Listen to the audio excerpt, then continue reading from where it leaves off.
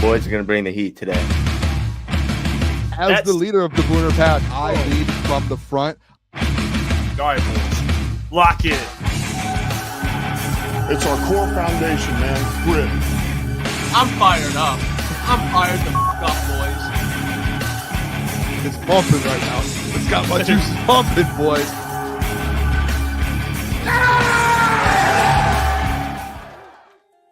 What is going on, everyone? Welcome back. Day 3, NFL Free Agency. Let's see what the Lions are up to. I have some updates. There's a reason why I went live right now, because stuff's starting to happen. One of those things, Craig Reynolds and Levi Onwuzurike are back. Well, it's expected that Craig Reynolds will be back. So there's one thing. I made a video earlier talking about the Roy Lopez signing, which I'll get into in a little bit. But we also have more breaking news when it comes to a re-signing, and that is another defensive tackle / defensive end, a player that is a free agency, was in free agency. And because today, right now, I think 4 o'clock, they can announce all the deals.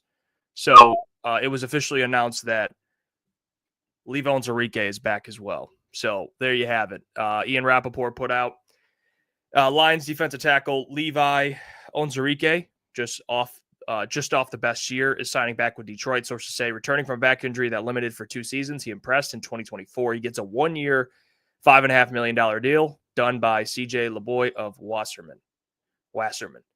So I'm hoping that the other move that gets announced very shortly is, which actually, by the way, I don't mind this deal. I'm happy Levi's back. It's good depth. So you get a backup there. That's probably who's going to fill the void for Lee McNeil. Well, for the couple of games he's out. So, yeah. And then they signed Roy Lopez, which is basically a Kyle Pecco, a backup to DJ Reader, solid signing. Doesn't really do much with pass rush, but he's a really good run defender. So at least I know PFF doesn't rate him that, but watching the film, he's a pretty good run defender. So Levi's back. I'm hoping the next one is Kevin Zeitler. Kevin Zeitler should be next. That's what I'm hoping for, at least. I'm looking forward to it. I'm trying. They also signed Grant Stewart. Grant Stewart. I just saw that. Who is Grant Stewart? Aaron Wilson put it out. Former Colts linebacker Grant Stewart has agreed to terms with the Detroit Lions. Fully guaranteed 1-year deal. So that's basically depth at this point. Who's Grant Stewart? Sounds like he's just full of grit. I'm not familiar with him. I am not familiar. 26 years old, 5'11". He's played in the league for 4 years. Yeah, he's a special teamer. That's what it looks like. That's okay. It's all right. Can't really have much of an opinion on that one, but that's fine.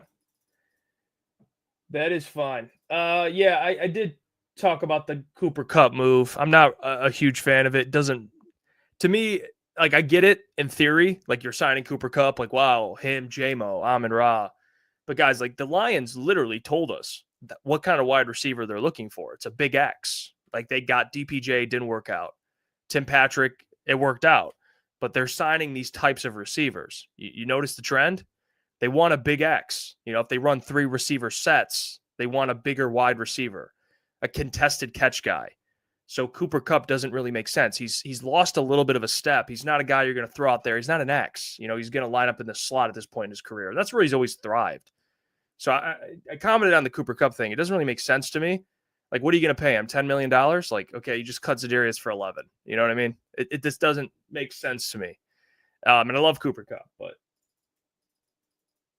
if it's not Tim Patrick, go sign another big body wide receiver. Whoever wide receiver 3 is going to get 300 yards. Let's be real.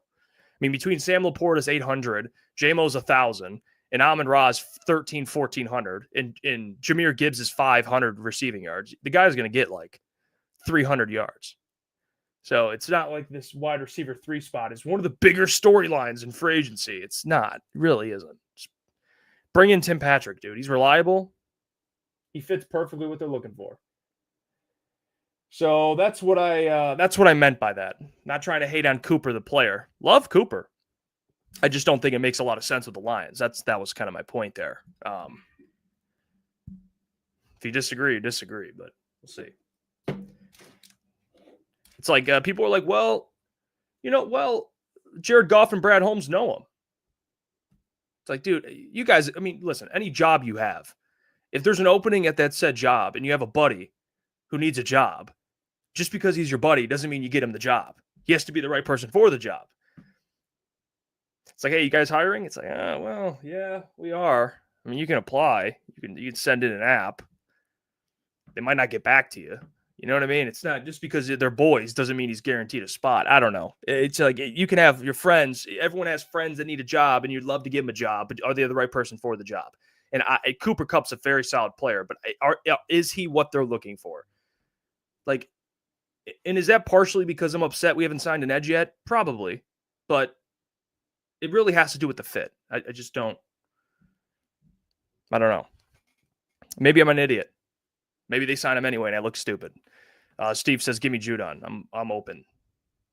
I am open for that." Tyler says, "If you were vouching, you make sure that dude is solid." Yeah, and it's not like Cooper's not like a solid receiver. It's just a fit. You know what I mean? Is he the right fit?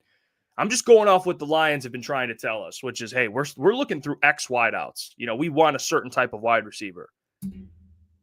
So all of a sudden they're like, actually, scratch that. Let's get a slot guy. You know what I mean? Like, how does that make sense? Just because it's Cooper Kupp. And honestly, do you think Cooper would be interested in getting 300-400 yards? Like, he probably wants to go somewhere where he's going to get targets, you know? Like, the Patriots would make a lot of sense for him. He would get targets. He would get, he would get the volume. There's other teams, like you're already seeing teams that are interested in him. Just because you offer the same amount of money doesn't, I mean, if you're Cooper Kupp, don't you want to go somewhere where you can, you can put up some numbers? That's where I'm at with it, at least. How are you guys doing? I know we're third day of free agency. I said yesterday my panic level was 5. That's where I'm at. And then Roy Lopez got signed. I went to bed early last night, and then I woke up to Roy Lopez. And I made a video this morning at like 6 o'clock a.m. and reacted to Roy Lopez. I mean, wow.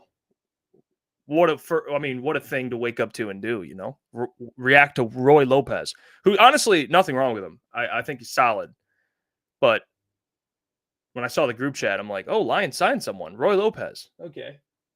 That's fine. Guess I got to do my research on Roy Lopez. From what I'm reading, he's a Dan Campbell guy.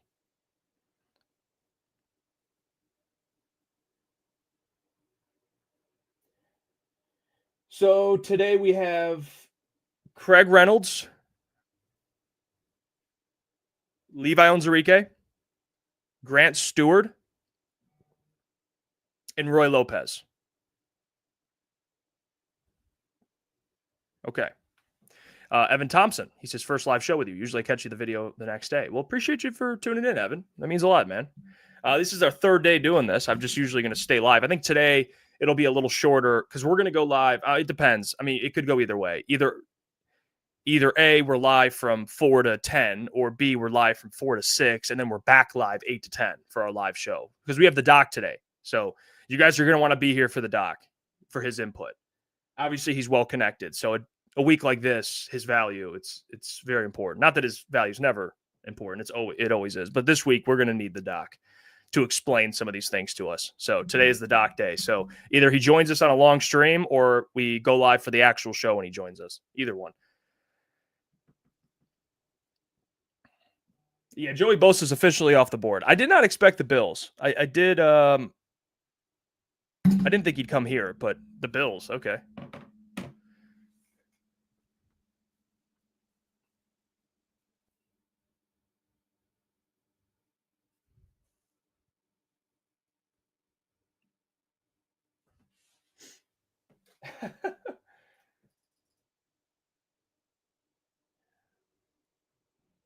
The Coach Walk, what's going on, man? How are you? Damn, allergies are kicking my ass, though. I can't even lie. Jeez.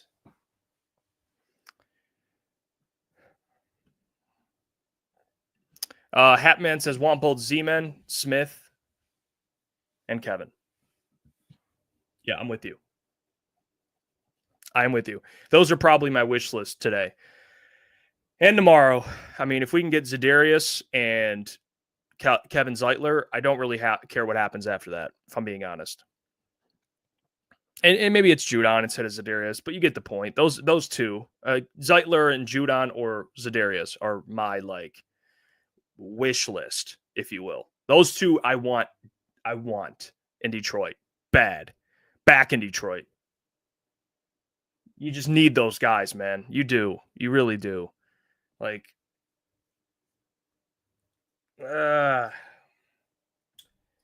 you know what? I got faith today something happens. And I actually like the Levi deal. It's a 1 year. It's a prove it deal. I like it. I think it makes sense for both sides. Zachary, I did see that it's fake. All right. Amani Awarie, that's fake. There's no way. I saw it yesterday. It was a troll, unless there's an actual report. But from what I've seen, that's all BS. Don't you do that, Zachary. Malik says, I saw rumors that they're trying to pursue Judon, but I don't. I don't know. I mean, I haven't seen anything about it. So if it's true, I'll find out. But I hope so. It's kind of weird he's not signed yet. I mean, you're seeing guys fly off the board. You're seeing a lot of defensive tackles fly off the board. I mean, you saw the Browns signed defensive tackles. The Jonathan Allen deal got done. The Javon Hargraves deal got done. Vikings signed 2 defensive tackles.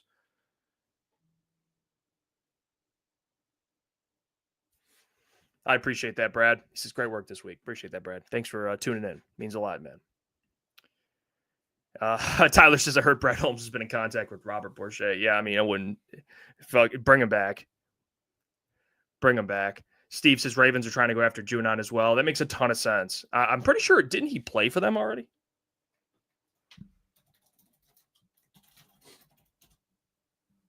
Yeah, he did. Okay. Yeah, so that it would make sense for him.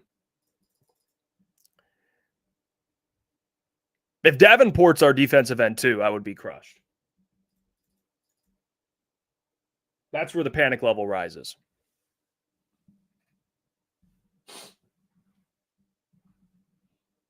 So that's where I'll start to panic. If Davenport's DN2 heading into the draft, I mean, unless there's a move before the season and I look stupid, but at least in free agency, I would be disappointed. JT says, so did we complete the Levi deal? Yes, it's completed. It's 1 year, $5.5 million. In the Lions right now, let me see. I'll tell you right now how much cap they have.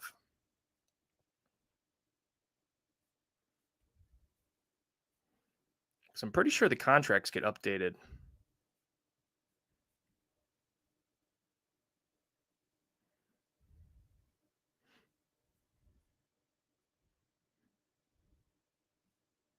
I got to see. Because they haven't spent like a ton of money. I mean, they signed DJ Reed, but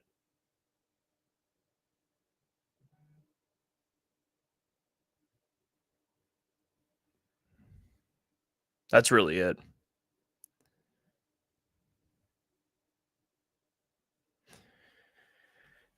Yeah, Levi's back. They signed Roy Lopez. They signed Levi. So they got 2 defensive tackles, which in my opinion means probably Calais Campbell. Not going to happen. I mean, unless they, or any other defensive tackle. I think they're probably good on defensive tackle unless they, I don't know, maybe unless Kenneth Grant's there. Maybe you have to think about it. But now it's edge. Yeah, Mekhi Becton's still out there. Steve Wild said. He is still out there.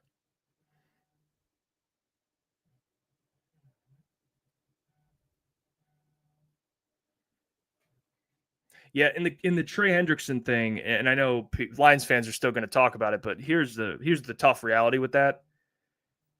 I'm seeing reports, and I know you guys have probably seen them as well. It seems like they want a first round pick for him. Like they want pretty good draft capital for him. So I don't know if that's going to happen. And if you pay him, I mean, go back the last, last couple of years, but I mean, I'm sure you can go back 15 years. I mean, look at how many teams have two guys that you're paying $30-something million to at edge. You know what I mean? I just don't think that makes, especially a team that has two all-pro safeties, one Pro Bowl, one all-pro. I just don't think they can afford to do it. I just don't think they can. And I don't think Brad would give up the draft capital. And on top of that, you got to pay him top dog money, which you're going to have to pay Aiden top dog money. So I just don't see any way that happens. I hope I'm proven wrong, but I doubt it. I think there's just no way. I think there's teams that don't have a true edge one that would pay for him. So I think that's out of the picture for all the people that are hopeful out there. That's just my opinion. Let's see.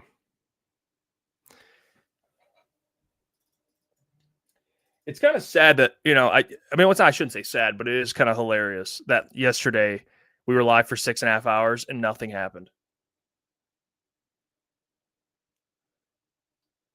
I just saw this too. Grant Stewart, the new linebacker the Lions signed, he had 11 tackles on special teams in 2021, tied for third most in the NFL.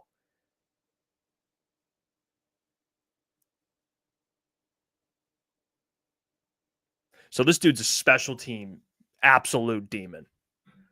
That's what he is.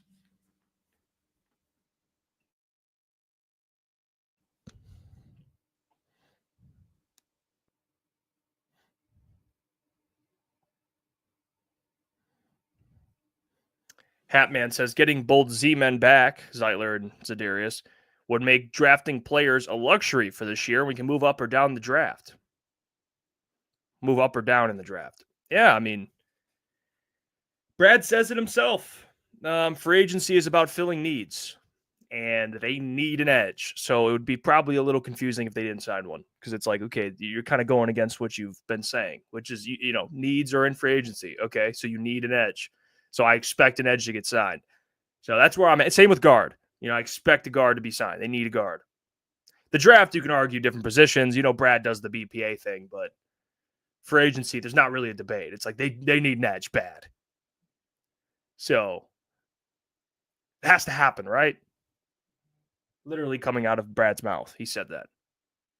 So who knows who it'll be. Michael says, Hefe, who is left at edge that we want? Aziz, Z, and who? So Dante Fowler is available.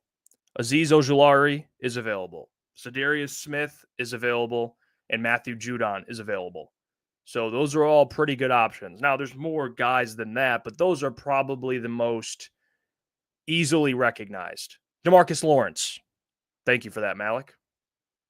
So most of who we have list is still available. We had that list yesterday I kind of made just to keep a track on guys. Joey Bosa is, I think, the only one on there that has been signed. So, besides Leonard Floyd, who was already gone. But, yeah. Those are that's who's all available. So pretty good options. I mean, I already spoke on Aziz. I like Aziz. But if Aziz and Davenport are two guys you're rocking with, that's tough when both of them have injury concerns. I think Aziz would be really good if you already had like a Za'Darius, someone that would, a Judon. He'd be like a good little Swiss Army knife you throw out there on passing downs.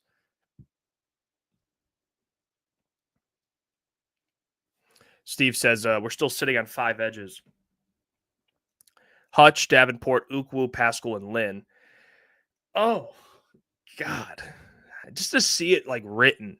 You know what I mean? Just to see it on paper in front of me.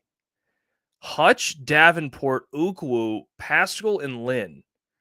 If Davenport, and by the way, Pascal's like a defensive tackle, and Lynn isn't even like Lynn is a body, and with all due respect. And same with Ukwu. Like Ukwu was on the practice squad. You know what I mean? So you really got Hutch. Let's just go Hutch. You have Hutch. Davenport's depth. So that is ugly. If Davenport or, God forbid, Hutch goes down, we're screwed. The edge room is bare. Like, I understand. If Hutch goes down, you're screwed regardless. But at least, like, but to your point, like, if Davenport goes down, you're absolutely screwed. Yes. And then we're going to go through this whole thing again, like the last 2 years where it's trade deadline, go get an edge. It's like, why do we got to wait till the trade deadline? Just sign one. You know what I mean? Why do we got to wait till the trade deadline to jump up and down for an edge? Just get one now. And I think a rookie will be added to that list, to be fair. So there'll be a rookie, but still, even with a rookie, like insert a rookie, I'm still like, oh God, it's still ugly. You still need 2 more guys. I mean, geez.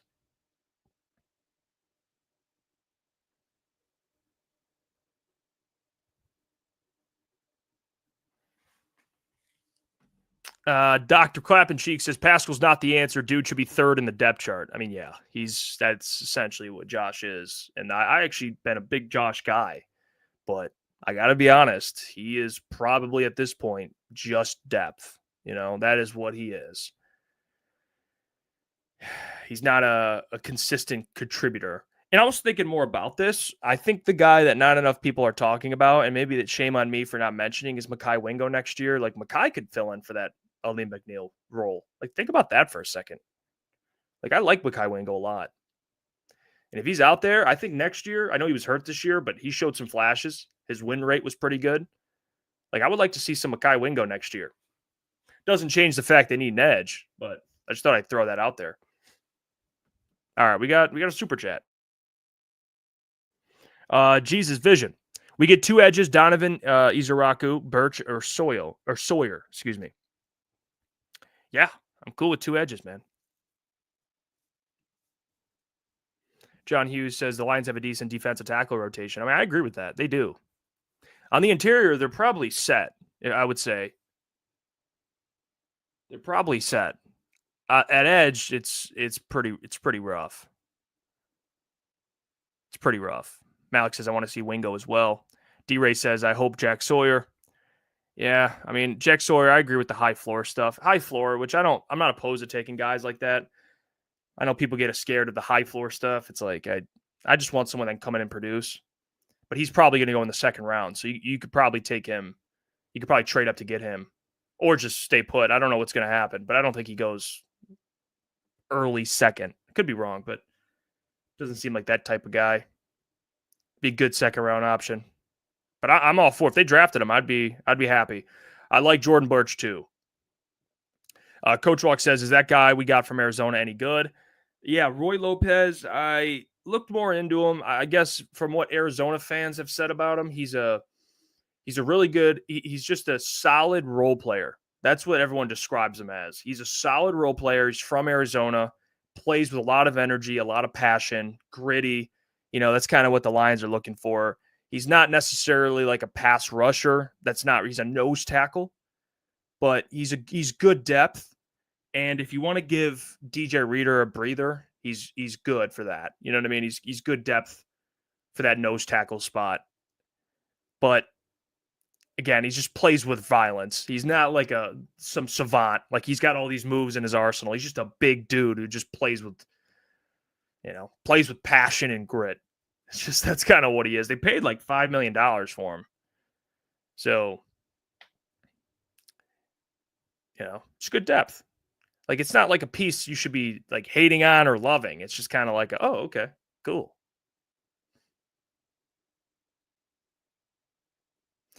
Malik says, I like the Lopez signing as depth, a nice versatile fella. Not a needle mover, but good depth in case we need him. Yeah, I think that's well said. Jomo says, Boone, Jeff is cranky. He needs a Claritin. Yeah, I mean, been popping those. Had a Claritin. Stupid allergies. Just getting to me. We're battling, though. You know what I mean? There's people who have it way worse. Theo says, don't worry, we've got Broderick Martin. Okay. Yeah, actually, that's probably an interesting angle to that. What does this mean for Broderick? You know what I mean? Tick, tick. That man is on cut alert. I will tell you that. Not like before I mean, we'll see. That dude better show something.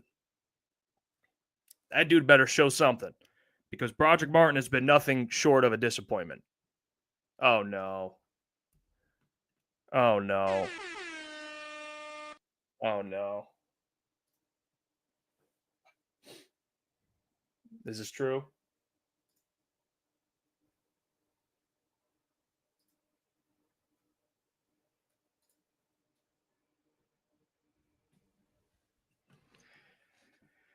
Well, another one off the board.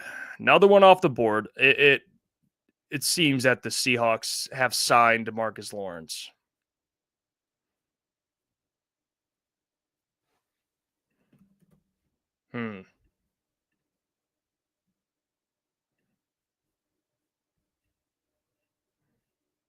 Interesting. Yep. He is gone. There you go.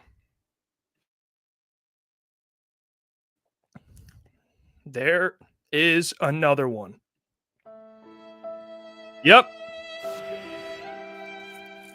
Stop talking about it now. Oh. Price isn't announced yet. I don't know the price, but I know he's. I'll look into that.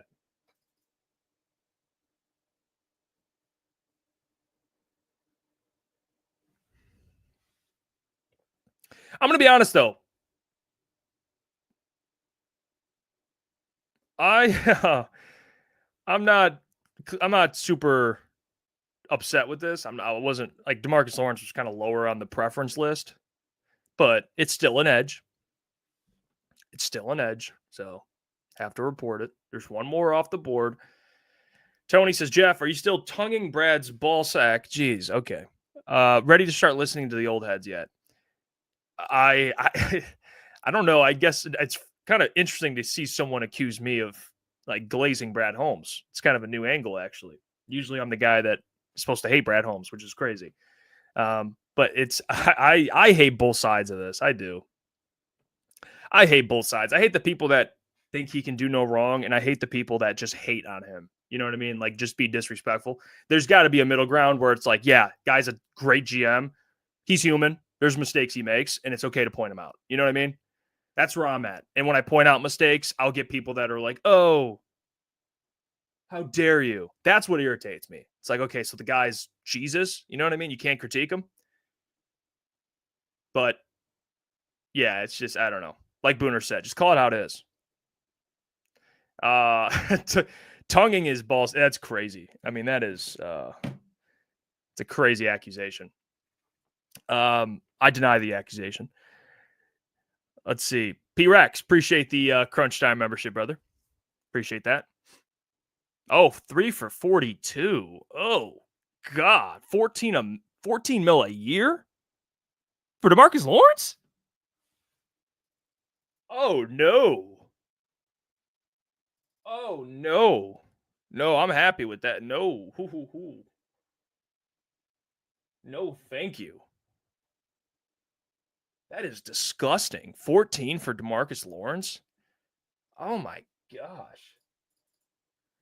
Yeah, I'm not Malik on getting his final payday.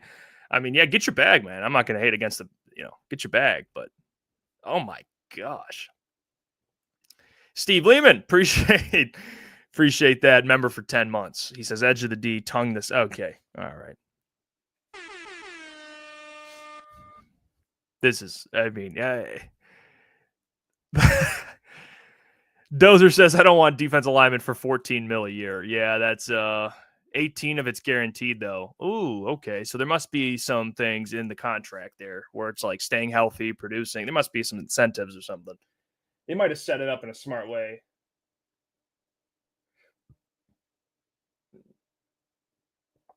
They must have set it up in a pretty smart way. I mean, this chat. I mean, we're just going off the rails today. I mean, we're literally 30 minutes into the stream. We're off the rails. Sheldon, I mean, what?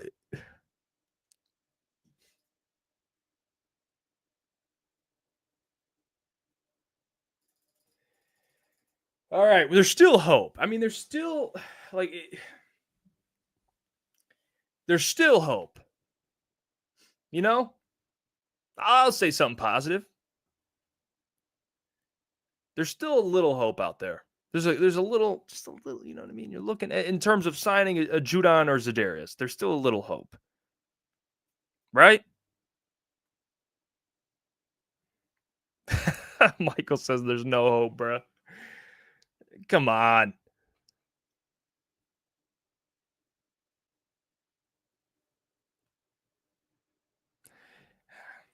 Yeah. This is going to be torture, isn't it? Like, even if, let's say Kevin Zeitler is the only person signed today, I will be so happy. I will, and it sounds so small, but I would be so happy. If Kevin Zeitler was announced, that would make my whole day. And then we'll talk about edge. But like Kevin Zeitler at the minimum, I want Kevin Zeitler back in the Lions uniform. And then we could talk about the edge spot. But you better not wait too long, man, because these edges, only a couple left. So let's do a little recap of who's available. So DeMarcus is off the board. So you have Judon, Za'Darius, Azeez, Dante Fowler.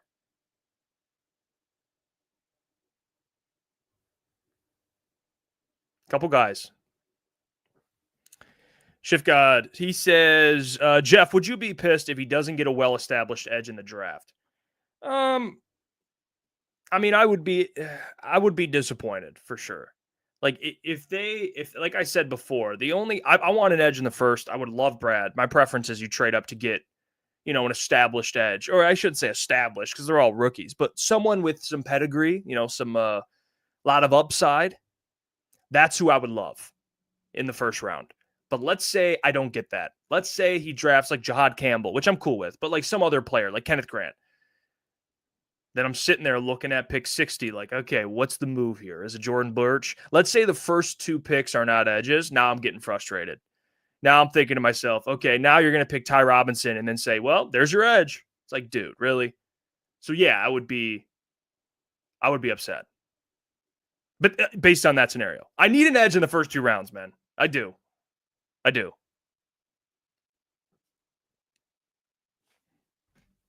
Please, Brad.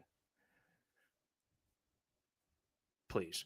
Hatman says, Jeff, out of all of Woodward Sports, Crunch Time is all I watch. Can't handle the others. Well, I mean, I appreciate that, Hatman. I appreciate you supporting the channel. It means a lot to me and the fellas.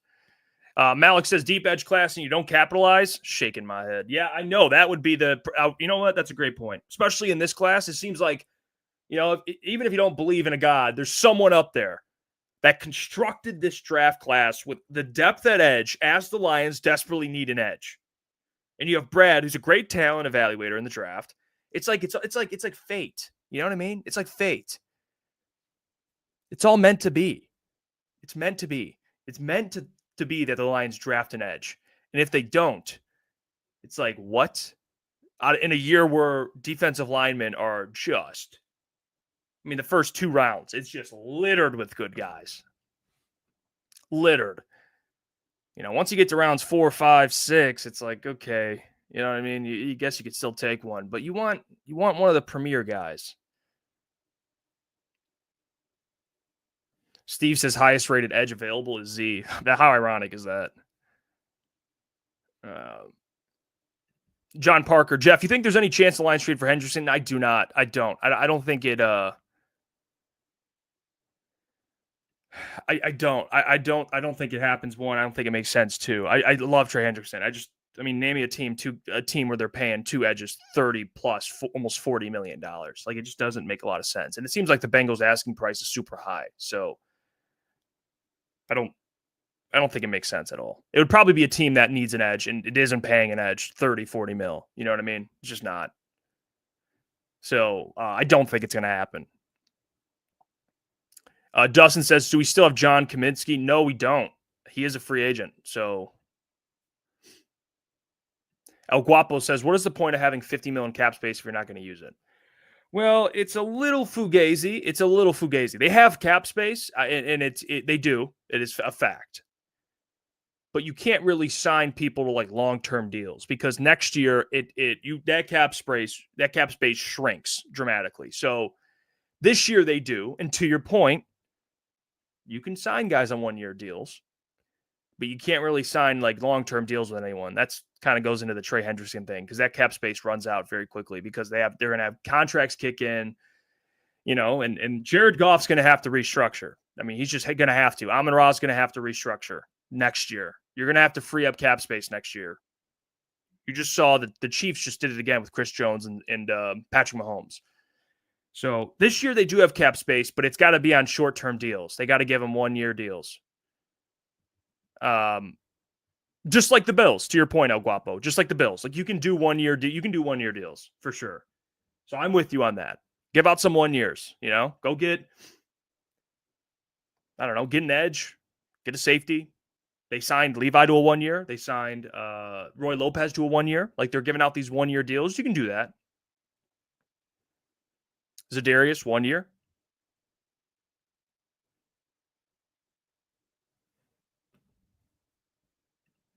But then after that, man, all these contracts start kicking in, which again, you can always restructure and free up cap space. Like, it's. You see these teams, how they handle it. I mean, they'll have no cap and then free up $40 million. So.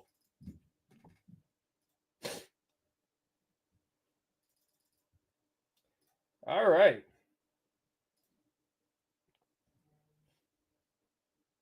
Ooh, look at this. No signing, by the way. That's just something interesting. Craig Reynolds, the signing was made official. Look at this. This is pretty interesting.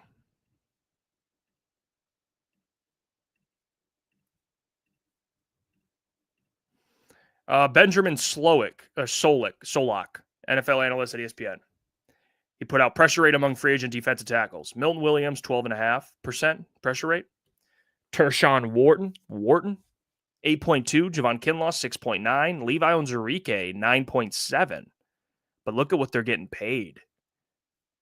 Milton Williams got $26 million. Wharton got 18. Kinlaw got 15. And Onwuzurike got 5.5.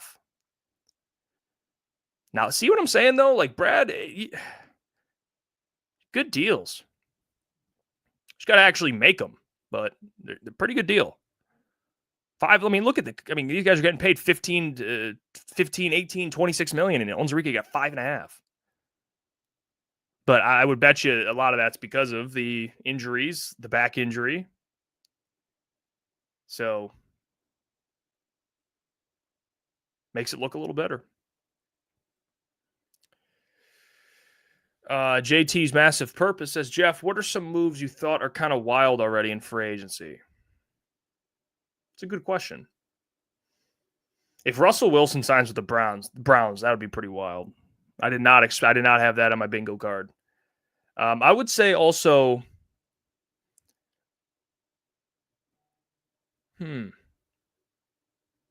Devonta Adams to the Rams. That's a big one too. I did not see that one coming. Devonta Adams to the Rams is kind of crazy.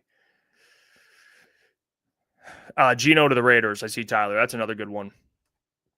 But Devontae to the Rams, I did not see that one coming. There's like really no connection there.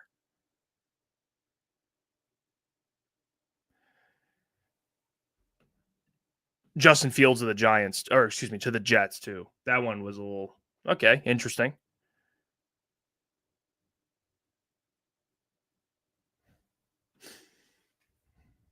Yeah, if Russell Wilson goes to the Browns, that would be hilarious. Michael says Kirby, Branch, Campbell, Gibbs, Laporta, Coops all have over $15 million per year deals, and then Hutch will get 40. We don't have future cap space. I mean, yeah, they're going to have to re-sign a lot of these guys. So either you draft replacements or you give them an extension, which Kirby's going to get an extension. Hutch is going to get an extension. Like J-Mo, I'm not so sold on. I love J-Mo. Don't get me wrong. I'm just trying to see how that makes sense with everyone that needs money. Like J-Mo could go out in the open market and get paid. You know what I mean? Somewhere. But we saw the Eagles do it. The Eagles sign AJ and Devonta Smith, so it could happen. It could happen.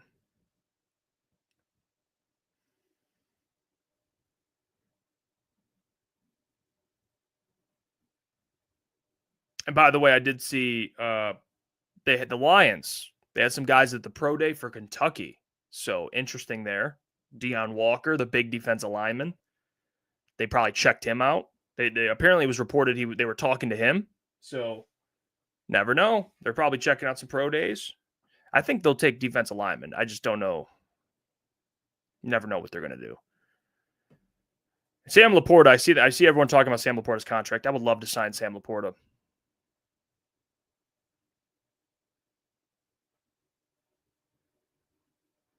I don't think he'd be super expensive, but it's always a luxury to have a really good tight end. So it's really valuable. It's hard. It's just a matchup nightmare when you have a guy like Sam Laporta. It is.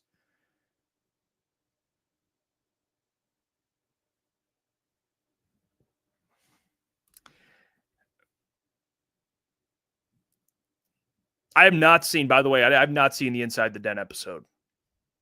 So I don't know. I have not seen it. Fell asleep last night. Did not watch it. So I'll probably watch it tonight.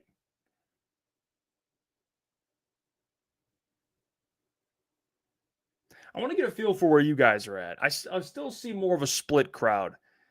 Are you guys frustrated with Brad Holmes? Yes or no? So far? And no meaning like I still got faith and it'll work out. Yes or no? Yes being I'm pissed. I hate this. Like where are you guys at with it?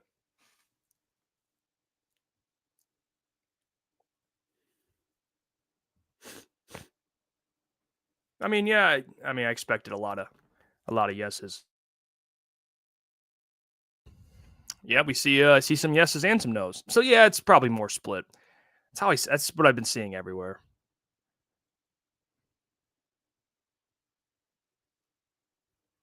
Yeah, this is gonna be interesting, man. This is gonna be interesting. They just come out with some breaking Matthew Judon to Detroit or something. I wouldn't say I'm pissed. Sounds like a cop out, but it's really the truth. I'm kind of indifferent. Like I'm not pissed yet, but I'm a little panicked. That's why I'm at like a 5-6 right now. I'm not all the way there, but I'm like, okay, let's see what the rest of the week looks like. It's only Wednesday.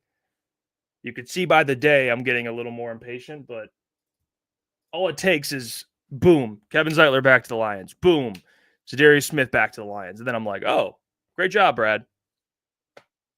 So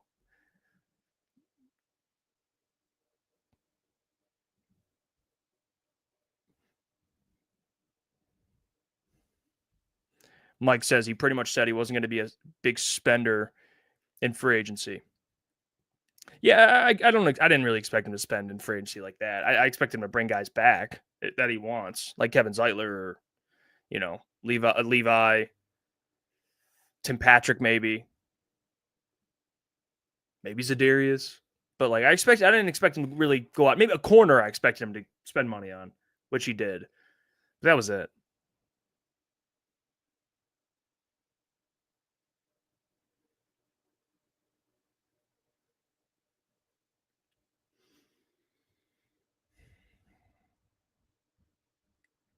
I'm just not ready for the Davenport experience again.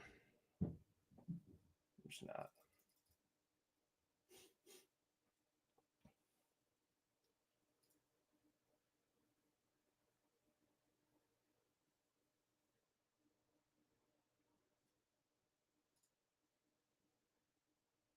Let me see.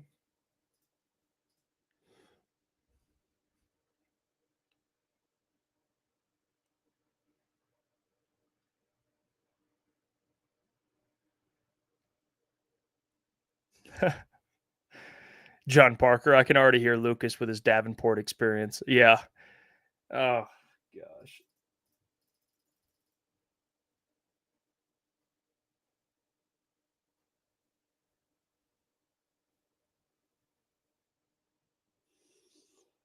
Oh, yep. The Darius Slay deal was made official. I did see that. Fully guaranteed $10 million deal 1 year. Tev Sauce. My bad, dude. My bad. Let me see. I've been bad with that. Sorry. I'm so locked in. Tev Sauce. Thank you for the $2. This wasn't Zeitler and Reader later signings last year. You know what, Tev Sauce? Let me look.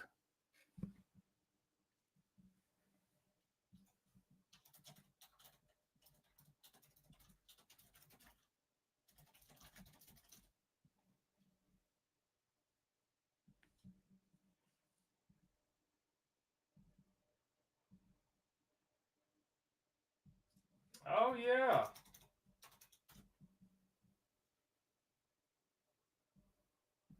Yeah, you are right.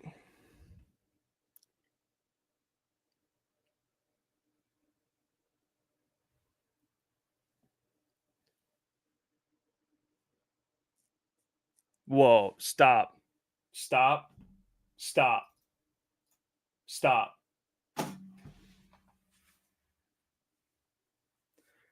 Dude. Stop right now. Stop right now. Stop right now. Stop right now. No fucking way.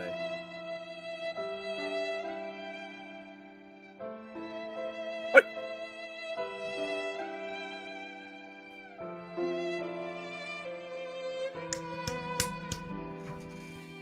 Kevin! Oh my God, fucking Kevin. Kevin.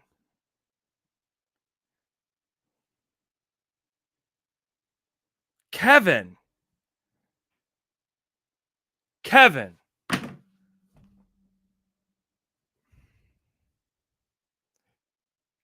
What's his full name?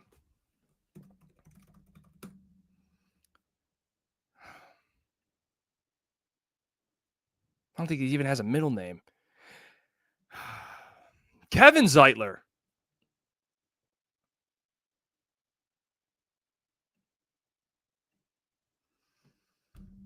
My gosh, guys. Like this is the shit I'm talking about. Like, okay, here's the thing you have to consider. All right. Yes or no? If the Lions offered him $9 million on a 1-year deal, would he come back? Like, if it was a similar offer, would he have returned? That's what I immediately think. Like $9 million, dude, for a Pro Bowler in 2023. Like, he's not even washed. He's not. And he plays in games. Like, that's the thing that it's like the Calais Campbell thing. It's like, yeah, he's older, but the dude plays and plays well. They literally ran on Kevin Zeitler's side every play at parts of a football game. They're just like, hey, run it at Kevin Zeitler and Penei Sewell.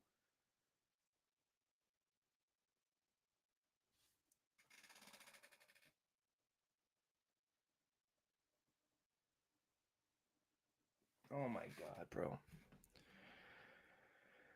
No way. There's just no way. Christian Mahogany, you're up next.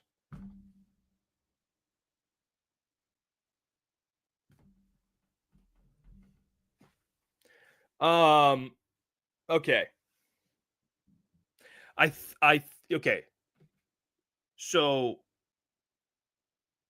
I think I jinxed it because I just brought up probably 10 minutes ago how if I just got a Kevin Zeitler signing back to the Lions, it would make my whole day. And ironically, I got the opposite. Kevin Zeitler leaving and going to the Titans to win 3 games next year.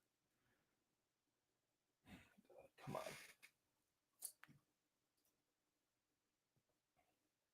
Are we sure it's Mahogany's time? Like, could they still sign a pretty solid guard? Like, you know what I mean? Could they? Or it's not even Mahogany, but more so Graham, to Kennedy's point there. Like Graham. Becton.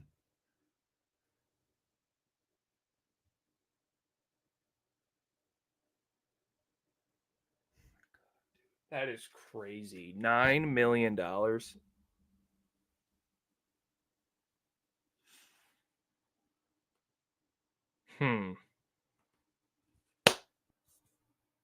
Awesome. Love that, dude. Love that.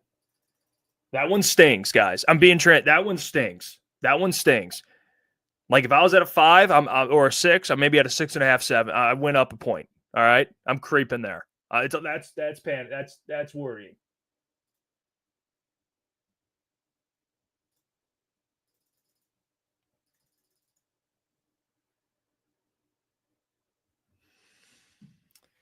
Oh. And that's the thing. Like people are saying Becton, which I don't hate, but like here's the frustrating part is like, okay, Becton, what is he gonna ask for? know what I mean? He's younger, played with the Eagles, won a Super Bowl. It's like, what would he ask for? And he wouldn't take a 1-year deal. I'll tell you that. Remember, we just talked about how 1-year deals are probably the Lions' best interest. He probably wants a longer deal.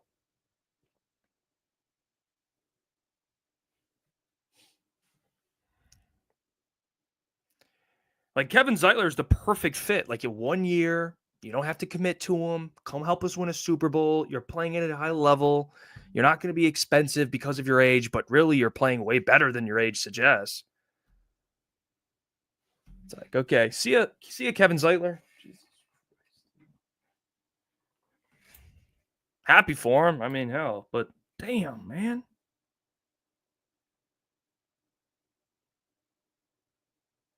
That one stinks. That one stinks bad. That one stinks. And it's like, well, they could draft a guard. I don't want to draft a guard, man. Like, I don't want to go through a Colby Sorsdahl experience. I don't. I'd rather just sign me a guy who can play ball. I think what would be smart is you get a guard, you get a center that can play guard. That's what you want, because you're going to have a replacement for Frank anyway. Like, get like a versatile, like someone who's a little more versatile, play guard center. Jared Wilson, love that, Malik, love that. Jared Wilson would be a good one. But it's, I mean, we did the fan mock draft yesterday, and we had Jared Wilson. I like it.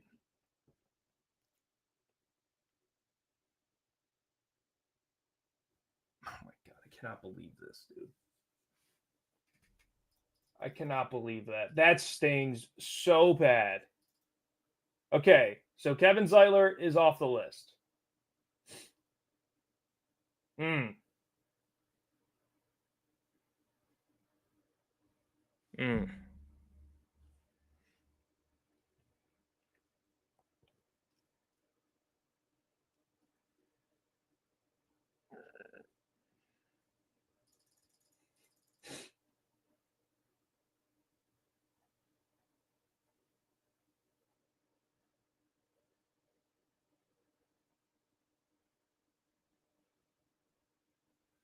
Yep.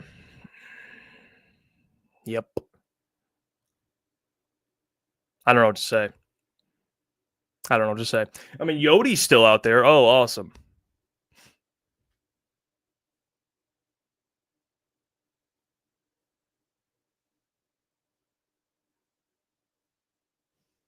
Oh my God, dude. I mean, that's a big miss. I'm going to be completely honest. That's a huge miss by Brad. That's a huge miss. Massive miss. To not get Kevin Zeitler at that price. That's ridiculous. And I don't know him personally, but I can almost bet any of you. Maybe I'd lose because I don't know him personally. But let me say this. If you match that deal or gave him like $1 million more, $500,000 more, he would be back here. Right? Like someone said he has family in Nashville. Dude, really? Is that the reason?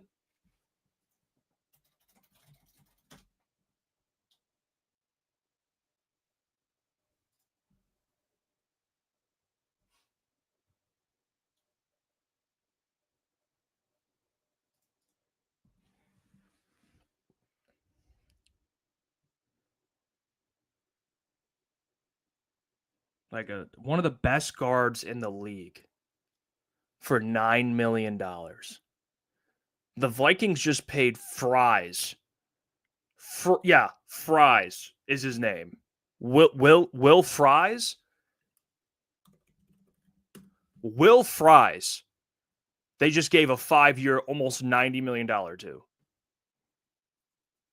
And I'm sure Will Fries is a fine player, but $9 freaking million for a 1-year deal, dude.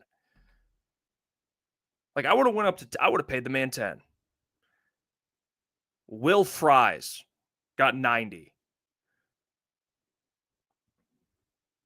And I know Will Fries is okay. I know Will Fries is good. I'm just saying. I'm picking on Will Fries. But the point is, a team like the Vikings paid a bag for a guy like that. You know what I mean? You don't have to. You pay $9 million and you get Kevin Zeitler.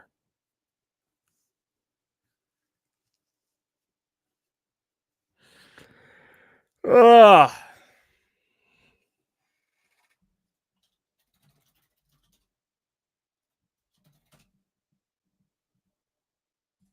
Is Will Fries actually him? I didn't know that. Oh, yeah, he's him. Okay. He indeed does not have to put the fries in the bag. I did not know that. All right. Okay, I'll shut up then. The point was the guy like that's making that much money. He's a really good player. And Kevin Zeitler's a really good player making $9 million. Like that's a steal in my opinion.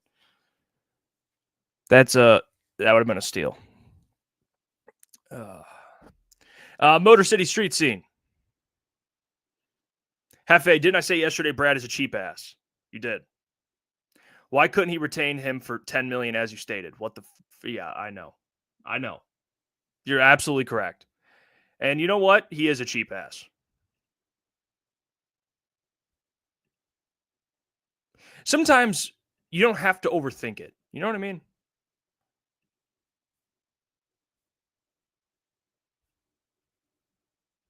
This is one of those things you really don't have to overthink. It's like, oh yeah, here's a Pro Bowler in 2023. $9 million. You want him? He's a perfect fit. Perfect. Literally perfect. Character, football guy. The offensive line room loves him. He would be a great vet for Christian Mahogany. Oh my gosh. Just to be around him. No long-term commitment? Like it made too much sense. But maybe that's why I was wrong. It's like it made too much sense. You know what I mean? It's got to be a kicker in there. Donovan Jackson, you are a Detroit Lion.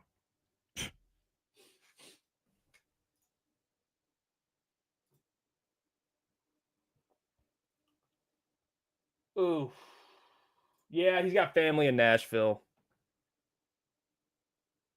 Ian Rappaport says, here, I'll pull the tweet up. Give some more context. Let me see.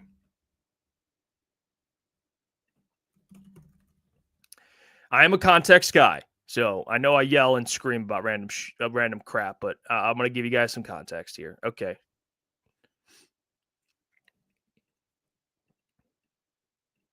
All right, Lions free agent guard Kevin Zeitler, one of the best and most durable. I hate reading this.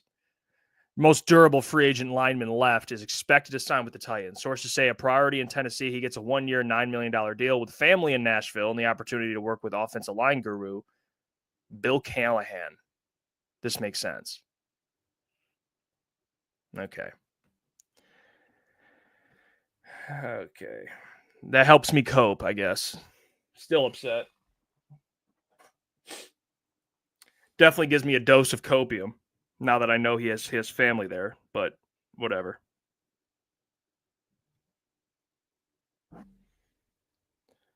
Whatever.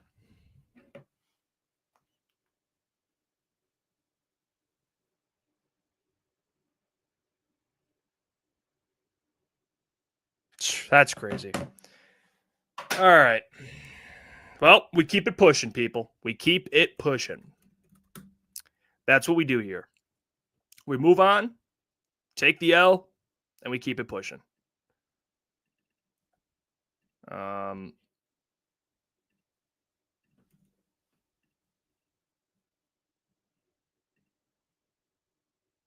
see.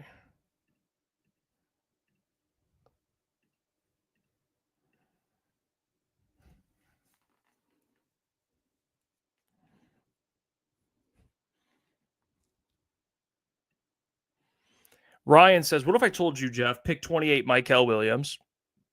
I'm intrigued. Pick 60, Jonas Savanea. I don't know who that is. But you know what? I'm going to trust you, Ryan, because you're my friend. So you know what? I'm going to say I'm happy with that. I'm going to be happy with that. You got me a defensive lineman in the first, so I'll be happy.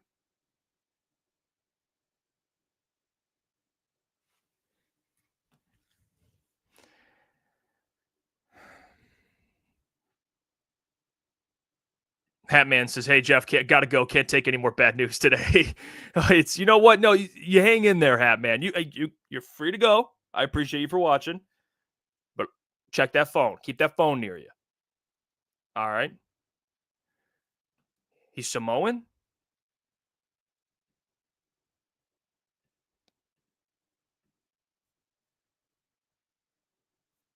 I'll take it. The Samoan guards, man.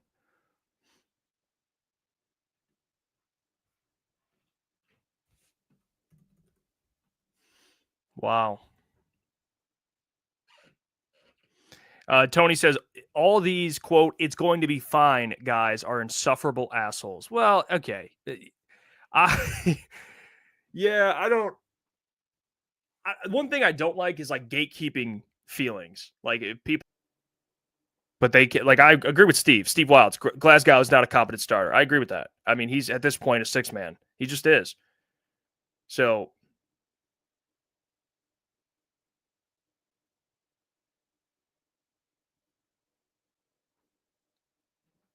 whoa, what's going on? Hold on.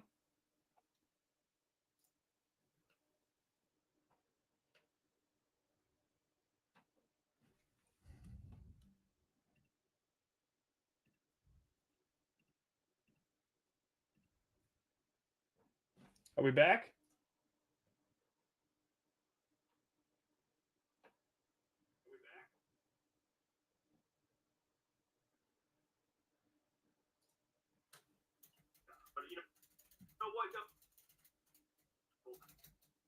That was weird. I think I just got hacked by the Matrix.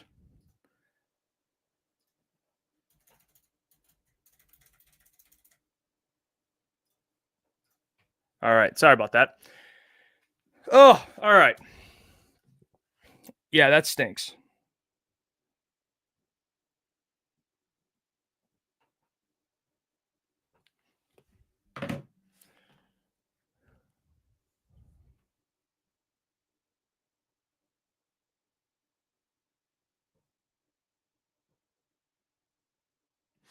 David says, I have to feel like Fraley signed off on Mahogany at left guard and returning Graham at right guard where he was better. Yeah, I get your point. I think at the end of the day, I think Kevin Zeitler, based on the reporting, he probably he wanted to go to Nashville for other reasons. So I think at that point, Hank doesn't really have an option at that point. I think if you asked Hank, would you like Kevin Zeitler back? He'd be like, hell yeah. You know what I mean? I think it just had to do with what he wanted, which is fair.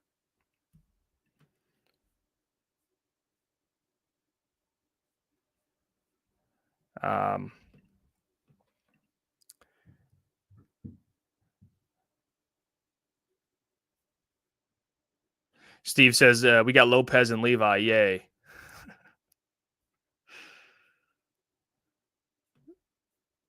Well, that's okay. I don't want to be too disrespectful. Listen, I think they're fine signings, but yeah, they're not the, like, watch out, the Lions are here. You know what I mean? They got Roy Lopez and Levi Onwuzurike back. They need a little more juice than that. You literally cut your leading sack guy from last year. Led the team in sacks.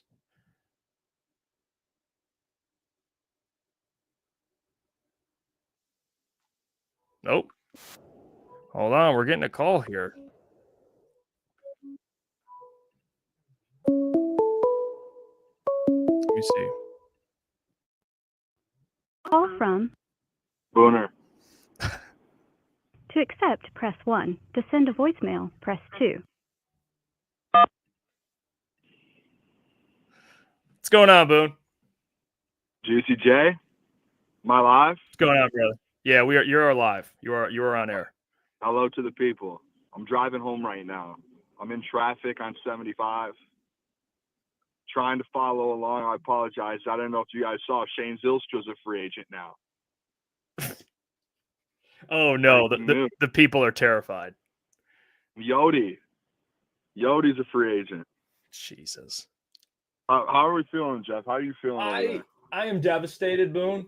I'm devastated. I was looking forward to Zeitler being back, not gonna lie, was looking forward to it. Now I'm realizing that the guy had like a preference to be in Nashville, which is fine. But if that's the only reason, I can't say too much. But I would at least hope the Lions tried. But it sucks for sure. Sucks. Especially $9 million feels like it's like, hey, you could definitely, especially with the amount of money that you have. Steal, dude. Unless maybe I would think they offered him, but maybe they have another plan. There's always that side. You know, yeah, maybe there's a different guard they like. Like, you know what I mean? It could maybe Mekhi Becton. They're sitting there and they're like, hey, we want to give him a 3-year deal, 3-year, 10 a year, 3 for 30 or something. I don't know. I don't know what he would want, but maybe they feel like they can get a steal from someone. Yeah, there's always that. I'm curious what Brad does with like the long, like the terms. You know what I mean? I'm curious, like how long he offers guys contracts. Like, is it going to be a 1-year deal for some of these guys, or like to your point, is he going to give Mekhi like maybe a 2-3-year deal? You know, I don't know. Yeah. I'm curious. Like Judon, like if it's Judon or Za'Darius, is that a 1 year or is that like a 2? You know what I mean? I just want to see these deals. If it's an older, I think it's an older guy. I would think he's offering a 1-year deal. That's my guess. Like the Levi O thing. Have you guys talked about that yet? I know I'll be on here in about an hour and a half. Yeah, I love the deal. I love it. Just steal. And I tweeted it out too. I think the thing with the deal that no one's really talking about is like it was the same thing with Marcus Davenport where that drops and I don't know. I think it was originally tweeted out and reported it was like 4.25 or 4.5 for Marcus Davenport, or maybe even less than that. Maybe it was like 3.5. Mm-hmm. But then when the deal actually comes out, it's like, hey, it's a $1.something million cap hit. It's all incentive based, and you only have $1.5 million cap hit for a year. Right. And it's like that's kind of the steal. And I think it's the same thing.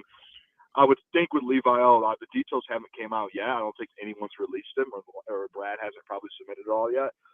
But I would hope the Levi O thing, it's like if you're getting him at 5.5, like maybe it's only a $2 or $3 million cap hit, and you know he gets game bonuses. You know, if he plays in a certain amount of games or per game, he gets $50,000. Per sack, he gets, you know what I mean, a certain amount. That's what it's like for Marcus Davenport. So I would hope that it's the same thing for Levi O. I would hope. Yeah, that's how it should be. Yeah, I think right now, Brad. Brad talks about it. Free agency, you fill needs. I think needs right now would be another an X wide receiver, a backup safety, an edge or two, and a guard. I guess, unless they just want to roll with who they got. But that's who I would. Can I ask you in the chat a favor? This is off topic. Can I ask in the chat? Hear me? Yes. This is weird just calling into the show through a phone. Yeah, they can hear you. Can someone tell me what the score was? I think it's of the West Virginia game. That's all I need to know. I'm driving. I think it was West Virginia that I need to know. If someone can check that for me. And maybe someone throws it in the chat. And Jeff, if you see it in the chat, throw it out there to me. Just a thought. That's all. Sorry about that. Is this for your like betting? I mean, are you asking the people to give you context on a game here? Like what? No, listen, it's conference championship week. I'm trying to juggle betting college basketball and they lost 67 to 60. So 127 points. I needed 120 points. That's all I needed. Okay. Yeah, they lost to the Buffaloes. That's all. Yep. To the what? The Buffaloes, Colorado Buffaloes. Yep. I needed 120 total points in that game. That's it. Okay. I needed 120. That's all I was looking for. All right. So, yes, you're a sicko. All right, there you go. Yeah. Can I ask you guys a question, though, Jeff? I'm sorry. I didn't want to ask another question. Go ahead. Fire away. And I think the people need to be prepared for this. And I think this is a serious conversation. Now, Brad might go out and get another guard, right? Like, we know that might happen. Yeah. The question I have, though, is how comfortable are people – and I think I know the answer. Because obviously we might have been a little comfortable still being like, oh, Graham's going to be your starting guard next year. Say you re-sign Kevin Zeitler. They still don't let Mahogany start. What if you go into next year and it's Mahogany at the right guard and it's Graham back at left guard? Are we like, oh no? I'm shaking in my boots. I'm shaking in my boots. That's what I was wanting to get a feel. Yeah. I wonder if there's some people that are like, if that's Brad's thought, if Brad thinks Graham's still because you haven't seen a big sample size out of Christian Mahogany. I like him, but to be determined. And then we know what Graham was last year, which he regressed. So I would expect them to sign maybe one more guard. Like, just to have a little depth, you know what I mean? Yeah, a 1-year deal. Even if they don't go Mekhi Becton, even if they just get like, and I know people hate this, like an average guard, just a 1-year deal to fill a gap. I'll tell you what, Jeff. I think no matter what, whether they sign someone or not, Christian Mahogany's your starting guard, left or right. Yeah, I'm not gonna push back on that too much. I just want some Graham Glasgow insurance. Graham Glasgow. Graham's always going to be there. He signed, I think, a 3-year deal last year, so he still have 2 years left of him. So that's where I'm at. Maybe they draft a guard. Man, maybe they go first-round guard. Maybe they go get Klotz's guy out of Ohio State. I'm telling you about him, Donovan Jackson. Mm-hmm. And again, He can play some tackle too. People. Do we feel like maybe Brad's getting beat out in free agency right now with some guys? I mean, it's tough because I understand the point of they have a good roster. Okay. So I understand they weren't going to go in and spend and get a bunch of guys. But what you're saying, I agree with. If they don't sign an edge and they walk into the draft with Davenport, that is a tough look. You know what I mean? That's a tough look for sure. Like that is tough. Because I mentioned today, like I liked Roy Lopez. I like it. I like Levi. Craig Reynolds is fine. But you need insurance. Davenport's not insurance. You need insurance for him. You need like a dude in here just for him. So I was never going to judge Brad on like the amount of signings, but I was going to judge him on who he signed. And I like DJ Reed, but man, that's about it. That's literally about it. That's really all that's happened. So yeah, we need an edge, man. That's just what they need. I'm with you on Pretty that. bad. And even honestly, it doesn't need to be. And I think this is where sometimes maybe we people kind of veer off a little bit. Like a lot of people are like, it's Trey Henderson or bust. It's Max Crosby or Myles Garrett or bust. I don't think you need that. Like you really don't. Like you bring Hutch back. Like I was looking at it today. I was looking at some of the edge rooms around the NFL, and like there's really not like 2 premier guys on any edge in the NFL. There's really not. Even no, there's not. There's not. So I think it's a really unrealistic conversation. Like I've spoken with some people that are like, you have to go all in on Trey Henderson or you won't win a Super Bowl. It's like, no, I don't think that's the case. I think it's like you need a guy that is for sure going to get you 6 to 10 sacks next year, right? Like 10 being like that's unbelievable. But you need it. Like right now, you're going through the year of 9 or 10 different guys who are getting you 1 or 2 sacks. And that's because injuries or this or that. And it's like, you need another just solid edge rusher with Hutch. You need that. Because if you have Hutch 15 sack guy and you have a guy out there getting you 8.5, like, again, that's why Za'Darius was so shocking because like, that's a perfect guy across. Like you could be like, well, he was there with Myles Garrett. There's like Myles Garrett and the Browns as a whole never had a team like the Detroit Lions have right now. They never did.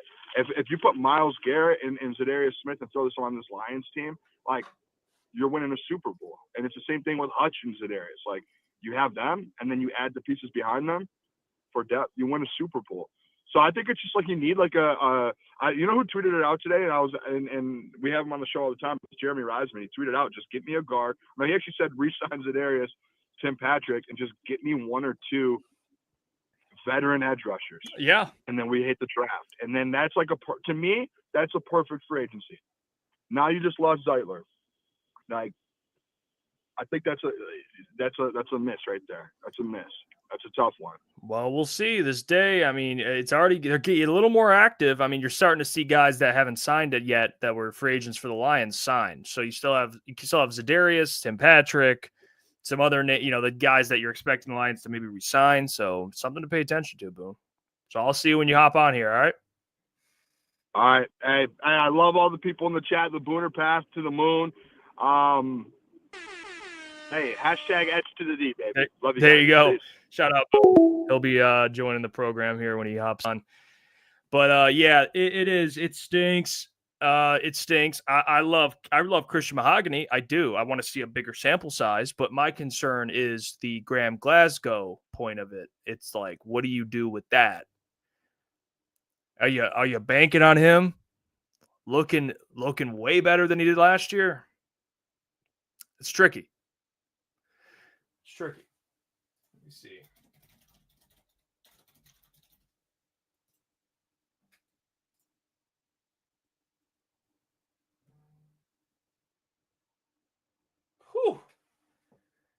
Damn. He was the 85th highest rated guard out of 135. So, terrible year last year from Graham. So, I would assume he's depth. If he's starting, that he's a clear, especially he's on that side with Taylor Decker. Your left side, Jared's blind side, looking a little rough. Looking a little rough, man.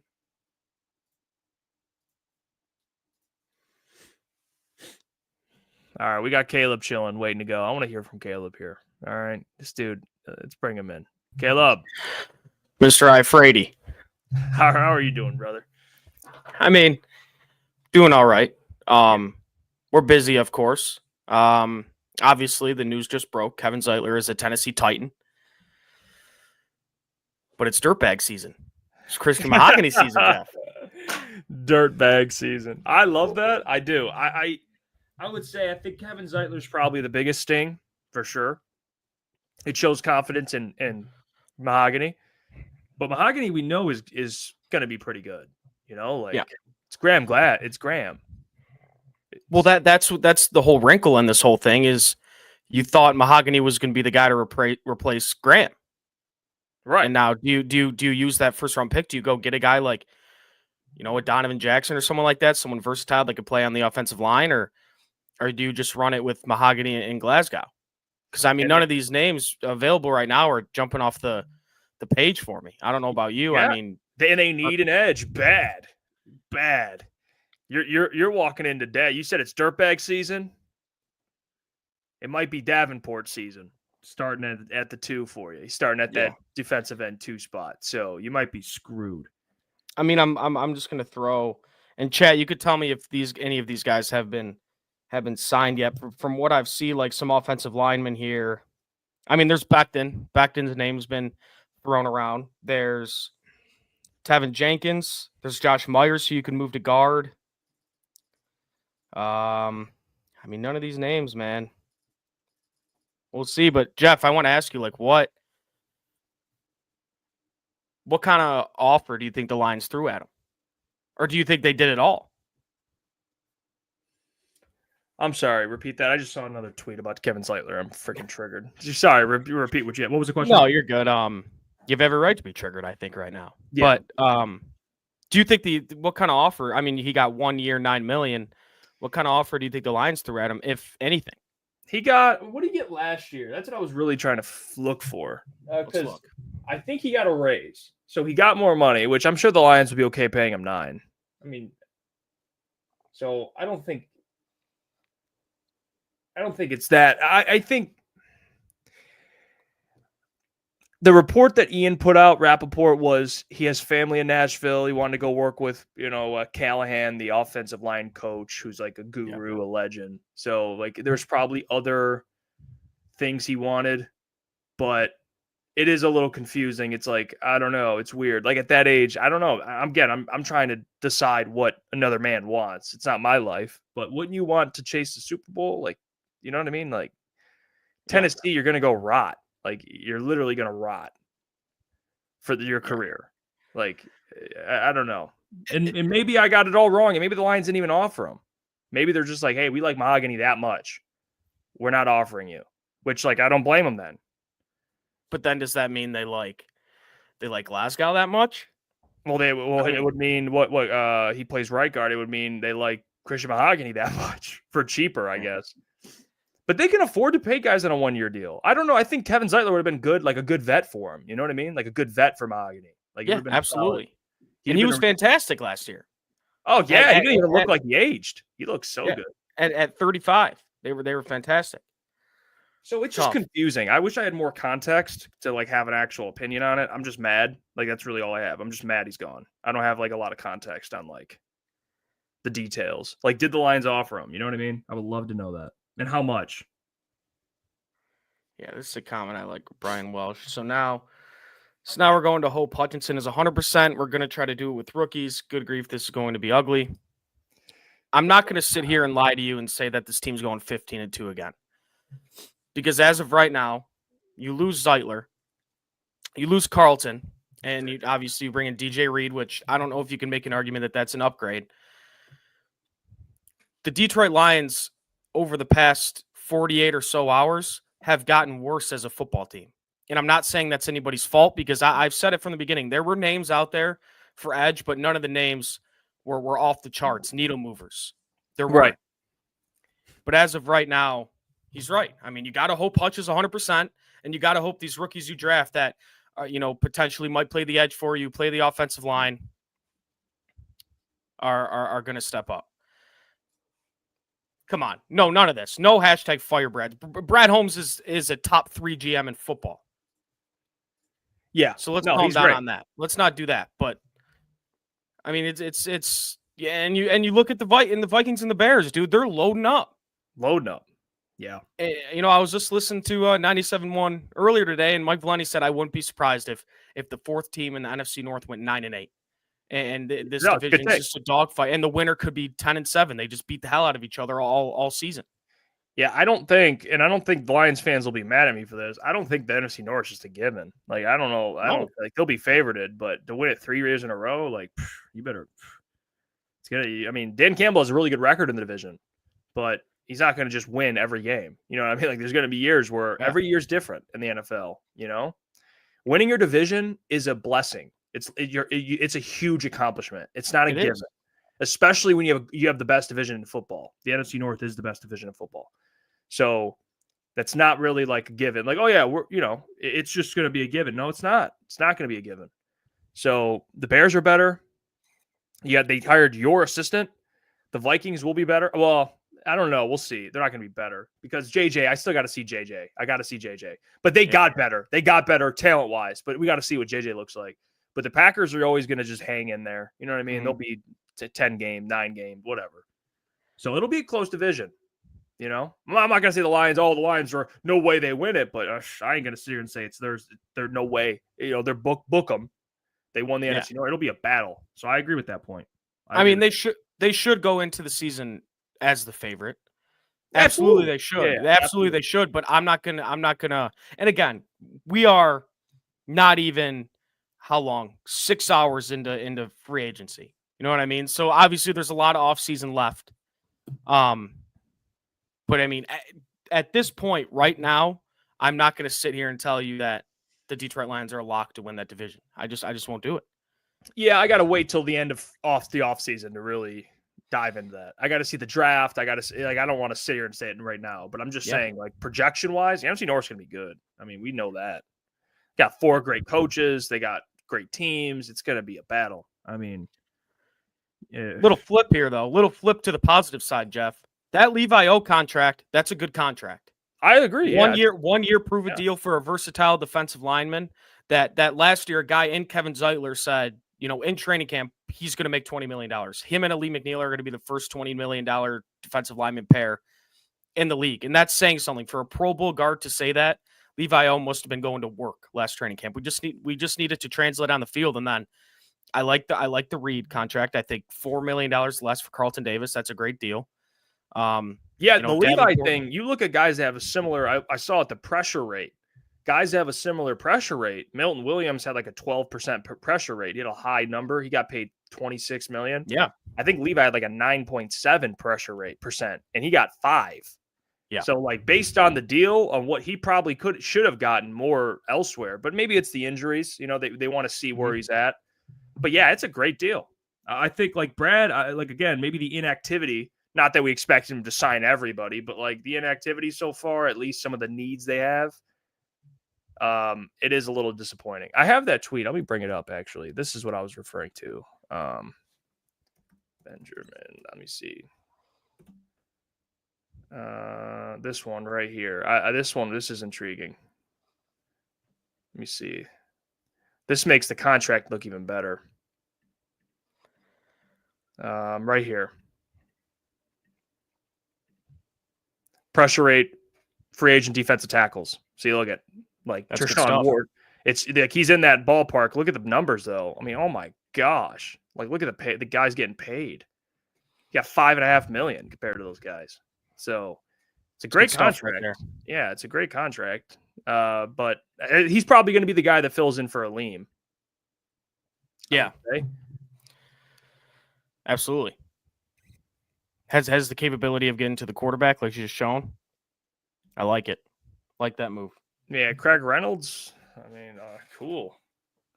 And, you know, I like Craig Reynolds. That's a guy I wouldn't have been crying and throwing a temper tantrum over losing, but I mean, Craig's been here since day one. Yeah, happy for him. He's been here since day one. What do you think of Roy Lopez? Those clips that, you know, we posted on our socials and everything, looks like a dog. And we actually had a guy comment, a Cardinals fan, he commented on our post and said, as a diehard Arizona Cardinal fan, you're going to love this guy. He's a going to work type of guy. And you know, me and Boone, we love those guys. The hard hat. We love them. We love them. Yeah, I mean, the hard hat guy. I respect it. Yeah, they gave him $5 million, so it's like, I mean, he's good depth. Yeah. He's good depth. I saw some of the clips too. He's just a massive dude. Massive dude. But they still, it's like I don't know. So far, it's just allergic to everything on the edge, I guess. I don't know. No edges besides Davenport. I mean, I tried. You know, I was looking at everybody still left, dude. There's like, unless Brad finds a diamond in the rough in this class right now, which he's, I think, capable of doing. There's like 3 guys, dude. There's like 3 or 4 guys that like. I would say Zadarius. Shit. Zadarius, Judon, and Dante Fowler probably. Maybe Ojulari if he stays on the field, you know what I mean. So and I 3 or 4 guys. You know, and I said this last night. Zadarius is probably the best option here. I mean, realistically, yeah, him, and then you draft a guy. I mean, if they sign Zadarius, it would make me feel a lot better. Yeah, me too.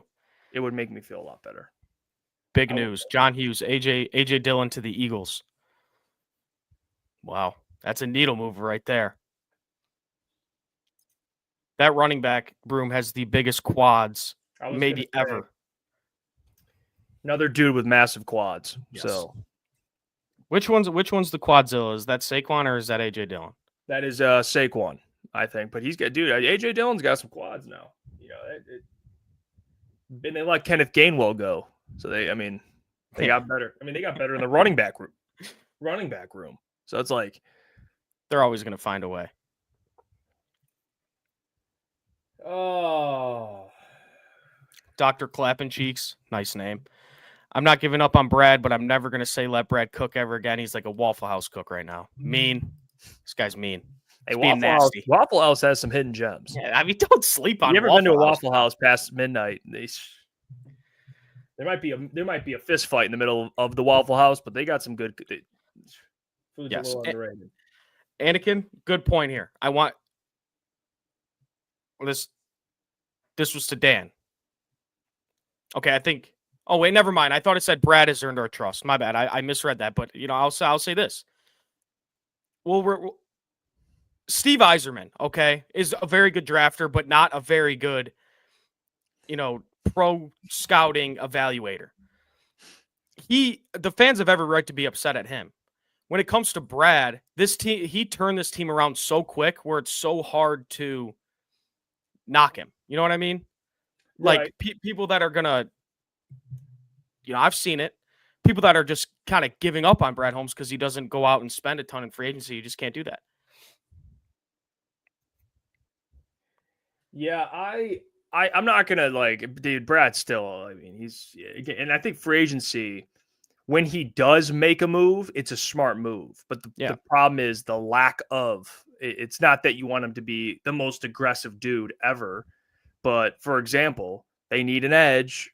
Again, it could change in an hour, 5 minutes from now. We don't know, but at this point, it's like last year, it was the same situation. You went into the season with Davenport. That was the answer. And that was probably one of the bigger knocks on him is like, you expected what out of Davenport, who was injured the last 2 years prior? You know what I mean? It's like, what did you expect to happen? Like, what happened is exactly what everyone thought would happen. And if we think it's going to happen, then the guy who's significantly more smarter than us should have expected it was going to happen. So that's why you're hoping this year he doesn't make that same mistake. You know, and Tyler, I'm not glazing his nuts. I'll be the Glaring first person. I'll be the first person to say when I'm upset with the state of the team. And if you just heard it 5 minutes ago, I said the Detroit Lions have gotten worse over the past 48 something hours. They got worse. But we're only what, Jeff? Into real free agency 6 hours? We're only 6 hours in. Yeah, I mean, Something could happen.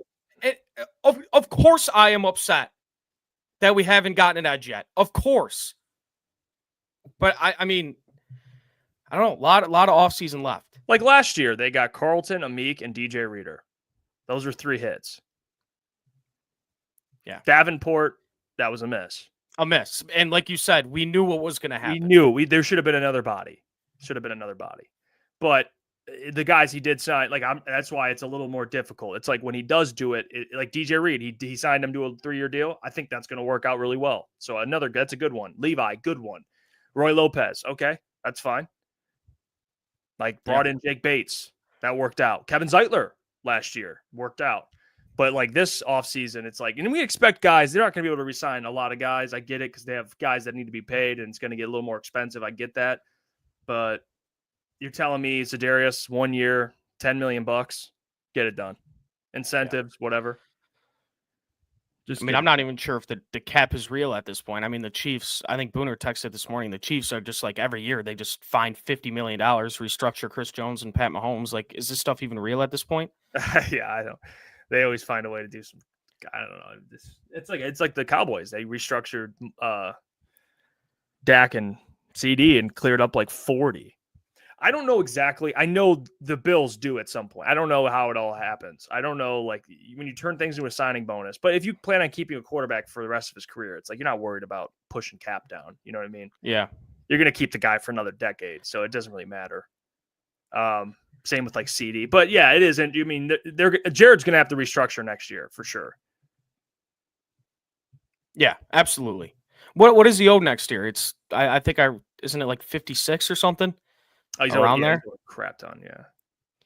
Yeah, crap. You gotta convert like a chunk of that into signing bonus or something. Oh, you're gonna have to convert some of that into a signing bonus. Is it 69 million? 69 million? Nice. That's crazy. Sweet. Wow. Yeah, it's awesome. I love that. That is awesome. It's just fun. This is fun. I'm having a lot of fun. It's funny because the Cowboys are actually being aggressive. I mean, they just made like 5 trades and freaking 3-4 signings. That's the team that literally last year said they were going all in and did nothing. But they also won like how many games? Like 4, 5. Yeah. Oh, wow. What a day. This is so much fun.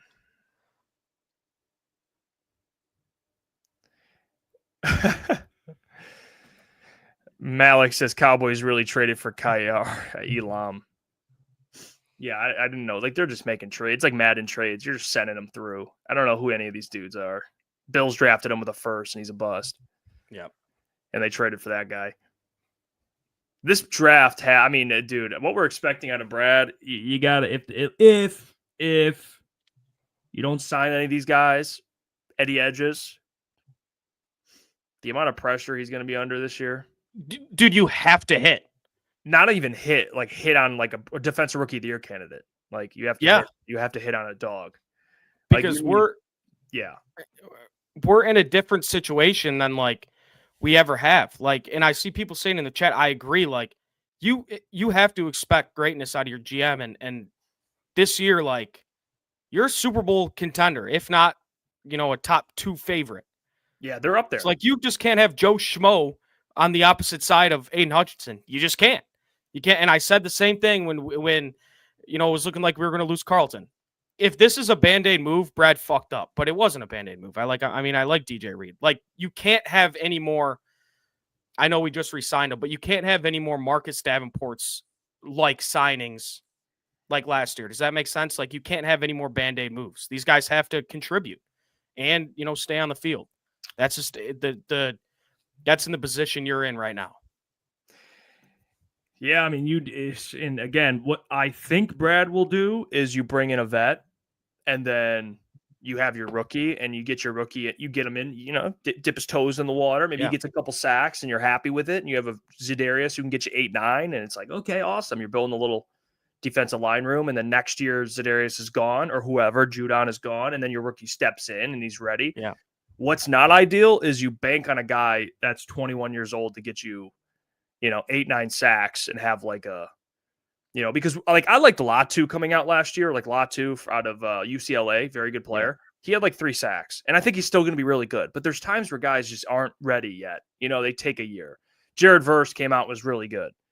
Yeah. Usually it's the top 5 pick guys like Will Anderson, Abdul, like they'll come out and produce, and be very productive.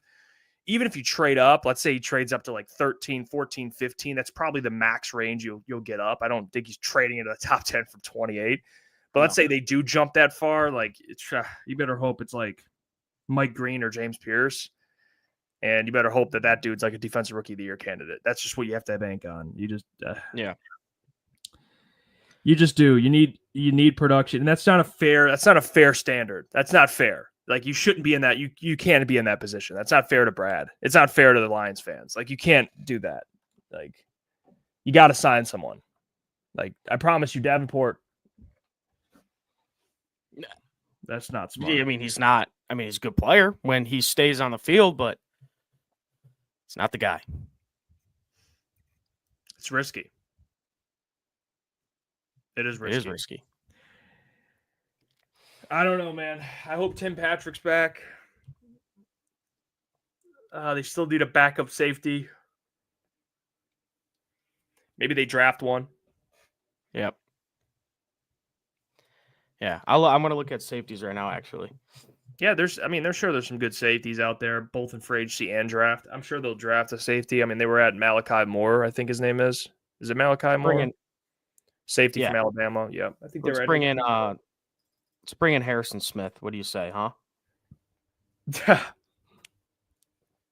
Lunch pail kind of guy. Yeah, Justin Simmons. I mean, these are.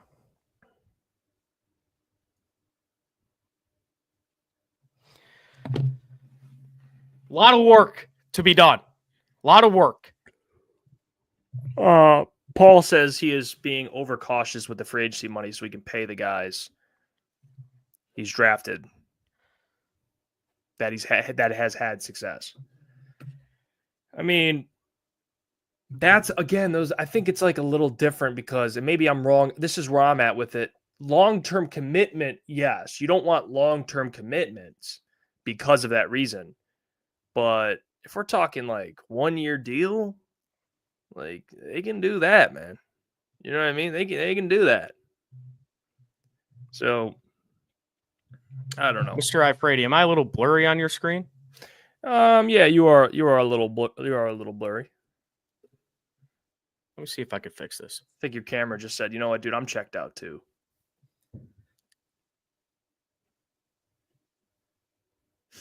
Kendall says Brad is throwing. I don't think he's throwing. I think I don't think it's there. I don't think we're there. Am I good?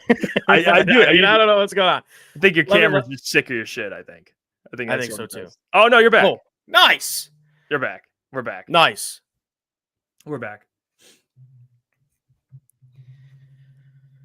Oh. Chat, let me ask you guys this. Out of 10. On this, at this point right now, obviously I know there's a lot of offseason left. At this point right now, your confidence out of 10 that the Lions are gonna win the Super Bowl. I just want to hear it. 10 being most confident?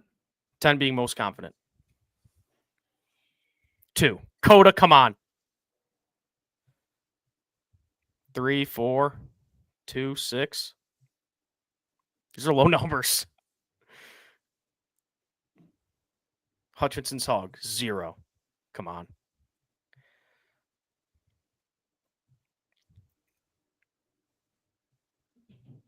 A lot around the 5 and 6 I range. just saw Aaron Rodgers is interested in oh my God, in Minnesota. Minnesota. Yep. He's literally going the Brett Favre route. Jets, Minnesota. Say what you want about Aaron Rodgers, man. Is he washed? Yeah, I think he is, but that situation's a pretty good situation.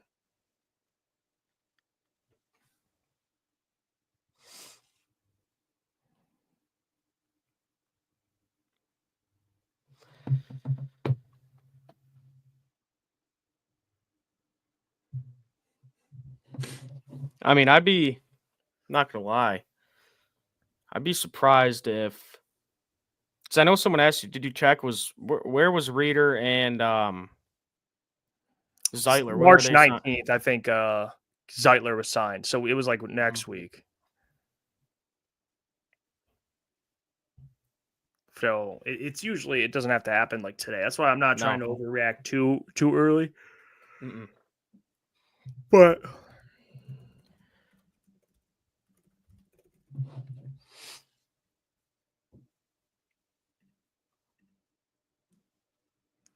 so there's still time. But it's easy to get frustrated for sure.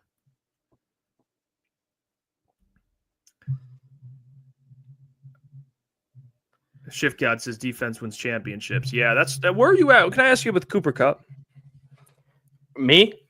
I am Are you a Cooper Kupp slash or what? No, I don't see. I mean, this team needs so many other things where their focus should not be a player we need an X receiver, if anything, not a Cooper Kupp.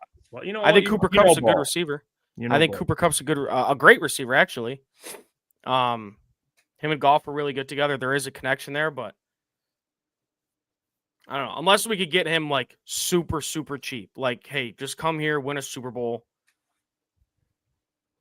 or make a playoff run, and then we'll talk. But I doubt it. Yeah, no, I think you're out. I think you're spot on. It has nothing to do with Kupp's skill. No. It's just fit. I think it's a bad fit. I mean, they literally told you by DPJ and Tim Patrick what they're looking for. Like, don't take it from me. Take it from the Lions. Like, they literally have tried. DPJ didn't work out. They're like, shit. Tim Patrick. Okay, this worked out. They didn't sign, like, Isaiah Williams wasn't starting over them. You know what I mean? Or they didn't go out and get a slot guy. They literally got a big body X. Like, that's what they wanted to have. Just, like, simple. And then even, like, the rotational guy, like the Allen Robinsons. Like, they weren't, like you said, like, I know Isaiah Williams, like, tore it up. Freeman is another everything. smaller. Yeah. You know, like, yeah. But, I mean, TP, I think you said it yesterday or the day before. Like, TP, I think is going to be a Lion again, and that's going to be your X receiver. So, and your wide receiver. He's 3. perfect. All you need is 300 yards, good run blocker, and he doesn't care about targets. It's like really what you need. Cooper Kupp, I think, wants to produce a little bit. You know, there's probably a better spot for him to go get paid and produce. Like, what is he going to get in Detroit? A couple hundred yards. It's like. Yeah, I don't know if that's worth Hutchinson's dog. We should trade for Trinity Benson. Yeah, that was a thing. Oh, Ryan Anton Kupp to the Bears. I mean, I'm not even kidding. I think this is a really good possibility. He just seems like this would just seem like such a Bears signing. Yeah, it would. It would. Shift God, my left ball sack over Kupp. Come on. Okay, that's a hell of a. I mean, Shift God. What are we doing here? What is your left ball sack capable of? Like, you know what I mean? Like, to say that. Is it like Kupp? I think he's a fine player, but Tim Patrick, you can keep your left ball sack. All right, I'll take Tim Patrick. James Kupp to the Packers seems more reasonable. They're looking for a guy, I think they really missed out on Metcalf, man.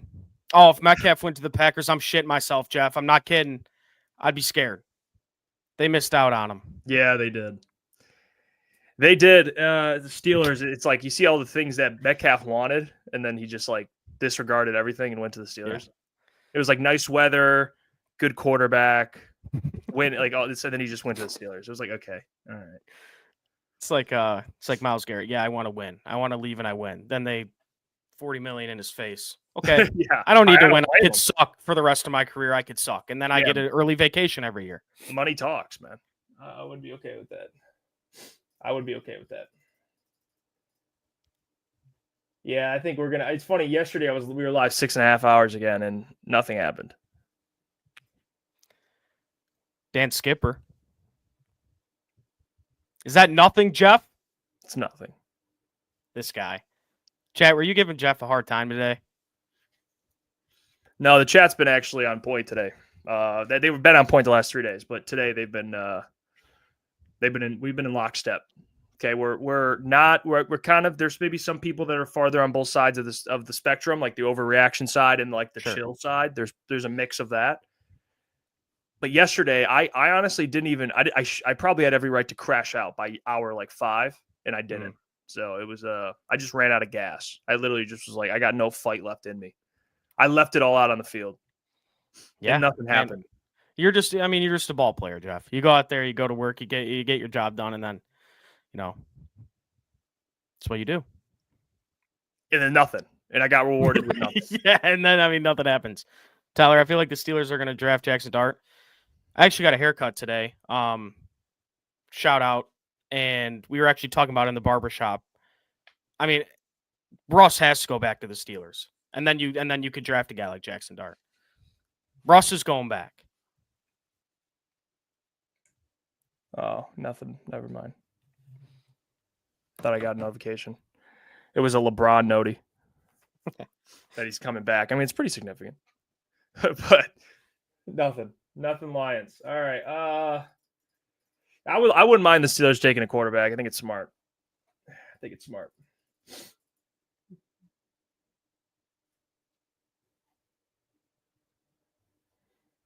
I mean, this is just.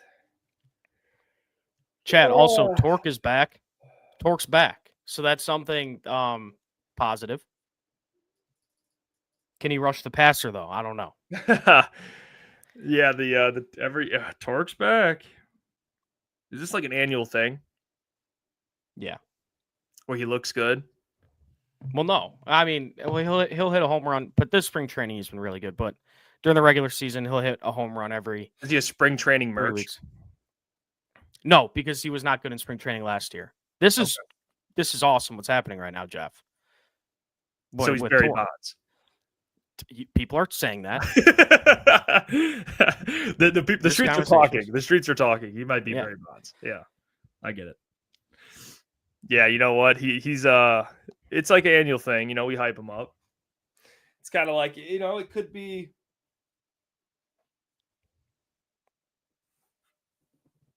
No, that's not a good cop, actually. I was gonna say Sadiq Bey, but I don't remember him ever getting hyped up. Yeah, I like Sadiq Bey. Not Killian, but I'm not saying Torque is Killian. I'm not saying that. I'm not saying Torque is Killian because Killian was bad. But early on, I even was defending. The defensively, playmaking, he could pass. The shot looks reformed. It never did, man. No, it never did. Silky smooth, European James Harden. That's what the streets are saying. European James Harden. It is what it is. You see Grant Stewart, the linebacker? Yeah. That's it. I mean, again, another depth piece. That was another 1-year deal, right? Yeah, only my Twitter feed would be just fed with Grant Stewart, like reports and hype, and like it's no due respect. All due respect to the media, like they're doing their job. It's just I'm at a point. I think my mental state's a little triggered right now, and I'm just on my Lions like Twitter, and it's just Grant Stewart. Watch out, Grant Stewart, the most underrated special teamer in the. I'm like, okay, dude, like, can we get something like maybe besides Grant Stewart? It's all literally across my timeline. Grant Stewart. Hey, chat. Chat, let me ask you guys something. Because I just started tuning in about an hour ago. Chat, let me ask you this. Has Jeff been okay today? I mean, he seems a little on edge. Are you guys looking after him? And I got some allergies, so that you know what, I'm being a bitch. Oh, I'm no. saying. No, I wasn't saying that. I was just saying, I mean, but yeah, allergy season, the worst. I'm being a bitch, man. It's Grant Stewart. I mean, it's like every. No, and I mean, you're right. I mean, we're all frustrated. Like, it's like, yeah, I mean, it's just all happening so fast. Brandon says Jeff was crying yesterday too. I thought I held it together. I had moments of weakness for sure. You know, I did. We had to snuggle him yesterday, Brandon says. Yeah, I had. Yeah, everyone needs a good snuggle. You know what I mean? Yeah, I mean, I'm not gonna say no to that. That's just full pause on. I mean, you get what I'm saying here. It just. Oh. Like Robo, in Robo, come on, Robo, you know me better. All right, Robo, come on. He says Jeff would be a terrible GM. Just throw the money everywhere. I'm not even asking to throw the money everywhere. Like, all I'm asking for is a 1-year deal for like 10 mil to Judon, to Za'Darius, and then I'll zip it. Then I'm good. I don't care what happens after that. Yeah. I just want one more body in the defensive line room. Does that mean throwing money everywhere? Come on, Robo. No, That's all I'm asking for. Just want a single body. Oh, I lost the tweet, but it was Jeremy Reisman who said it perfectly. It was like you get a mid-tier edge, and let me find it.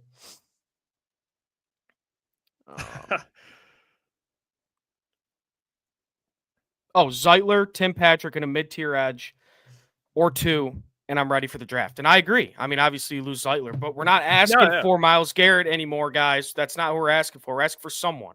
See, the whole chat's on the same page. It's just like we just need some pass rush. That's all. You know? But I mean, it's so tough because I want Brad to be selective, but not too selective or it bites him in the ass. But like I'm looking at the remaining players now, it's like I'm not pounding the table for any of these guys. But you need them. Like you need that depth there. Yeah, you do. You just do, man. I mean, I thought my phone vibrated again. I got Adam Schefter's noties on. So it's just immediate. Packers center Josh Myers has agreed to terms with the Jets, 1 year, $3.5 million. Okay.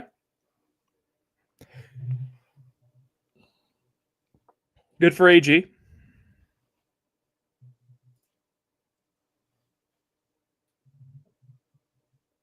I mean, I know he's been hurt, but Azeez is a guy he's a guy I'm surprised is still on the market. Azeez? Yeah. He might be just waiting, you know what I mean? Because you got to think, I guess from a free agent standpoint, the less of the supply, the higher the demand. So once guys start getting signed and it's like Za'Darius, Judon, and Azeez and Fowler, they're probably going to get offered a little more. Not from the Lions, but I mean, maybe. But there could be a team that's like, crap, we need an edge. And there's only a couple guys left. Yeah. You see DeMarcus got 14? That crazy. 3 years. Ooh. He had 1 year deal written all over him. But we had that conversation too. Like you're paying, he's getting paid because of the name. Yeah. Like Azeez, I don't know if hold on.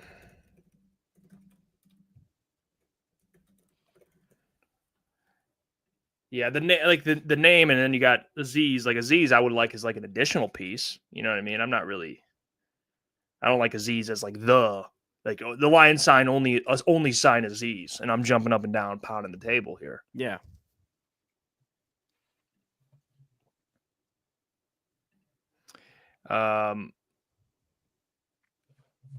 Yeah, Robo, Caleb, Brad, just wait. Oh, go ahead.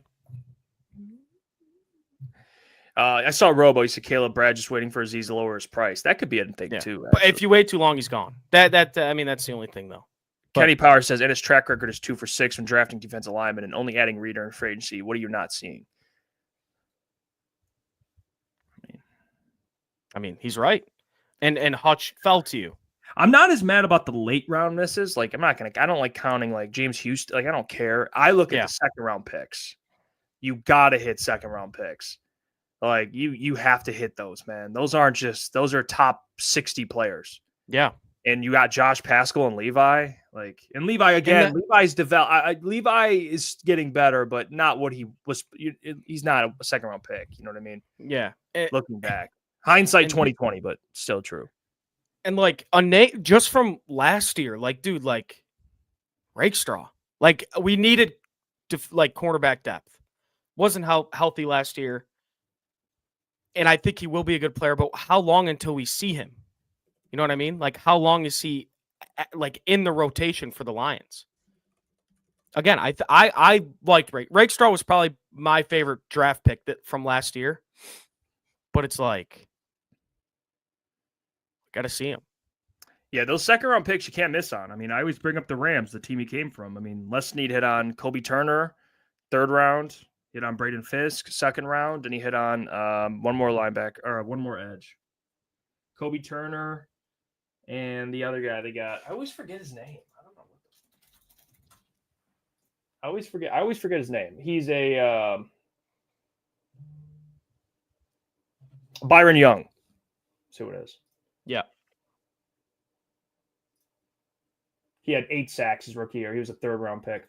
So, and Brad's hit on 3rd rounders, but those 2nd rounders, man, they're valuable. He's got to hit on good players. Have to. And he has hit on 2nd rounders, so I'm not trying to say he doesn't, but defensive linemen I'm talking about. He's hit on great, 2nd round picks, Sam Laporta, Brian Branch. So I don't want to, sorry, if that came out, I didn't want that to come out like Brad doesn't hit on 2nd round picks. But what I'm saying is when you draft defensive linemen in the 2nd round, they have to hit. That's what I mean. Sorry about that. I don't know if that came out. He's hit on 2nd round picks, guys. You know, and he had a draft where he hit on multiple. But I didn't mean it to sound like that. But defensive lineman, yeah, I mean,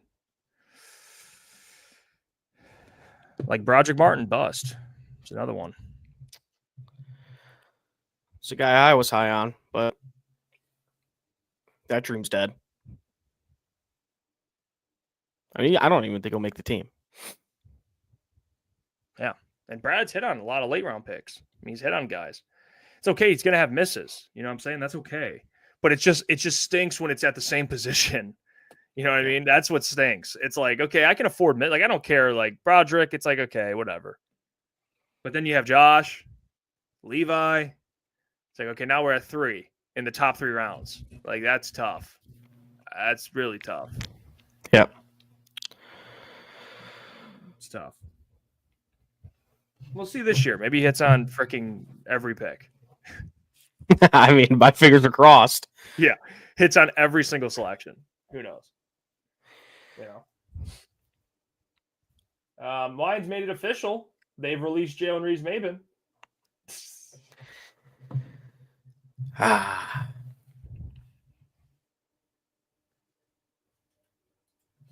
Vaki season. Special teams ace.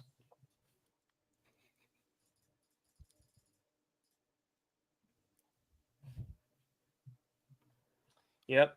My Lions Twitter is it's literally all Grant Stewart. Happy for him.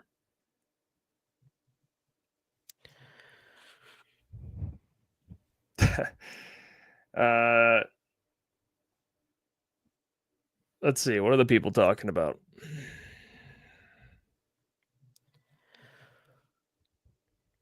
Robo says Mekhi Wingo 6th possible. Yeah, I think Mekhi Wingo, I'm excited for Mekhi Wingo. Yeah. That could add to the hit. That would add to the hit side of things because I think he might be a hit. But it's to be determined. Hendon Hooker was such a wasted pick. I don't know why they drafted him. I agree with that. Terrible pick. 100% agree. And I love Hendon Hooker. 100% agree. But Lions taking him, terrible pick. I love Hendon, but terrible pick. You don't take a guy like that unless you have some sort of plan in place. You know what I mean? It's a wasted 3rd round pick. And it tells you everything you need to know that Teddy Bridgewater was, when Goff went out for those 3 plays, who went into the game? It's Teddy. Yeah. In the playoffs. And I get it. It just tells you everything you need to know about where Hendon Hooker is. Like in theory, you're swinging on a guy that's 6'4", mobile, has an arm. You're like, oh, but it's like you didn't need him. Like Kenny Powers, Hendon was not needed at the time. He wasn't. Like they needed. They came off of an NFC Championship game, and you take a quarterback in the third, who is not like doesn't even have a chance to play that year. Like, or was that the year prior to that? Yes, it was. So it was the year. Regardless, you took the quarterback in the third, and you made the NFC Championship game. Like, who knows what that pick could have been? You know what I mean? To help you. So it's a little frustrating. Paul Hartman. I like this one. He just needs to keep drafting from Alabama. I mean, Philly found the recipe. You just draft everybody from the same college in Georgia, and you're gonna be sick, and you're gonna win the Super Bowl. I like it, Paul. Just take everybody from Bama. It's a good move.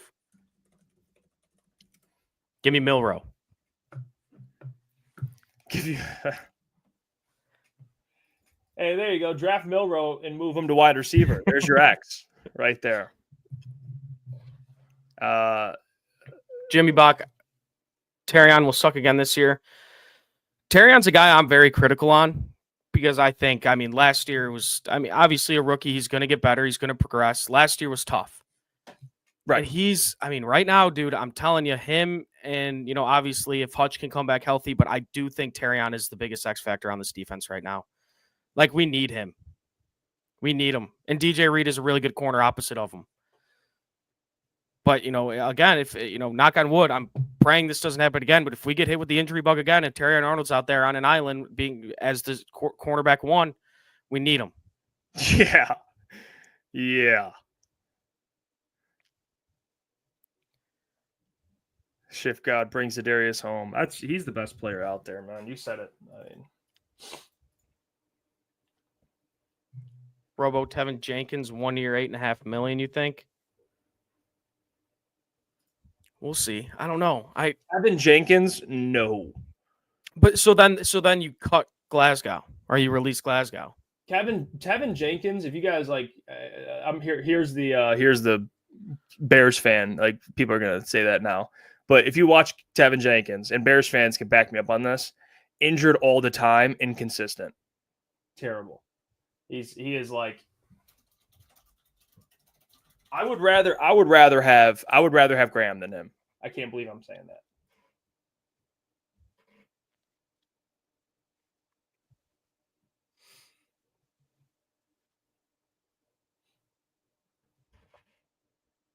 Because at least Graham's available. Like, yeah. Tevin has a higher upside, Tevin Jenkins, but he's just hurt.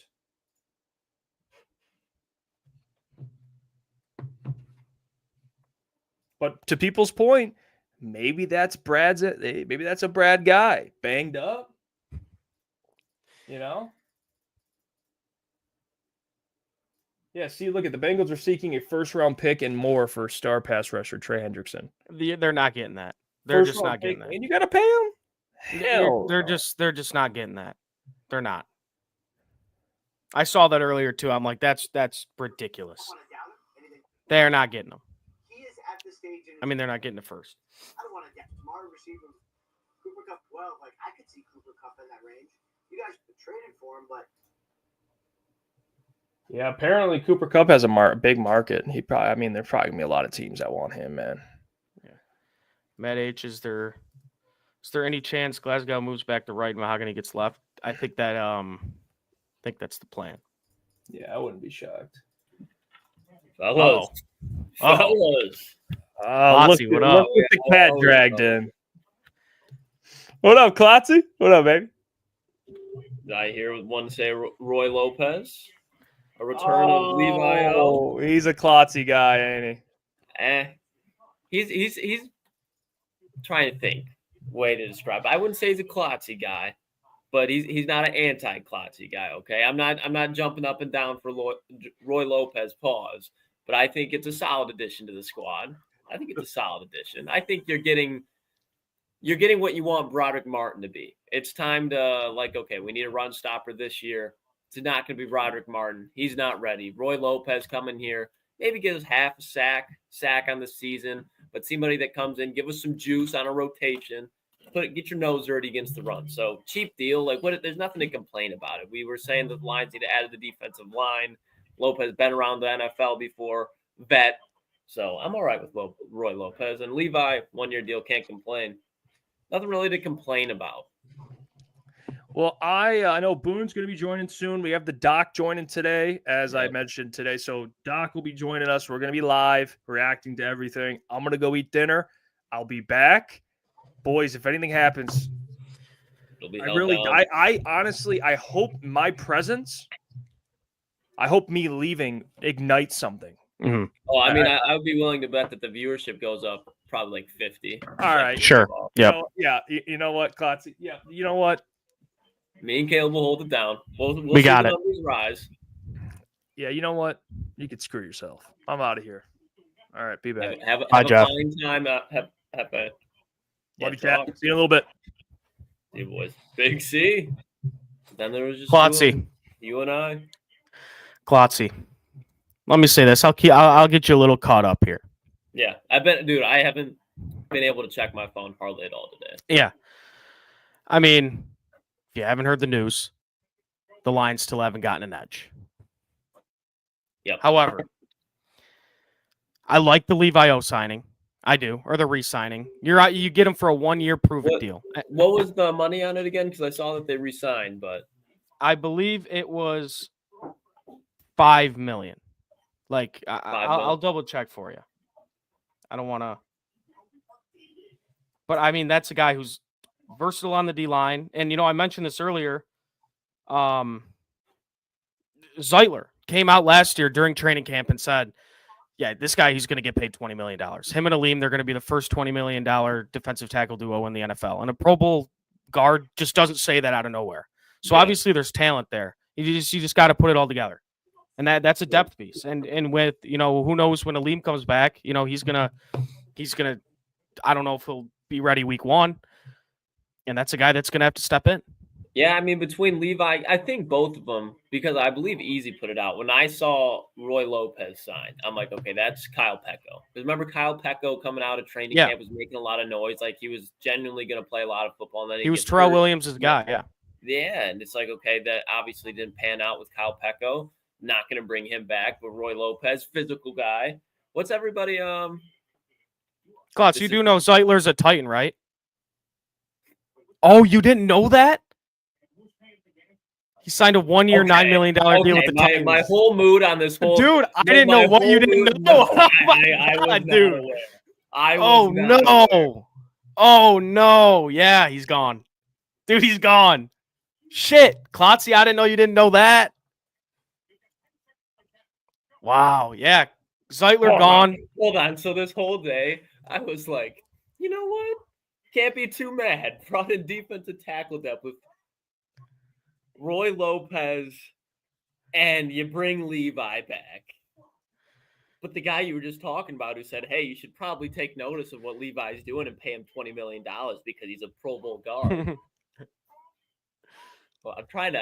This family's home. I'm trying to compose and process this. Klotzy, 1-year, $9 million to the Titans. Oh. We couldn't pay him $9 million, $10 million. It's dirtbag. I've been on record saying this, Caleb. Kevin Zeitler not signing is the domino to make things fall the other way for this team. Yeah, I mean, okay. And and I'll say this: I like Christian Mahogany. I really like him. But do I like Graham Glasgow? 2 years ago, he was a good Lion. But I mean, last year, Klotzy wasn't it. Graham Glasgow wasn't even a conversation. Okay, it's not. Well, he is now. No, he is now. You know what it is. You know what it, but you can have the conversation. You know where it ends. You know where it ends. No, I 100% agree. I 100% agree. I'm genuinely in shock. Kenny Powers, thank you for the $2. The front and back end work together. This changes. Yes, sir. Is that okay? let's look at, okay, people are saying Brandon Sheriff. Let me go before I can develop my thought process fully. I need to look at, did Mekhi Becton sign anywhere? He did not. So Mekhi Becton's out there. Brandon Sheriff's out there. Will Hernandez is out there. I'm just going off the top of my head. Who else, Chad? Who else? I mean, I saw Tevin Jenkins. Yeah, you heard Jeff's case on Tevin Jenkins. Okay, well,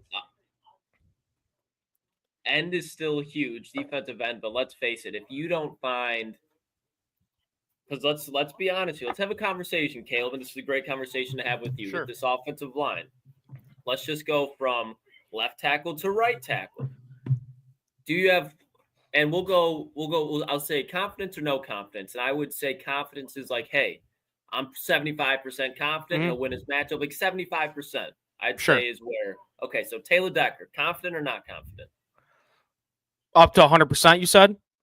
So if I would say from 0 to 100, 75% is like where you're confident. In that range. Doesn't have to be right on it, or just however you think of it. Are you confident in Taylor Decker? You got to think about it. Okay. Graham Glasgow. I would say no. Frank Ragnow.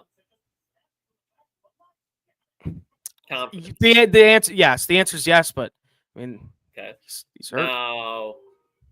No, Mahogany, I would say yes. Mahogany, if you're, I would say yes. Sewell, yes. For Decker, you know what? I'll call. I think Decker's gonna have a bounce back year next year. I think yes.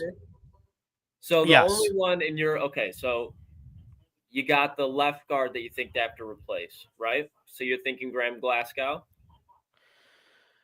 Yeah, but I'll say this, Klotz. If you get past day one of the NFL draft and Donovan Jackson's there, if Donovan Jackson's there, you trade up into the early second round and you pick up Donovan Jackson. But here's my question. I would almost at this point, if I'm Brad, do you take a guard first round? Because it's such a deep defensive edge class, and you need a starter, in my opinion, because you know what's going to happen with Graham Glasgow. And if you take an offensive lineman like a Donovan Jackson, like you were just talking about, there's no guarantee he's going to be up there to 60. Might as well take him at 28 and just go all in on that edge class. But that's why it sucks when Kevin Zeitler leaves, because we weren't having the conversation. There was conversations to be had, but it wasn't as serious as it will now as far as offensive lineman in the first round.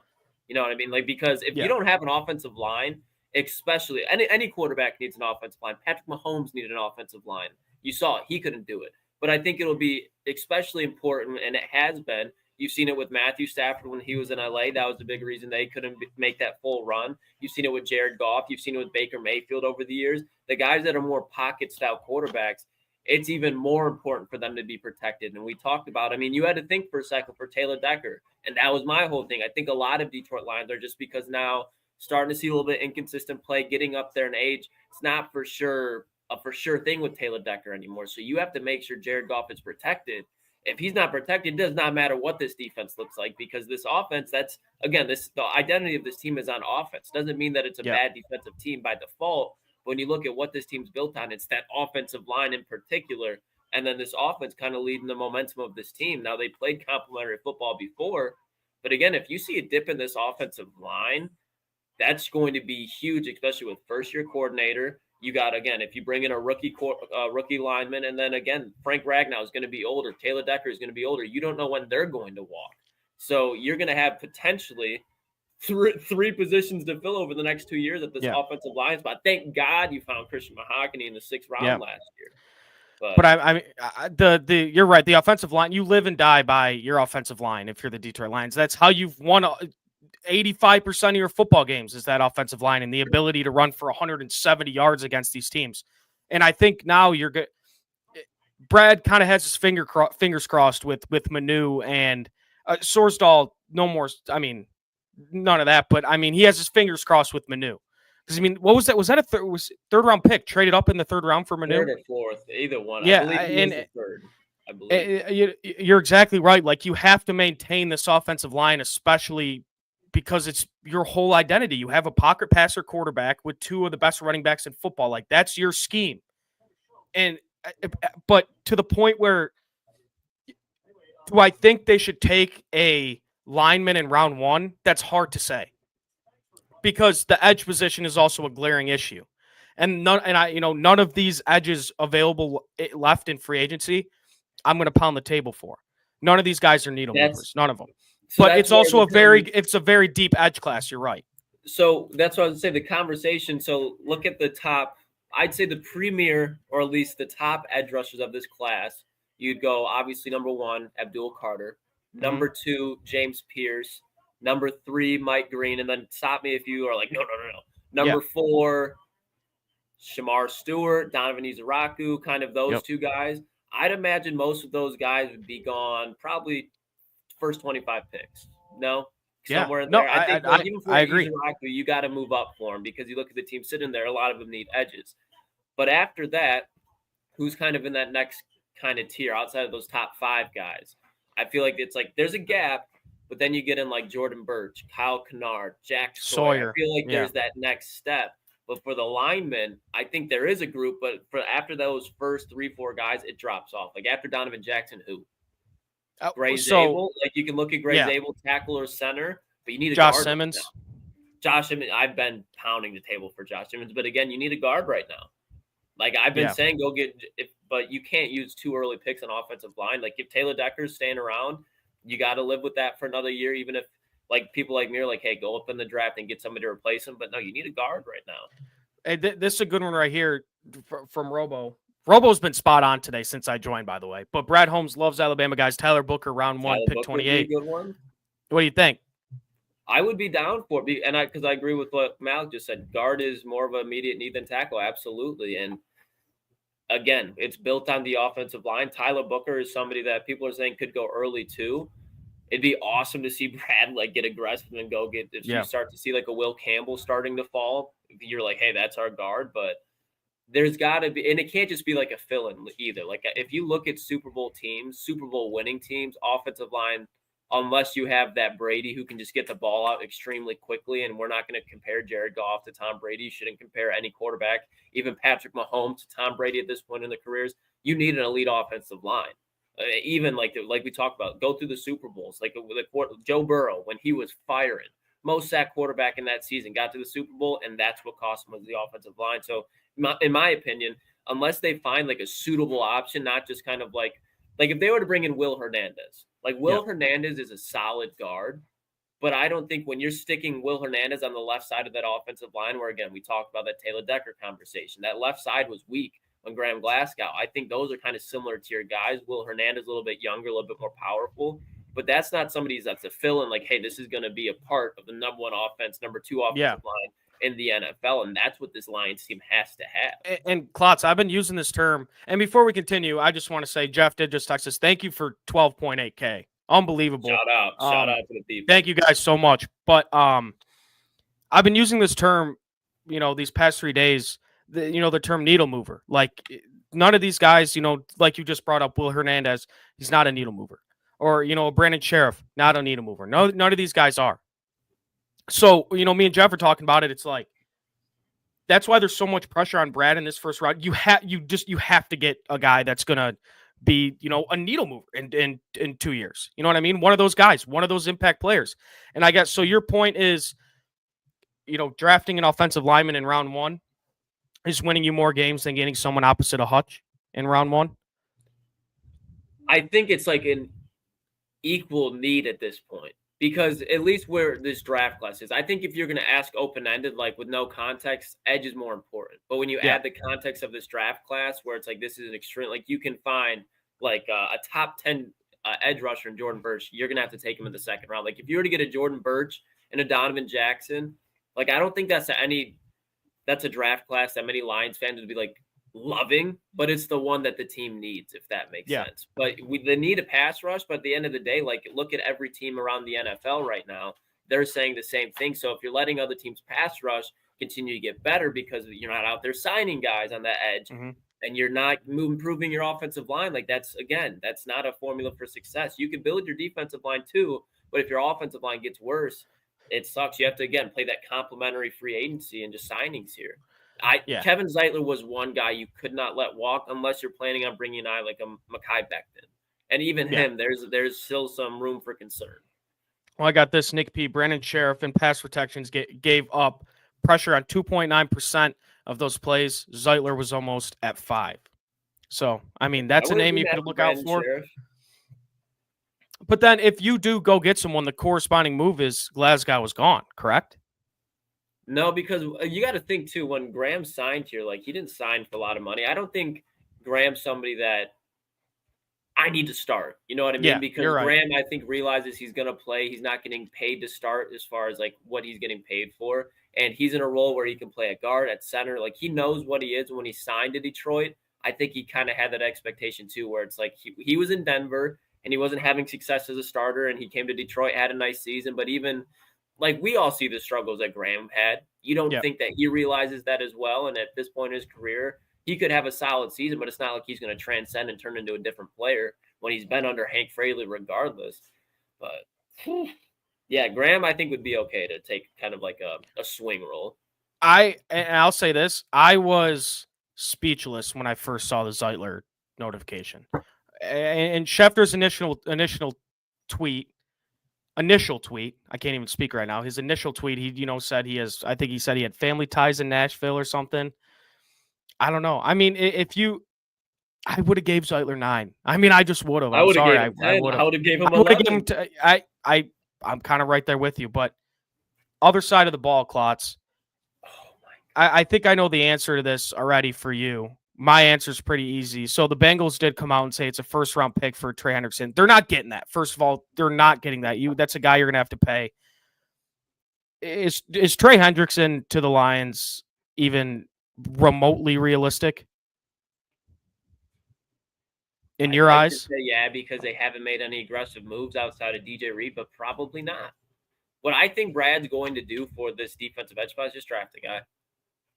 He might bring in like depth, but Trey Hendrickson does not I don't think Brad's gonna go quiet this whole free agency and then out of nowhere go sign Trey Hendrickson. Now hopefully I can get clipped right here and be proven wrong and look like a hopefully I'll be the first one to clip it. Happier. Please do. But I just don't see that happening. If you want me to be honest, there will be another team in the NFC that does. I look at the Washington Commanders making moves right now. Some team feels like they're kind of on track with the Commanders in the NFC, whether it might be the Packers, Rams. Again, I'm not saying these teams specifically, but there's going to be a team that sees what Washington's doing. If it's not Washington themselves, and be like, okay, we got to close that gap. We see the teams that are kind of rising and falling. Let's keep ourselves in this race right now. Let's go get a Trey Hendrickson. It could be in the AFC, but you look at the teams in the AFC that would have been kind of like destinations for Trey Hendrickson. It would have been like a New England. And they just paid Milton Williams $26 million, Robert Spillane $13 million. I think a lot your of guy. Who was it? Oh, Robert Spillane, your guy. Yeah. Their defense is going to be nice with Vrabel too. But I would say the one team in the AFC I'd probably keep an eye out for is maybe like the Chargers, because they just got rid of Joey Bosa. They haven't found a way to fill him in yet, but they still have – can't remember the defensive tackle's name. I believe he's out of USC or UCLA. Nose tackle. He's a beast. They brought back Khalil Mack. They just really just need to draft maybe one more edge in that defensive line set, but I wouldn't be surprised if they got Trey Hendrickson. But no, I do not think he'll be a Detroit Lion. Yeah. I wish he was, but it's not going to happen. Yeah, it's just very unrealistic. But, I mean – Klotz, we got Booner. Yeah, we got Booner in here.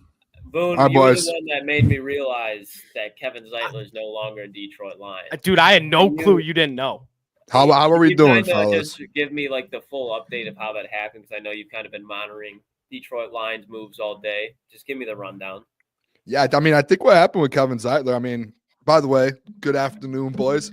Sorry, I apologize. Yes, I think I'm starting to lose my voice. I think I'm catching some type of sickness that's going around. I don't drink tea at all, boys, but I've got a tea here. Nice. Got cough drops, and I'm prepared to go for the next 4 hours or whatever we're going for here. It's like free agency frenzy. I'm pumped up. Ryan Ann, good afternoon, Lord Darth Booner. Thank you. Sith Booner has arrived. No, Klotz, I think what happened, to be honest, with the Zeitler thing, I'm sure they probably offered him 1 year, 9, 10, 11 million. I'm sure they tried to match it. From what I'm seeing on Twitter, and I saw from the chat earlier too, that when you kind of found out they were bringing it up, I think Kevin Zeitler has family in Nashville. And I think like, and you know how it works with some players sometimes, especially at a guy like his age, where it's like, what is he playing for? Like, he's just cashing a check at this point. And obviously he would probably like to win, but like, I don't know. He probably is like, I would rather go live around family and be with some family, play football and cash a check than be up in Detroit. And I'm not saying that I love Detroit. I think it's one of the best cities in the world. But for him to have family in Nashville in warm weather, I think that's kind of a side that played into it. That's my guess. Yeah. I'll say this to you, Klotz, too, just to calm you down a little bit. And I understand, like, I think if you go into next season and it's Graham and Christian Mahogany, I think there's room to be a little bit like concerned. I think right now isn't the time to be concerned because I think you got to let it play out a little bit. Like, I do think there are guards out there still that are probably like, you're talking about a 35, 36, 37. I can't remember the exact High age. level though. High level. He was yes, so good last you got year, to think Boone, like that's the even thing. he was, but you got to think like, let's see, when Jonah Jackson left, everyone's like, who are they going to get? Like when Jonah Jackson's healthy, he's a pro bowl level guard, and you're sitting there and you're like, what are you going to do? And then Brad goes out and gets Kevin Zeitler, and you're like, okay, you didn't expect him to be almost an all pro, but he went out there and did that. So I think, right, you know what I mean? Like, especially in Klotz, you know this too. When you play next to Penei Sewell, it puts you onto a different pedestal. Like, I'm not saying Kevin Zeitler on his own is bad, but he played at such a high level partially because he's next to Penei Sewell and Frank Ragnow. So you can bring a guy, and I think there are guys available still. I can pull up the list. Here, I'll pull up the list here real quick. Yeah, I mean, you could talk. I'm sorry, Caleb. Go ahead. No, I was going to say off the top, I just don't think there's a Zeitler out there right now. Like, I mean, you got the Will Hernandez, you got the Sheriff. So with that though, Caleb, what you have to look at, and this is just me being honest, is like going into last year when you signed Zeitler and Klotz, I did shows with you. Like, we weren't like, that's an all pro guard. Like, it was like, hey, that's a solid signing. The reason he was good. He's a very good guard in the NFL. There are guys to me before Zeitler got here that are still out there that are at that level to where you can bring a guy in, a Mekhi Becton, and put him between Frank Ragnow and Penei Sewell, and he gets elevated to that level. You saw Mekhi Becton just do it with Lane Johnson and those guys on the Eagles. So, like, I think you could still find a guy that can be almost to the level of Zeitler. I truly do. I think partially it has to do with the line that surrounds him. Hank Fraley. Are you guys really gonna poop on Hank Fraley? That's a crazy. Hey, that's not what we're doing here. But you see what I'm saying, though. You get a guy that is like a fringe level Pro Bowler, which it's still out there, right? They're like Sharif or Scherf, Mekhi Becton. Like, you get a guy that's right there, and you put him in here with Hank Fraley, and you put him in here between Penei and Frank. Hey, Ragnow.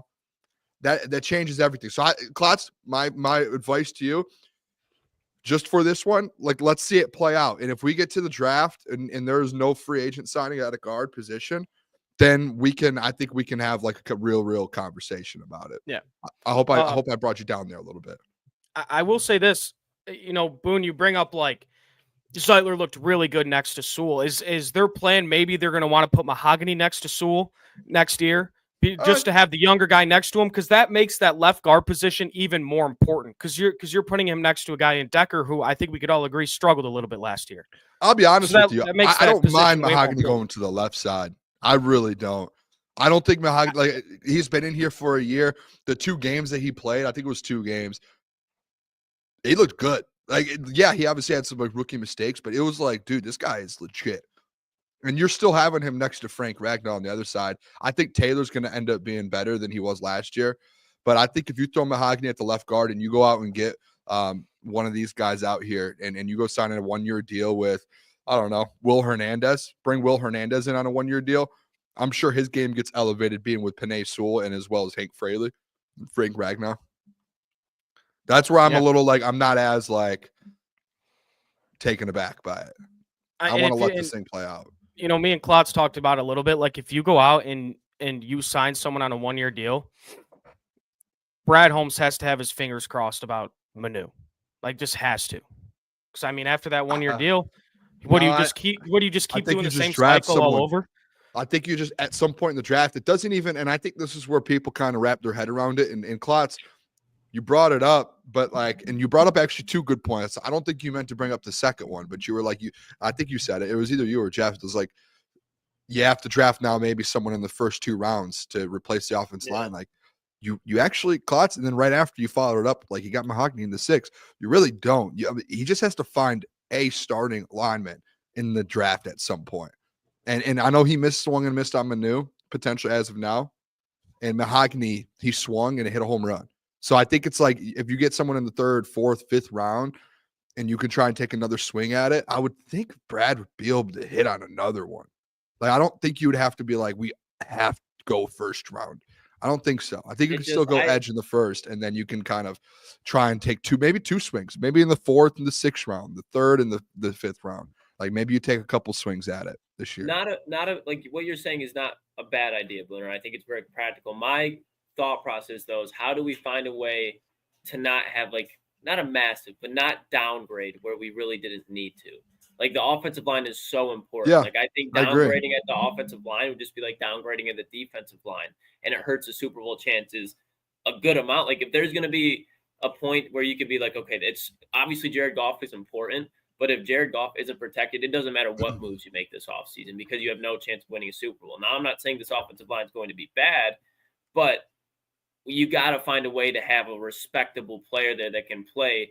If he's a rookie, play like he's been around the league for a year or two because you're going to be in big moments against good defensive lines. Look at the move that Washington made. Look at the moves that Minnesota made to their defensive line. Chicago, Packers really haven't done much, but there's a group that has Kenny Clark, Rashawn Gary, Devontae Wyatt. They have a good pass rush. So you need a rookie that's going to come in day one and start and play at a high level. That's where I disagree to where you don't need like to draft someone this year to play at a high level. Like you can go this year, you bring a guard. It's your identity. You bring you guys are ignoring, you guys are acting like we're 2 years ahead right now. We're at current moment, you bring in another free agent guard here that can play, and you go get a free agent guard, which I'm sure Brad's already on the phones trying to do, and you get a free agent guard to fill in for Kevin Zeitler, and then you have Christian Mahogany, and you have Graham kind of sitting in the back wings to where if someone goes down, you have Taylor and Panay and Frank, and you get through this year. And in this draft, to your point, Klotzy, you draft a guard or you draft a tackle this year in the draft. You let him, I'm not saying you want to like let him develop, but you draft 1 or 2 guys in this draft and you let him sit for the year you roll with you bring another free agent guard in and you have your starting guard. And to me, it's not that big of a step back offensive line wise, because I think Christian Mahogany is an upgrade over Graham Glasgow. So that's already an improvement. And I think you're staying the same with Taylor, with Grant, or with Hank. No, not Hank. Frank and Panay. Yeah. And then if you get a guard, like if he comes in and he gives you maybe a little less than Zeitler, I'm still like happy with that because you have Chris Mahogany as well. So it's like to me, it's like if you find someone here in free agency, another guard, I think, hey, you just stood pat at offensive line. You're still a top 3 offensive line in the NFL as long as you go out and get a guard in free agency. That's it. Now, to your point, Klotz, like let's look 2 years out, right? Mm-hmm. 2 years out, yeah, maybe then you're sitting there and you're going, okay, maybe you can opt out of Taylor Decker's deal. You need a tackle, and you don't want to rely on a rookie. You want to be able to say, hey, we drafted a guy this year in the draft. He could take over in his 2nd year, just like Christian Mahogany, like how Christian can take over this year. You need to do the same thing this year. I don't think they'll take a step back offensive line wise in 2025. I think it's like 2026. I heard you talking about it, Klotz. Like you have guys. You're going to be looking at Frank. You're going to be looking at if Frank and Taylor are retiring, moving on. Then I think, in my opinion, instantly look at who else? Hank Fraley, because Hank Fraley's been getting job offer after job offer after job offer. And then Graham Glasgow's contract. You're going to be looking at Panay and Christian Mahogany, and that's why you got to figure out a way to replace it off. You do. That's right. I'm with you where you need to draft. I don't think like in 2025 though you need to be stressed out trying to be like, oh, we don't have. I think you if you just get a free agent guard, you sit back for 2025 and win a Super Bowl, and then it's like, if you want, hey boys, this is the long-term success we keep talking about. Like if you want long-term success, like if you want to do what the Chiefs do, you got to keep figuring that thing out. You do. I'll be much more comfortable and know how to think once I see the offensive lineman that they signed, because I do agree with you. They signed in a veteran, but again, that's the conversation me and Caleb had. It can't just be like, I'm a jag. Like it has to be one of those like Brandon Sheriff, Mekhi back then. I agree. And Roy Lopez, Will Hernandez.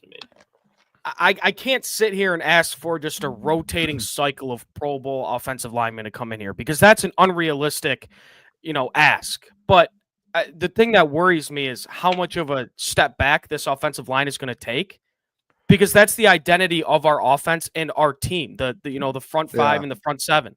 And we've won 85% of our football games because of the trenches. Yeah, I'm with. See, all right. I think this is where the whole Lions fan can agree to the point to where your offensive line starts. I don't think it takes again. Like I don't see Frank Ragnow regressing this year. I see him just being Frank Ragnow, an All-Pro center. I see Penei Sewell getting even better and solidifying himself as the best tackle in the game. Taylor Decker, like, can he get much worse than last year? No. I think he comes. He can, but like I think he ends up coming back and he gets healthy and he knows like, hey, he knows how bad he was. And he was next. I say this all the time, boys. Like Graham Glasgow was like the 80th ranked guard in PFF. Like that 80th. We're talking about the whole NFL. And Taylor's playing next to him. So it's like if you get a guy like Christian Mahogany in who could just be like top 30 ranked guard in the NFL, like Taylor's going to play better just with that. Another guy, a good guy next to him. And then you just sign another free agent. Like, listen, like we had Jonah Jackson the year before, boys. We had the number one offensive line in the NFL. You had Jonah Jackson, who was constantly getting hurt. You had injuries all the time. You had Yodi 2 years ago stepping in the playoffs. And this offensive line was still one of the best in the NFL. Like you're telling me, like Yodi stepping in the playoffs, and Hank Fraley has him ready to go. You're telling me Hank Fraley's not going to get a high level free agent here and turn him into that level again? Like, and you see what I'm saying? So like that's where it's like I don't. Again, in 2025, this offensive line's not going to take a step back. Like I do have faith. You got to see what because it's possible they can. That's why I say I need to see who they sign. What they do to address it. Yeah, but because there's a good chance. There's a good chance that it can. And trade, like the Texans just traded Kenyon Green. Like there's teams that are like you can go out and trade for a guard, and give up a fifth round. Like I would rather Brad instead of trying to draft a guard in the fifth round, I'd rather him give up a fifth round pick for someone who started in the NFL. Yeah, because especially offensive line, like. I know we like defensive end, like especially a lot for talking about a trade, but like if you're going to get an offensive lineman, it's so much cheaper to go out and trade for a guard compared to a defensive end, especially if they're a vet. Like it's not even close. That's right. So yeah, I'm with you, boys. I think there is a question behind it, but I don't think it's as. I think it's more so like hearing Kevin Zeitler's leaving. Like that's just like a shocking moment in the first day. Like you're like, oh, I'm done. Yeah, I was just completely blindsided. I did not expect that whatsoever. I think once we get going a little bit, I was thinking about that too with Brad. I think like today, just starts making all these moves. I think at some point he's going to keep making some moves. Like I do think there's an edge still to come, a guard obviously. Because what does Brad? Antonio's contract look? Sorry, because doesn't Brad like what does Brad say all the time, boys? What's that? Free agency. He fills the needs in free agency. And like you guys really think Brad's going to leave free agency and get into the draft knowing that there's still a need at edge, there's just now a need at guard, there's still a need at wide receiver. He's going to make sure that this stuff gets done. That's why today, as I was thinking about it driving home, I started to kind of calm down a little bit more, thinking about like, hey, when there has been holes, Brad has filled in free agency. Whether it took a week or two, he's always done it. I mean, the opposite of week one last year, would you say Marcus Davenport was filling in a hole of opposite of Hutch? Because you can make an argument he was before he got hurt. I mean, last year that felt like a Band-Aid move. I'm not going to lie. Yeah, I agree with that. But that's where I think he still goes and gets a veteran. I still like even last year though. Like you have Levi, Josh, and all of those guys, and there was someone else on the edge that he had, and Marcus Davenport was kind of that vet play. To where this year it's like he still hasn't gotten that veteran edge. He hasn't. I think he still has to go. I think like a Matthew Judon, I think is in play. And if you go get Matthew Judon to what you currently have, and then you draft an edge and you have Hutch, I think that's like very good. Yeah, he's one of the last guys left. It's him, Fowler, that DeMarcus Lawrence deal. What was that? 14 a year, which is that's kind of a lot. 3 years. 14. I'm glad. Yeah, where did he say? I didn't see that one either. Seattle 3 years. That is crazy. Yeah, he had 1 year deal written all over him. I called in when Jeff was solo, and you boys didn't hear it. I'm starting to get a realization, and I think Lions fans need to get this a little bit. And shout out Morgan from Morgan. Klotz, I know you and him went back and forth, but he, we mended bridges. We're all good now. I love Morgan. But I saw him tweeting at people today, and he actually brought up like a very good point, boys. And I started doing research after and going to different teams to see. Can you guys name me a team in the NFL that has 2 premier edge rushers? Houston Texans. But I'm talking about like top 8. Both are top 8 or top 10. I don't think there's not, defensive lines. I'm talking. Yeah, I think defensive. I'm talking about like a Hutch and a Myles Garrett or a Hutch and a Trey Hendrick. You never see it. Say like Houston's probably the only one. It's close, but it's not. Vikings have like a very they're not elite players, but they have 2 guys that can give you 10+ sacks. The point that he was making though, is do you see a guy going? Do you see but the Giants, go look at their sacks. Are they out there getting 15 sacks and 12 sacks or 17 sacks and 15? Not defensive end, but their defensive line is suffocating. Like the Eagles. The Giants are a joke, but their defensive line is not. The Eagles, exactly. They're a joke, but the Eagles, like you look at the Eagles, like they don't have like 3 guys or 2 guys out there getting 12+ sacks. Like they don't. They have a guy out there with 12+. They have a guy with 7 or 8. They have a guy with 5 or 6. When I read that and I started looking around, like I looked at Eagles had like 40-something sacks. Lions had 39. And then I start looking at like, hey, right, how is this spread out? Eagles just have like 3 or 4 dudes who just get like 8+ sacks. They don't have like a 15-sack guy. It's the same thing with like when I went and looked at the Chiefs. And when I went and looked at all these teams that are winning and they get edge production, I'm like, what's the problem? Oh, but then you look at the Lions. The Lions have like 8 guys that get 1.5 sacks, half a sack. And it's like, okay. We don't really need would Trey Hendrickson be awesome? Yeah. Okay. Is it realistic? No. What do you need? You need a guy that's going to get you 7 to 9 sacks. That's what you need. Like you don't need a double-digit sack guy. You need another guy like that's supposed to be a Lee McNeil. Guess what he doesn't do? He gets you 4 sacks, 3.5 sacks. You need a guy that gets you 8. You need 7. Matthew Judon, boom. Za'Darius Smith, boom. Like that was it, right? Like I had that realization today, boys, where I was like, it's like unrealistic for Lions fans just to keep being like, give me the biggest edge rusher out. Like, yeah, you can't. It's not realistic. You have to build an edge.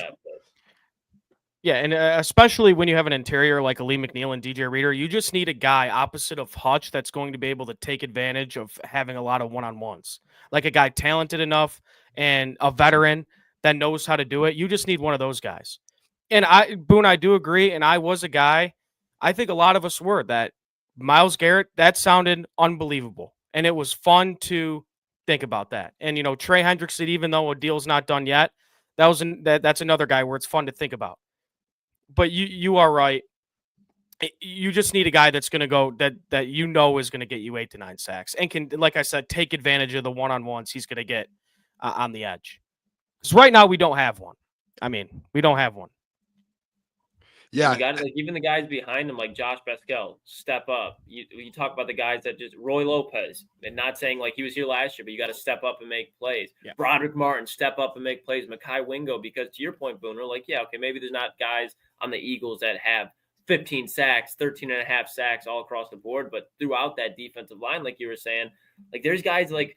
They would have, I forget his first name. It's like or something Burke. And he came on late in the season. The dude just had a random 2 to 3 sack game. Nolan Smith. Like yes. They have 6 to 7 guys that can get after the quarterback. Right now, the Lions, there's 2, possibly adding 3 through the draft. But like even the people that they brought in through free agency this year, Marcus Davenport, we've seen that experiment even before he's brought in Detroit, really didn't get after the quarterback. Roy Lopez, I'm not really going to consider a pass rusher. That's like a Kyle Pecco fill-in.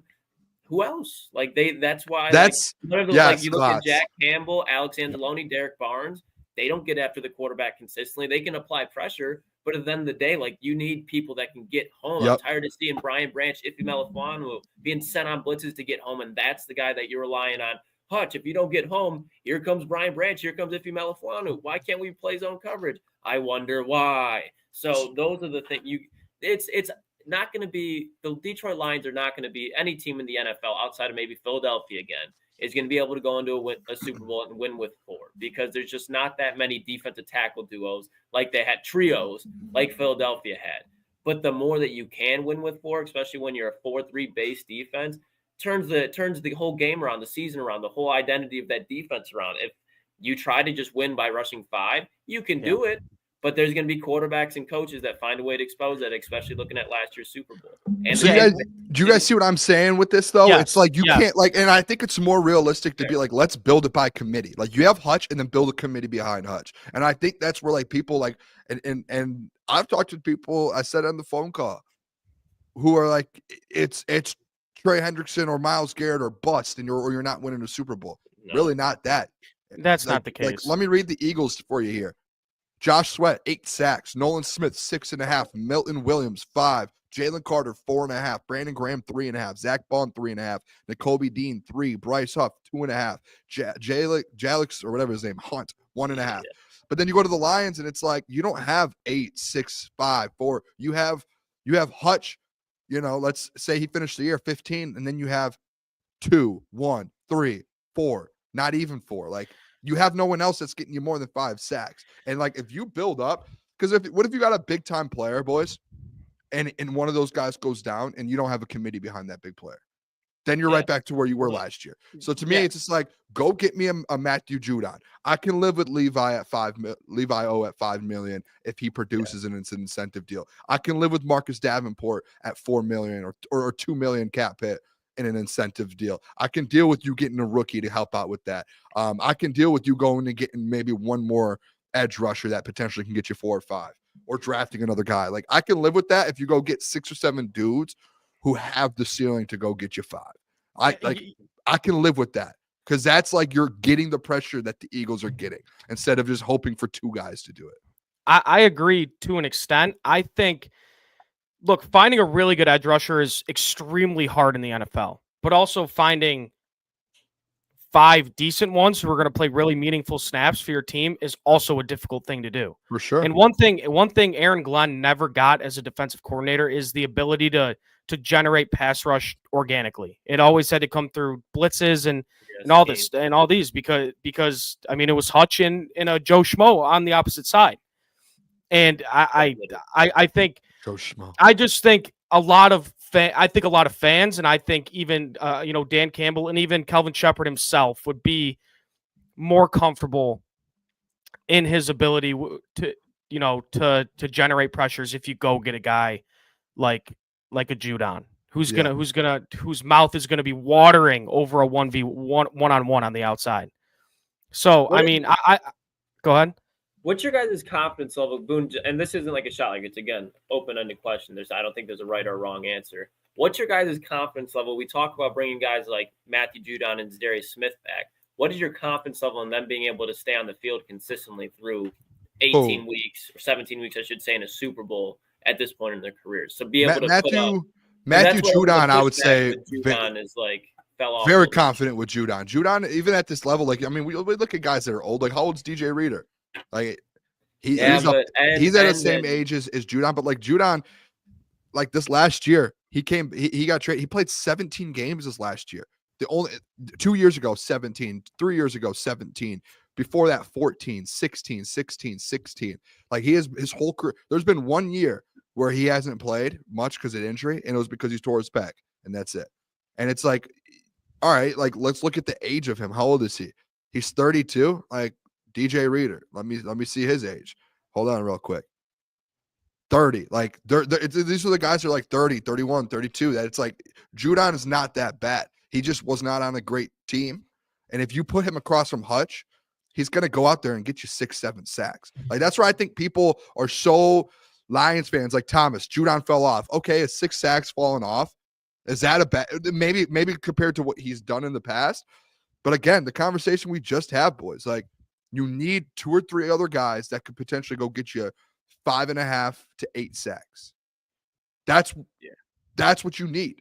You like it's unrealistic to be like, let's go get another 15 sack guy. But it's I don't want to call it unrealistic, but again, it's Madden. I'm saying you love that is unrealistic. No, that is unrealistic. Like trying to go after 15 and a half sack guy, but finding five sacks guys, that is That is so difficult to do. But it's not like, think about this, and I can make this real easy for you guys. And say I was a GM, right? And I'm not saying I'm better than Brad. I would have kept the Zadarius Smith, a guy who's coming off a 9-sack season. I would have brought back Davenport on the same deal, incentive based, and I would have gone out and got a Matthew Judon who's coming off a 5.5 season, who wants to kind of prove it again that he can still play. And now you just had two guys that had 9 and 5.5 last year that you're probably going to get 5+ out of this year, right? Like it's not that unrealistic. You could do it.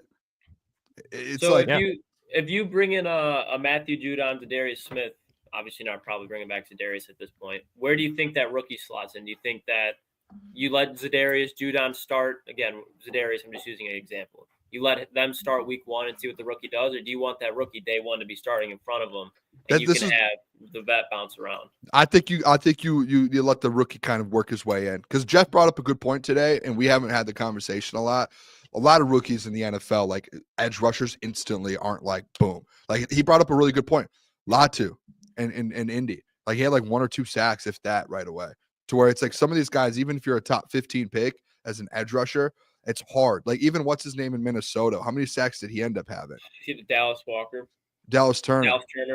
Like I don't think he had more than. I mean, 5 verse one. Versus like rookie of the year, and he had like 6 or something. And I think there are like edge rushers, like Abdul will be good instantly. Like there are going to be guys, but to Jeff's point, like to really lean on a rookie, to be like that dude instantly, that's like, it's putting a lot of pressure on him for sure, as Jeff said. So, like a lot to, like, again, like 1.5 sacks or 2 sacks, whatever he had.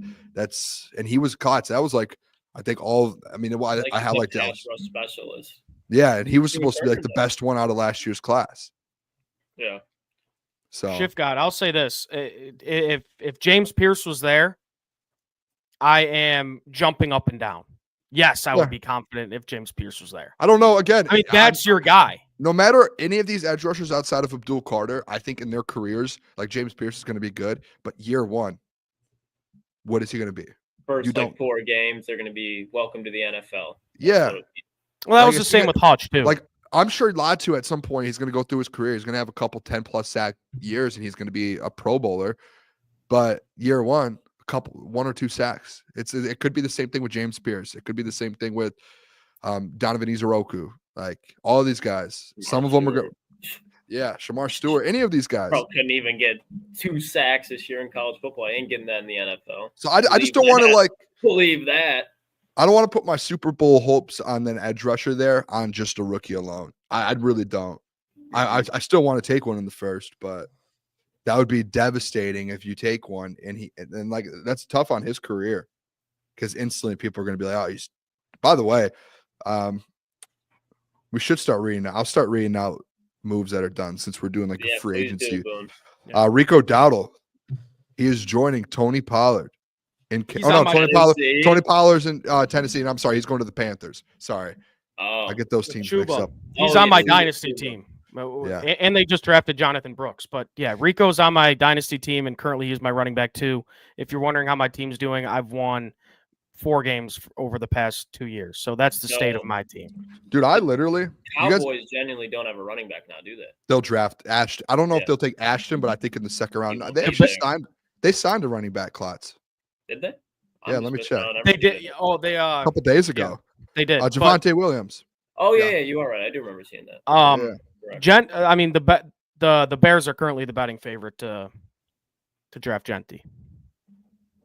Wait for those Raiders. Pete Carroll likes running that football. Marshawn Lynch, get him a little beast mode. Where was it? USC. Reggie Bush. Can't remember the other running back's name off the top of my head. Still 2 good running backs. They don't have anybody. Honestly, you know what the Cowboys will do, right?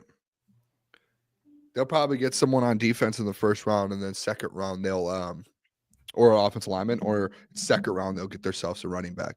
Or they'll sign like Adrian Peterson or something. They'll get someone like Dalvin Cook or Omarion Hampton. If he falls to the second. Commanders or Chargers. That'll be interesting. What else happened today with the Lions? Oh, what do you guys think about? I like Roy Lopez too, by the way.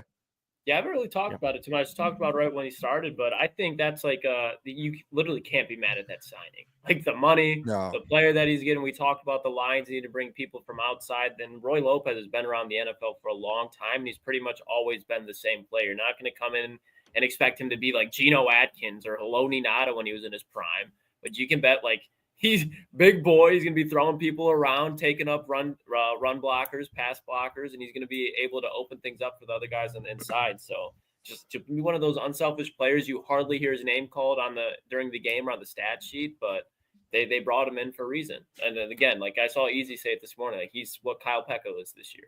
He'll take over Kyle Pecco's spot. By the way, too, I just we have a lot of people in here. Appreciate everyone tuning in. If you guys haven't yet, like the stream, it pushes it out of the algorithm. Subscribe to the channel if you're not. You can become a member. I don't know if it's linked in there to become a member, but there's a way to do it on our channel if you want to become a member. But we're going to be live until probably around 10 o'clock. We're going to do our normal show on here. We're just going to stay live from 8 to 10. The doc is hopping on, I believe, around 8:45 to talk free agency and stuff. So it should be fun. Free agent doc, and he's been texting me today, boys. He is on one. I'll tell you what, the doc is on one. He actually reported. I'll pull this up here because we gave him credit. Hold on a sec. Let me pull it up for the people. He actually reported a deal today. He broke some news, and then he messaged us on our Crunch Time account. I'll read it to you, boys. I love the doc. I hope he's watching right now too. It's one of the funniest things. I've never got a message like this from the doc before. He said, "Thanks for the shout out on signing. Keep up the side hustle. You guys recording some good stuff." Like he doesn't know us. Like he doesn't know us. Like it's just completely he sent it like we're a random person. It was like, "Keep up the work, boys. Like, thanks for shouting me out." He's going Hollywood, man. Yeah, he's going Hollywood. Oh, dude, I was like, so the doc did he not know that was us? I have some words for Doc too, because I kind of posted my reaction. I didn't take a video or anything, but just threw something up on Twitter about Zeitler, and the Doc goes, "Oh, he's 35. He's creeping up as the same old age as me. You don't need to re-sign guys that are 35 years old." I'm like, "Doc, what are we gonna what?" Listen, again, I'll say this to the doc. If we figure out who the replacement is and they bring another 1-year guy in and they draft the replacement for the year after, I think Brad wins. I think Doc wins. It's a good point.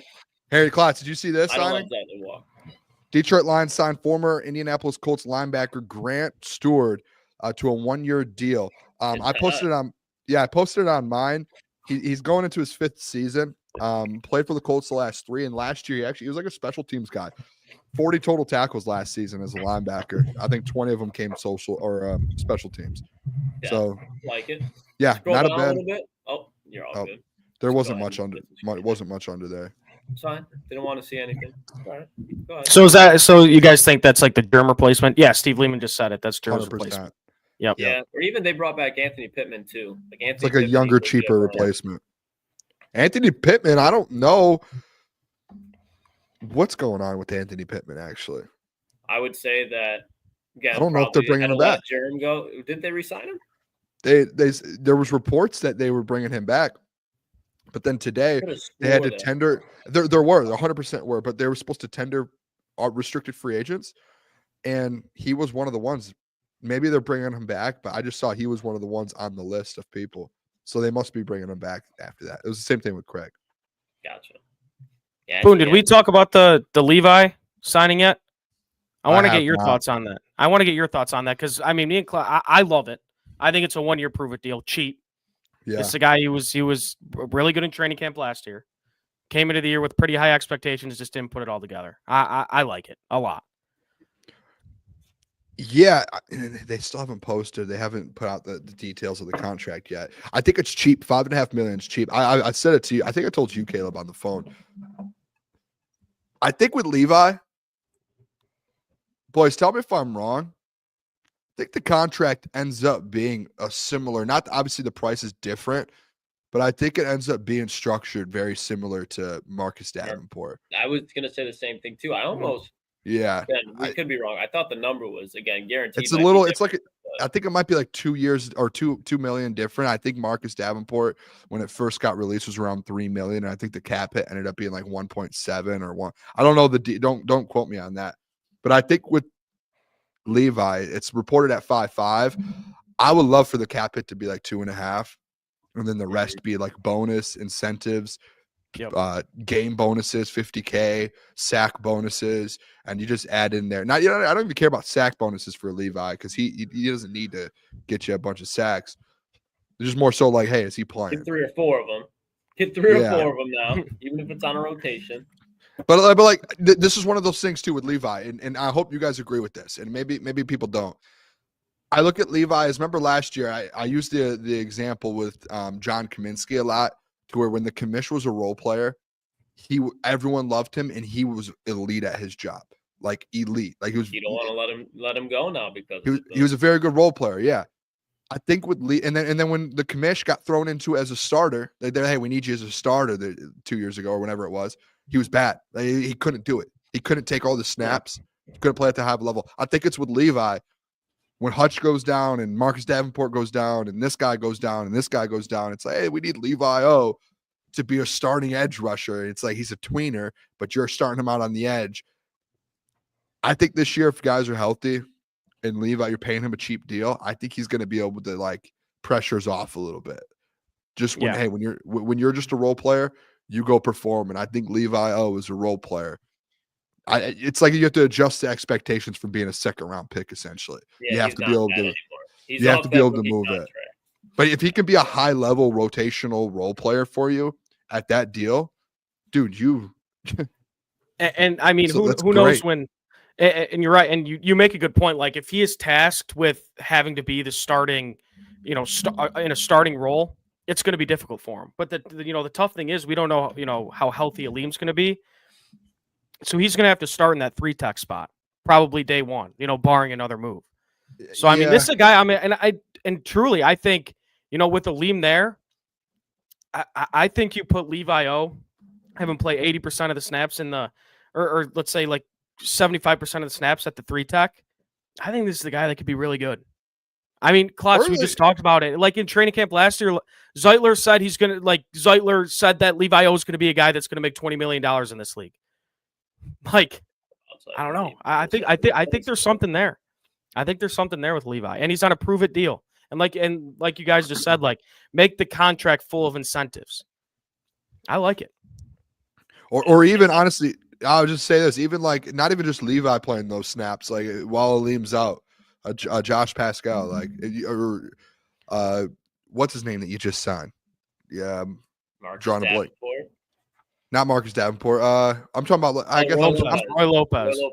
I know, or like you just go big. I know he's a nose tackle. Pecco or not Pecco. Micaiah Wingo.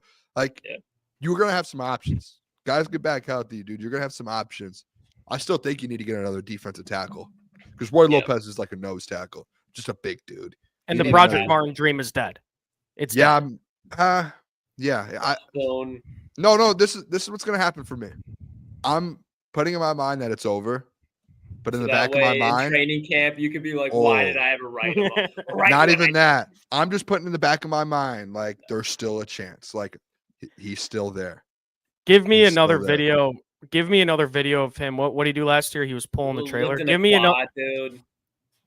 Give me another. Well, give me one of those videos again, and I'm back in. You see him? I'm back. It's just like Carmelo Anthony going to shoot in the Brickley gym in the offseason. Everybody's like, or Ben Simmons, get this guy's back. How about That's how I'm going to feel about Broderick Martin. Hoodie Mello. Can I give you guys this real quick? Shefty just put this out. Running back deals so far in free agency. Hey, this is Crunch Time Sports free agency frenzy. All right. Running back deals so far in free agency. You boys ready? Mm-hmm. Najee Harris, Chargers. Love that. Aaron Jones back to the Vikings. Javonte Williams, Cowboys. Rico Dowdle, Panthers. This is a good one, boys. A.J. Dillon. Klotz, did you see where he went? I love that for them. I like A.J. Dillon. Like everybody's going to be the two biggest quads in the game. Like if they get the tush-push ban, they're just going to be handed to A.J. Dillon, the dude with the biggest, besides Saquon, the two biggest quads in the NFL, the running back spot. Saquon and A.J. Dillon. Who did they have? I think they had Saquon behind Jalen Hurts usually, didn't they? Yeah. pushing him. Now you just have Because they AJ can Dillon pitch it push to the him. outside. Don't AJ even- Dillon's a monster. Just have Sorry. AJ Dillon push Jalen Hurts. You don't think? Hey, Yeah. it's Or easy. just hand it off to AJ. Like if they take just hand it off to AJ Dillon, he'll get you a yard. Kenneth Gainwell, Steelers. Elijah Mitchell, Chiefs. P. Ryan, Bengals. Khalil Herbert, Colts. Ty Johnson, Bills. Jeremy McNichols, Commanders. So it's the running backs for you. $3 million for Rico Dowdle, by the way. He was a good Well, running back. I like him. I wanna get your opinion on it just in case somehow, unfortunately, I don't think it should happen if people are expecting someone else to hype it up. I won't at least, but when you see that Cooper Kupp's released, and I instantly go on Twitter and it's Cooper Kupp and Jared Goff back in 2018 together once they were like in LA, and it's what are your guys' thoughts on Cooper Kupp? I'm out on it. I can explain later, but where do you guys sit on it? Caleb, you can go because you explained it yesterday, Klotz.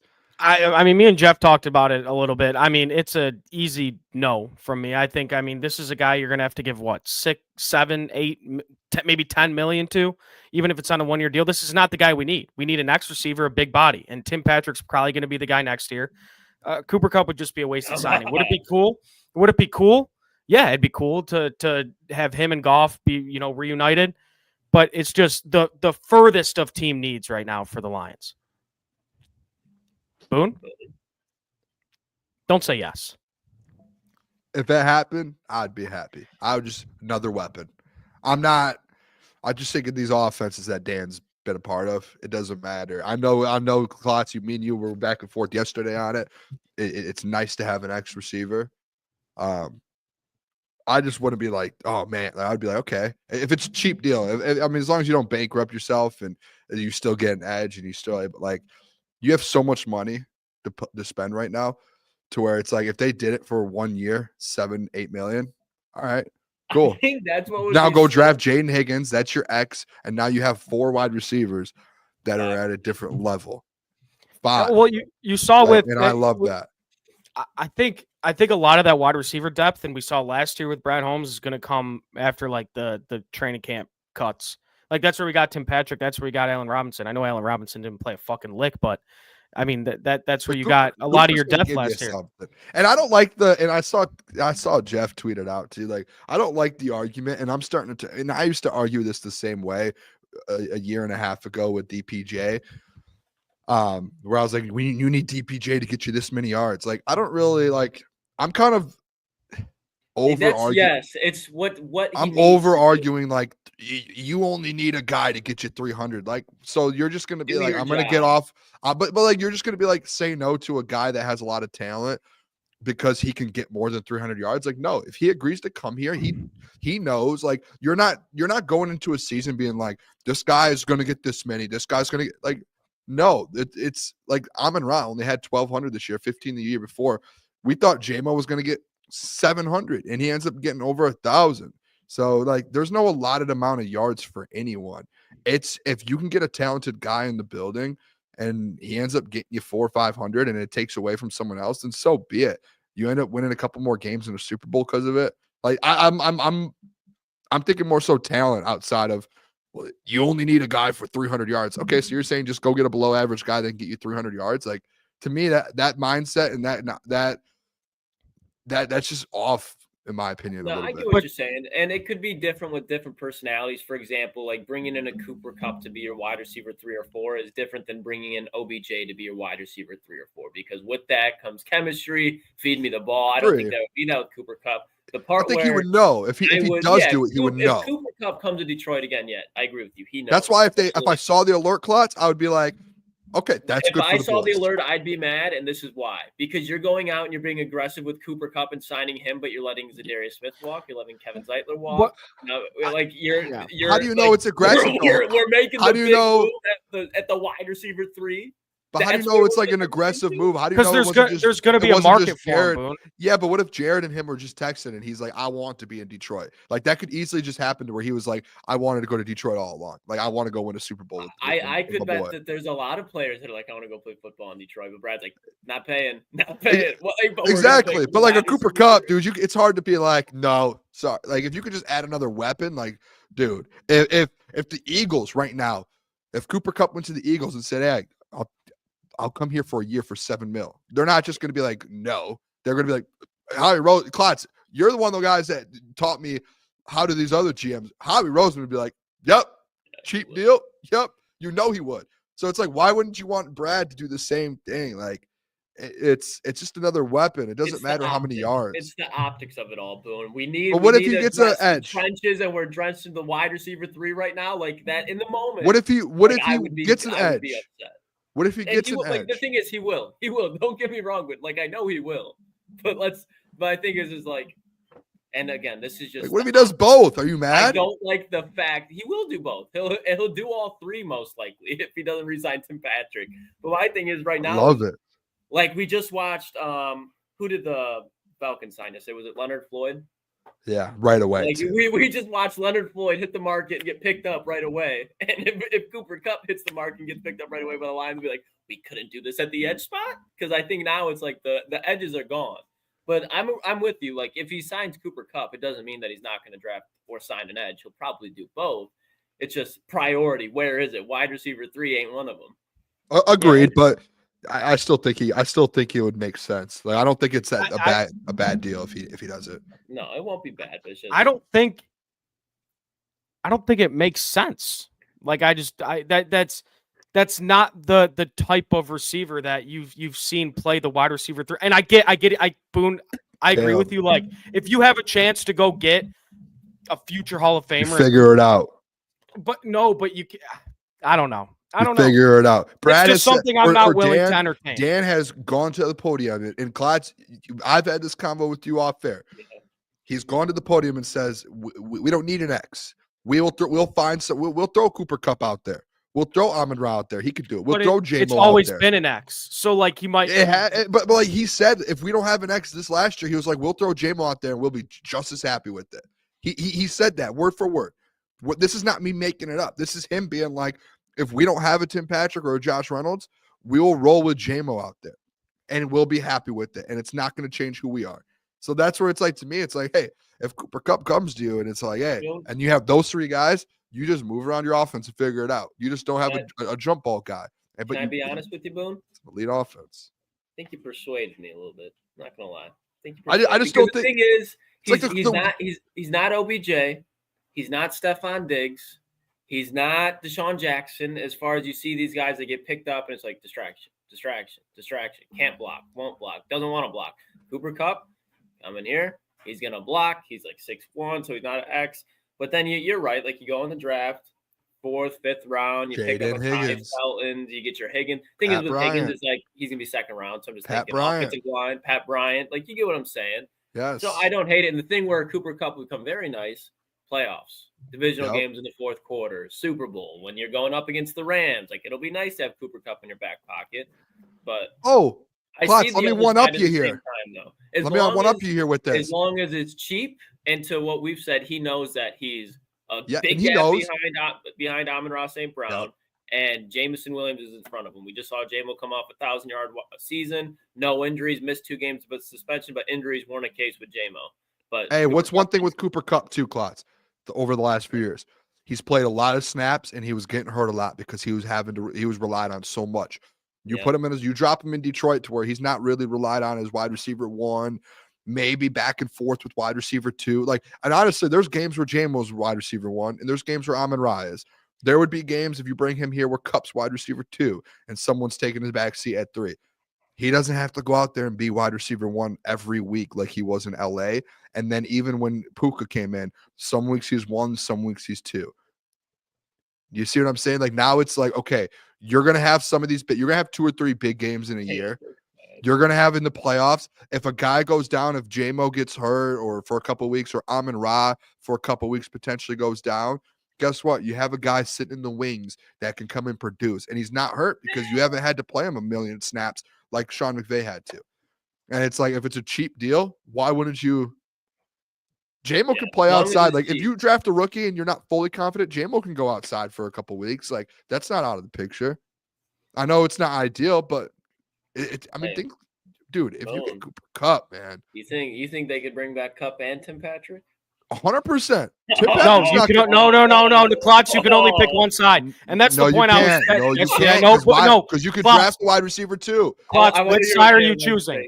Which side are you choosing, Klotz? Because I'm on Team TP right now. I'm on your. I'm on Team TP. You do not get to say where. No, but that's what I'm saying. That's what I'm saying. Let me ask you this: how much is Tim Patrick going to cost? Couple mil. 6. No. Okay. What did he get paid this year? I'll run. Okay, let's go 5. We'll go 5. We'll go 5. How much do you think Cup will cost? 10. Think Cup's going to cost 10? Yes, I do. If Cup's going to cost 10, I might be pushing back. If he's under 10, I'd be. But it's like if you bring back those, you don't got to worry about wide receiver in this draft. Tim Patrick's going to pay you like you $2 get your million. outside guy and you get Cup on the inside because both. Of them, okay, perfect, Boone. Tim Patrick, his market value on Spotrac is 1.5 million, I think. What is Cups? And I'll say this: $2 million for a guy with a great run blocker, and but again, just Caleb, a reliable guy. a 1-year deal. Like you're at, like this is where I'm at with this. Like, why are we acting like you can't? Oh, there it is. Why are we acting like you have to like we're pinching pennies here? Like Brad has the money. Well, it seems like we are. It seems like we are.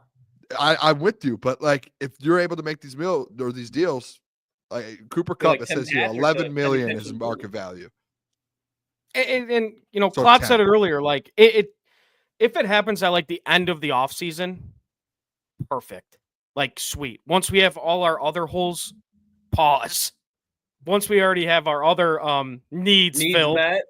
Yes. Met. Whoa, that was a bad one.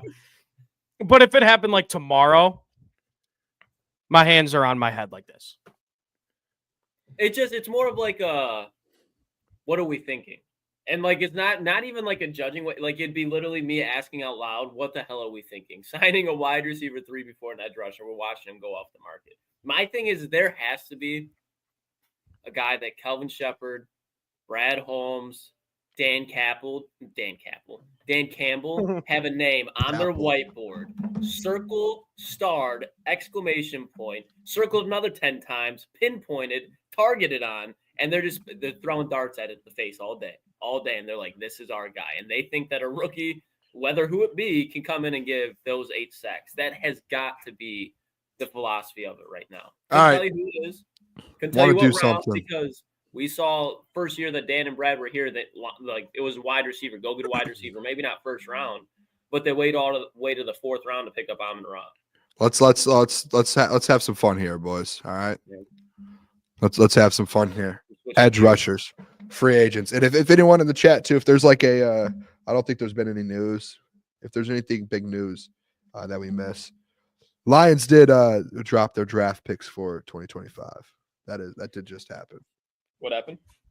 They dropped their draft picks officially because they got the comp pick yesterday. All right. Let's go over edges. Let's start at the top of the list, boys. All right. Huh? What do we think? No. Yes. Von Miller would have to be like dirt cheap. That's your James Houston for this year. So Caleb's so opposite. Well, I mean, we had the conversation about Von yesterday, didn't we? I mean, because he's just one of the last names out there. I would have to see like how much it's for, because he's a veteran edge rusher. That's kind of what we're looking for. But I mean, he's 36. Like if he's going to want a bag, I'm out. I mean, I already know the best name on this list, and we'll get. Hold on. We'll get there. All right. Next one. Draymond Jones. Yes. I thought this was like, well, I was just saying, like Brad, Dan, Kelvin Shepard have a guy circled. Like that's my guy for free agency right now, because he's exactly what the Lions want. He's played in Denver. He's played in Seattle. And in both teams, in both schemes, he's able to put up 4+ sacks pretty much every season. Over the last 4 years, 20.5 sacks. Is able to be a power rusher on the outside, set an edge, stick his nose in the dirt, put his hand down, play a 3-tech, get to the quarterback. He just hasn't been somebody that, again, it's been pretty much 4 sacks a season. He hasn't had a season where he's had 8 sacks, 7 sacks. Like he's just been a steady guy where, hey, have him be your 5th, 6th option on your defensive line. If somebody goes down, like Aiden Hutchinson has to leave for a game, you can stick in Draymond Jones. He's not going to be Hutch, but he's not going to be a liability out there. So that's who I think we talk about needing to bring in another vet. You put him behind Aiden Hutchinson, you put Marcus Davenport behind Aiden Hutchinson, and then vice versa to be in front or behind the rookie. Like you signed Draymond Jones, I'd be okay with you talk about the situation, working that rookie in that you signed in the first, second round, have him sit behind Draymond Jones for a game or two just to get his feet wet. That's be all right. Yeah, I listen, like his previous deal, it says 17 million here. I'm not coming close to that. Like it would have to be way under 10 to me. Because if you're talking about like you're just having him come in, you get your 4. He's coming in basically 4 sacks. Like to me, the next name on the list, Matthew Judon, who as well, like they both played 17 games last year. Matthew Judon already had 5.5 sacks last year, coming off a pec injury. And Draymond had 4. So like I would be like, if you had to pick Draymond Jones, Matthew Judon, I'm probably going Matthew Judon just based off of like his ceiling, his production ceiling is higher. Like he can get you 7 if you need. Yeah, I'm not gonna fight you too hard over that. I love that. That's where I would just pick. I would pick Judon over Draymond just because it's. I mean, his highest career is 6.5, and that was a couple years ago. Do you get what I'm saying? If I'm saying, yeah, I think it's an average good signing. Yeah, I get the age with Judon. Boone, what is deal, though, I don't think it's that crazy. I'm with you. That's why I'm not going to fight you. What do they have Judon's market value at? Let me see. Let's see if they have it here. Hold on. Oh, 4.5 million, 4.2. Yeah, sign me up. You would do a Judon deal. I think Judon come back home too. I feel like he would get back to Patriots to where you're not getting 12 out of him, but I think you can get 8 or 9 out of Matthew Judon. I truly think that, especially at like a championship level. I wouldn't be shocked. Preston Smith, boys, what do we think? That's somebody where what Doc was saying about the age, like I think Preston Smith, for the player that he was, was kind of like, especially when him and Za'Darius were together, very similar play styles, but he's a little undersized and he lost his step. I'm out on Preston Smith. I think if he was good, Mike Tomlin in that front seven would have kept him. So I'm out on Preston Smith. Yeah, I think I am too. He had like 2 sacks last year. Didn't help out much. He used to be like when he was in Washington at first, I wanted him in Detroit bad. I think that was around like Trey Flowers time. The Za'Darius Smith thing is so, and I'm gonna be honest with you guys here. The Za'Darius Smith thing, this is one of the first things where I'm like, I have zero clue what Brad was thinking. So what are you thinking? Like, what are we thinking? Yeah. Typically, I can like people are like, oh, Booner, you're slapping. Like I could find a way around to make an argument in Brad's favor. I don't think anyone money, but even then, I don't think you can. I don't see a world where you can make an argument. For what? Dropping Za'Darius Smith, not I thought you were saying you're bringing him back. I'm like, what the fuck are you talking No. Like I don't understand it. I really don't. I can't wrap my head around why Brad like the money, but I would just have taken I'd pay the man. If it's like 12 million, whatever it is, just give the man his money. You're moving on with the 9-sack guy. The only thing I could have, Boone, you're 100% right. Like the only thing I could have pictured is you drop Za'Darius, and then the minute the legal tampering period starts, Josh Sweat is a Lion. Like that's the only thing I could have. Okay. That's why I said earlier today, I actually said it on the phone with Jeff. You guys weren't here. I said, I think Brad, this is the first year where Brad's lost out on some deals. Like, I think he had Josh Sweat, and I think it fell through. I think he had Kevin Zeitler, and it fell through. I think he is at the point to where he had deals in place, and he thought he was going to get certain guys, and then they fall through. I really think that. I'm with you on that. No, that's it, Boone. That's an interesting point, and if that's true, man, that's you don't see that often from Brad. And just that's to lose out on guys. I kind of get that. Like, okay, I understand that philosophy where it's hard to. We talked about it yesterday, Boone. Every GM has that struggle of there's 2 sides to every party. Like you gotta land. And that's every GM. That's where the frugalness of Brad Holmes sometimes gets me a little frustrated because it's like. If you were to offer Za'Darius or Zeitler $2 million more on a 1-2 year deal, that's really not affecting anything long term, in my opinion. Like I think that little extra money to convince them to stay 1 year, even though they weren't somebody that you drafted, they were a free agent brought in from the outside. There's still got to be, in my opinion, sometimes there's like putting your foot down and we are not letting you walk outside this room. And I feel like they do that to their own. Like they weren't like Boone made the joke all last offseason. Like if Penei Sewell, Jared Goff walk into Allen Park this offseason, you lock the doors. You do not let them walk out until they sign that deal. It doesn't have to be every free agent, and it doesn't have to be for a lot of money.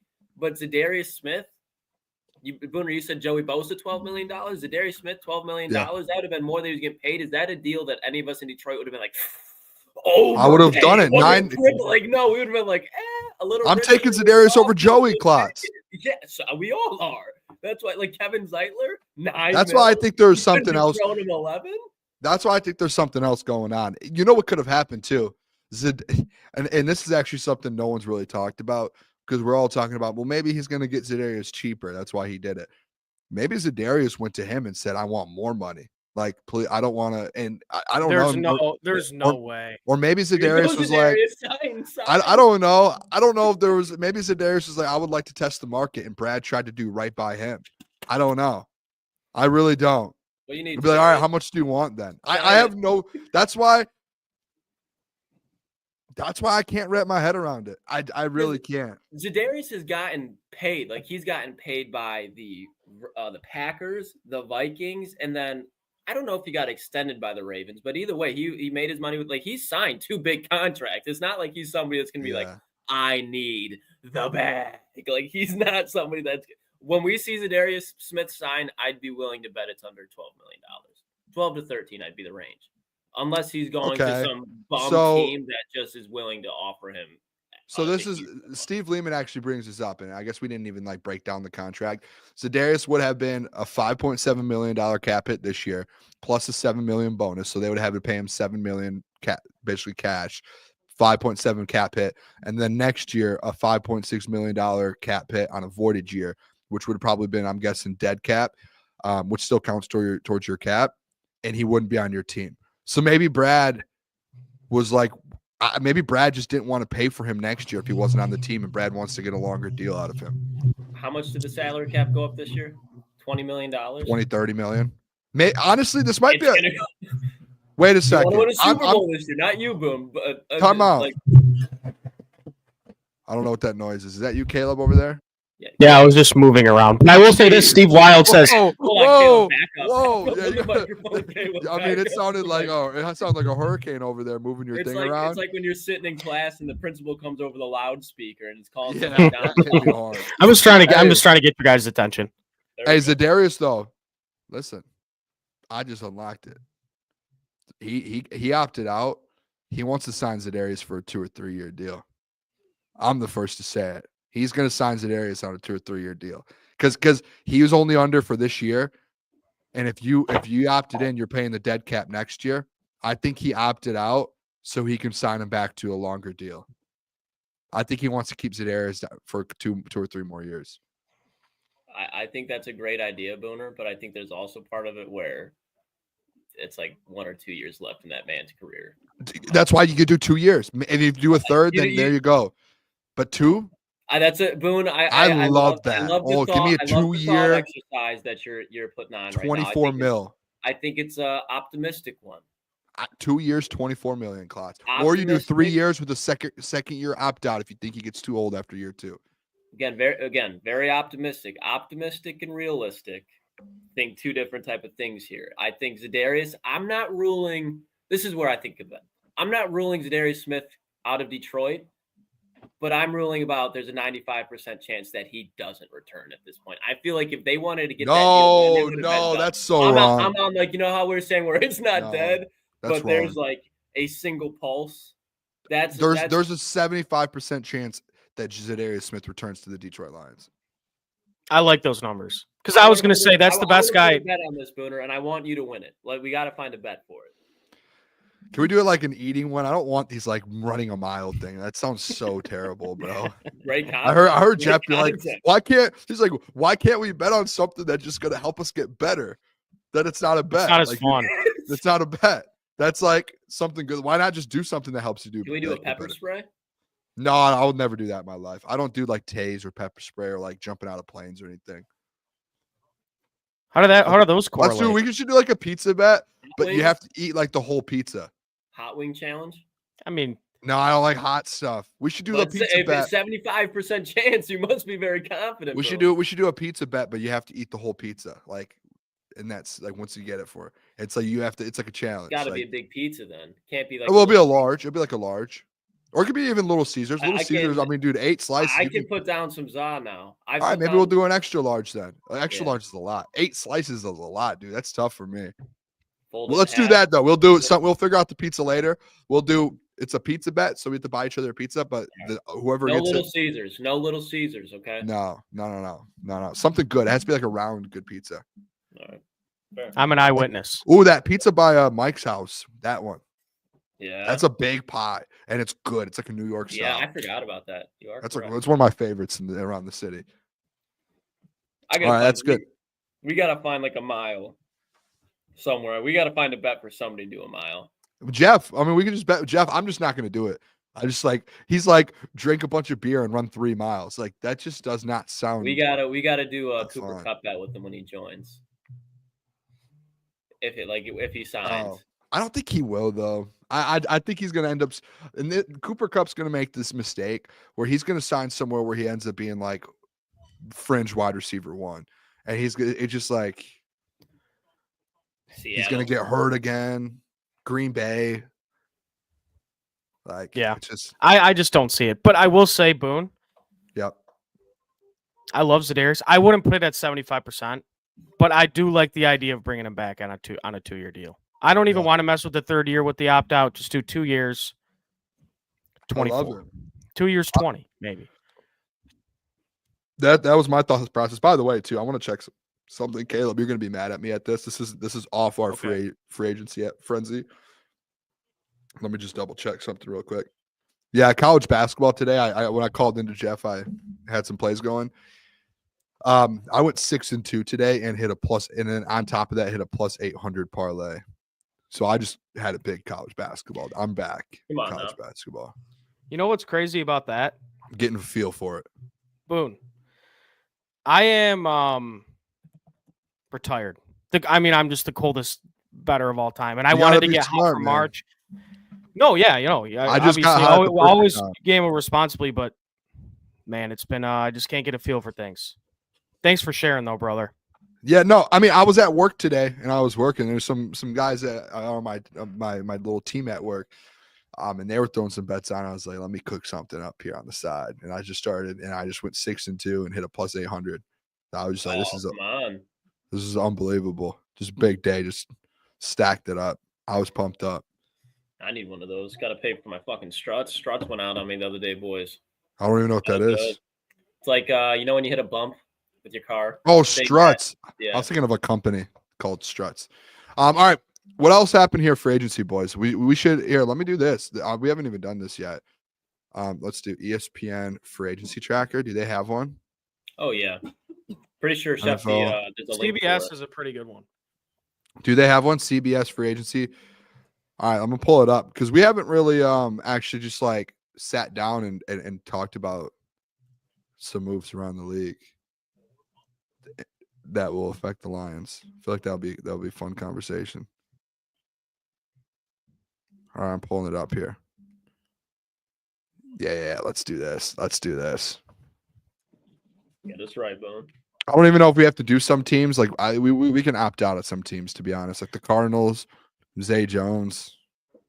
Zay Jones? They didn't really do much. Oh, they signed. Oh, wait. They retained Baron Browning. them. That's I mean, Josh Baron Sweat? Browning- Buckeye. Josh Baron Sweat. Browning's a Buckeye. Mm-hmm. Oh, I didn't know that. Falcons. Falcons kind of. Divine Diablo is Leonard Floyd. he was like Spillane before Spillane with the Raiders. It's a Like good him, one for Leonard them. Floyd, obviously. Left tackle extended him. Ravens didn't really do much, but just get DeAndre Hopkins. Which is nothing. Do you know how many DeAndre Hopkins the Ravens have signed at this point? This is like Sammy Watkins, like Deshaun People Jackson, loved it. Yeah. People He's thought gonna have 400 yards and 3 touchdowns on 20 catches next year. I'm just waiting for another Lions thing to drop, man. How sick would it be right now? It's like Matthew Judon to the Detroit Lions. Cooper Kupp. Buffalo Bills. By the way, I saw a tweet today. I can't remember who put it out there, but Josh Allen. They were speaking with Josh Allen about his contract, and this is Jeff, Caleb. This is why I've. Where the fuck, Lucas? Am I? Oh, Lucas. Sorry, Wow. my bad. Classic. Disrespect. No, yeah. Hey, no offense to Keep Caleb and rolling, Jeff. you're good. Klotzy's my number one. Hey, believe me later, Klotzy. Come on, man. Um, Replace. Josh Allen. This is why he's my number one quarterback in the NFL. This man went to his GM and he told his agent, "Take money off my deal. I don't need to make an extra 5 or 6 a year." He was like, I don't need it. Like, what am I going to do with 5 or 6 more million a year? Like, I have everything. 330, bro. Yeah, he's like, I have everything in my life that I need. And he's like, just take that off and go get Josh Palmer. Go get this guy. And that's what he did. And, it's like, he's not the highest paid like Dak is. And Josh Allen should have reset the quarterback market and gotten 60 mil a year. 65 mil a year. He settled for 55. I saw that and I go, hey, boys don't like this guy. That's why he's my guy. Josh Allen fan. I am, Boone. I am a Josh Allen fan. Bills Not did a good compared job, to Joe though. Burrow. Greg Russo, Khalil Shakir, Terrell Bernard, Ty John. They got everyone back. Josh Palmer. I Michael. didn't see they got Larry Erginobi. Joey Bosa today or last night. Yeah. They did Evans and Derek Forrest. Dogs. Ray Davis gonna have to welcome them Hot to the seat. NFL. The Buffalo, but no, Ray Davis ain't on no hot seat. Hot seat. Enough Ray of this. Davis. Not. I mean, Ray Davis. We're talking hot seat and Ray Davis. That's malarkey. Hot seat. Malarkey. Ray Davis is the man. Carolina. And if Panthers. you guys know, he won me a first touchdown bet at plus 3,000. So he's the man. Carolina Panthers worked this offseason. They did. They re-signed a bunch of dudes, and then they brought in a couple guys as well. Trevon Morig, 3 years, 51 mil. Not familiar with this game. Solid guy. Safety from TCU. I know he was on the Raiders at some point. He was on the Saints, I believe. What's up? Caleb, I'm gonna ball nowhere check you here. I think it's the Saints. No. I think you're right. But I don't know if he spent his whole time with the Raiders. Yeah, no, he is, because I get him and Avonte Maddox mixed up, and Avonte Maddox is in Philly. Morig was on the Raiders. I do believe he was a Horned Frog, though. Can confirm. I think you are correct. A Horned Frog out of TCU, a Christian product. Yep. All right, I'm going to keep going here, boys. Chicago Bears, Jonah. I think the Bears did a great job. The trade for Jonah, Joe Tooney. Yep. I hate how it's spelled. It's pronounced Tooney, right? And it's Tooney. Very misleading. Yeah. It's a very misleading last name. I hate it. Retained a couple dudes. Deo. I'm so bad with names. This is worse than Jeff. This is actually probably their sneakiest signing with Deo Oyedika. Yeah, that guy. I think Grady Jarrett's a great one as well, too, to be honest. Brady, that's kind of like the perfect pairing, too, because on the outside, like when you look at Indianapolis's front four over the last couple of years, it's sneakily been very good, and there hasn't really been any way for him to progress. He had a really good rookie year. I think it was a really good second year where he had like 6, 7, 8 sacks, and they kind of turned it off into like a solid guy. But you go into Chicago, outside of Montez Sweat, nobody really sticks out, so he's getting a fresh start. Good team. I mean, look at their front, not even 7, but I guess their front 7 Klotz and Caleb. Montez Sweat, Deo coming off the other edge, Grady Jarrett, Javon Dexter. Though that's your inside. Dexter, bro. Dexter is good. That's your inside. And then your linebackers, you have TJ Edwards, Tremaine Edmonds. What are we with the 10th overall pick? With the 10th overall pick, and you have a couple guys coming off the bet. Like they honestly. Those two moves there, Grady Jarrett and Deo.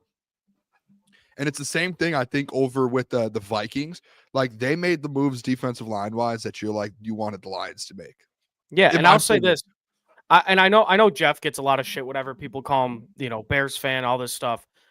And it's funny to make fun of the Bears because they always suck and it's awesome. They got a lot better this offseason. Like, they are – I'm not gonna say they're going to be a huge problem, but they're going to compete in that NFC North. And I wouldn't be surprised if they came in second in that division and gave us a run for our money for first. There it is. I'm with. I'll be on the lone hill. They will be an improved team. I'm not saying that. They had a good offseason. I'm not saying that they didn't.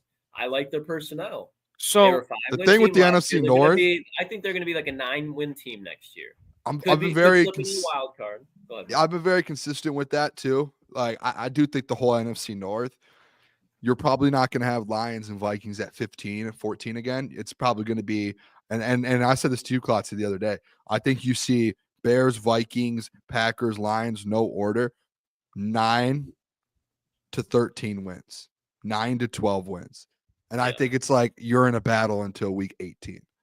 I mentioned that yesterday. I was just like, I don't see a world where it's not like that now going forward. It's the toughest division in football.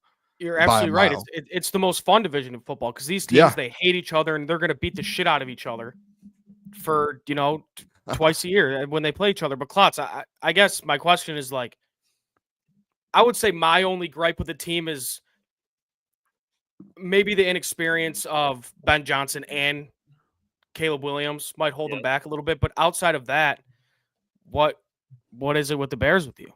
I think that is it within itself. You look at this team, like I think you could make an argument this is a team that could go out there and win 12 games. Okay. Now let's welcome to the NFL where you got to learn whether you're an offensive coordinator, quarterback, head coach. Like again, like if you are the Bears, whether it's Ashton Gentry, Marion Hampton, they're going to have a young running back in there most likely, a young quarterback, a young head coach, and a lot of the weapons outside of DJ Moore. What are they? Young.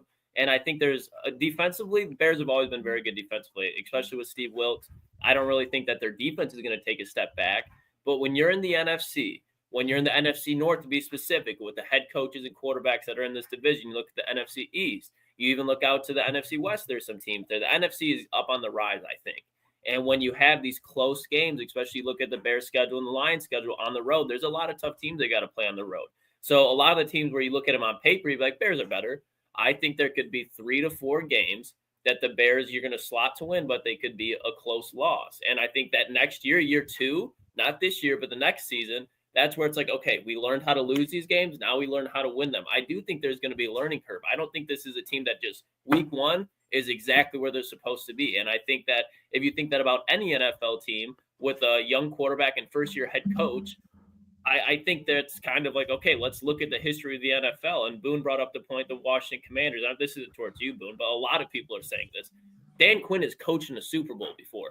Dan Quinn has put Matt Ryan into a Super Bowl before. He's a defensive head coach, and he has Cliff Kingsbury, a very good offensive coordinator, who's been an offensive coordinator before. And the NFC East last year, as a totality, nothing close to the NFC North. The Eagles are there. But I think it's a different type of situation. So I just think the learning curve thing is there. Like on paper, they look like a 10 to 12 win team.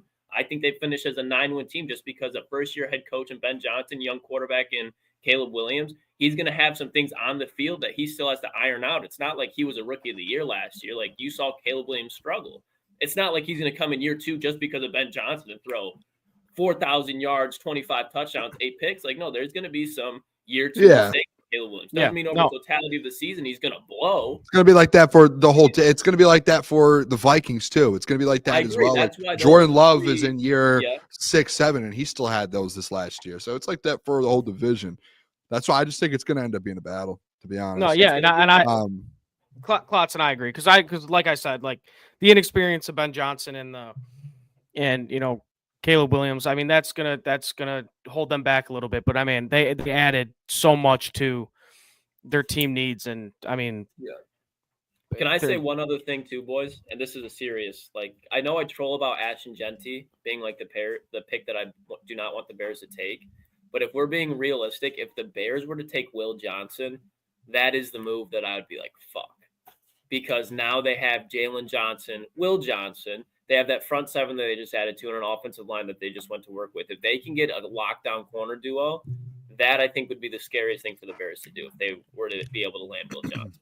Just because to your guys' point, like I love Gentry, but you can find running backs in this class. You can go get one in the second round. You walk out with Will Johnson and a running back, that's scary.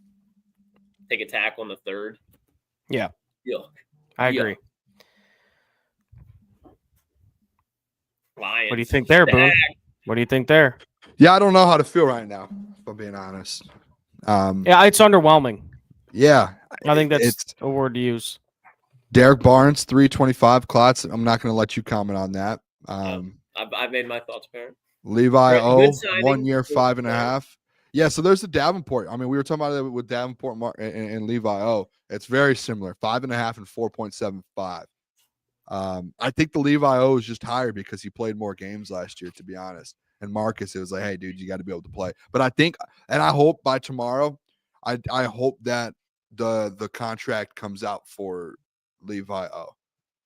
I want to be able to see like everything with it. I don't know how long it'll take for that to come out. I don't know where to find it. I know obviously Spotrac, but I wonder if like the NFL sends it out or the Lion. I don't know. So we have to figure that out. There's Zeke Turner, but who was the other guy you said? Anthony Pittman. Zeke Turner. Anthony Pittman's not on there. Yeah. Oh, yeah, you're correct there. Yeah, Pittman's on Oh, by the way, Craig Reynolds. We didn't even talk about it the whole show. Craig Reynolds coming back. Supposed to be coming back. 1-year deal. Like that. Can't be So bad there's at that. DJ Reed, 3 years, $48 million. By the way, too, boys, we got DJ Reed, 3 years, that price. I want to look something up real quick because I saw a tweet yesterday about these corners. Let me see if this came out and if this is correct. Spotrac has it at, yeah. So all these players, let me do this math real quick. 54.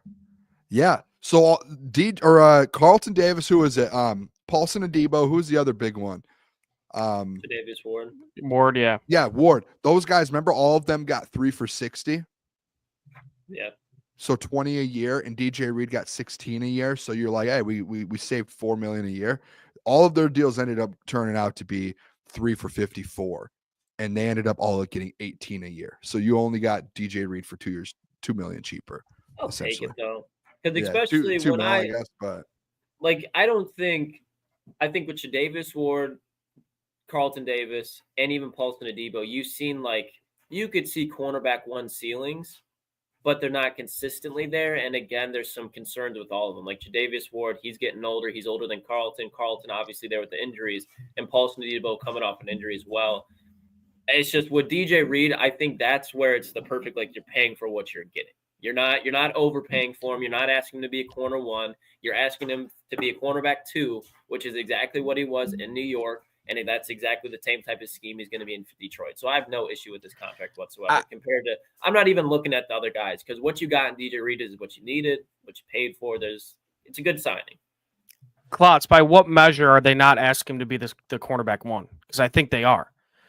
I think they – go ahead. I would say this then. When has DJ Reed ever been a cornerback 1 in the NFL? He hasn't yet. And so this is my, again, I don't know if that's maybe when I look at this signing, in my opinion, I see you were just the Robin to Batman with Sauce Gardner. When he was with the Niners, he was there with Richard Sherman and those boys. When he was with their Seattle, wasn't really the secondary. They had like Shaq Griffin, but he's always been that number 2. So why would you ask him now when you have a corner in Terrion Arnold who you drafted in the first round to year 2? It's time to step up, make that cornerback 1 type of step.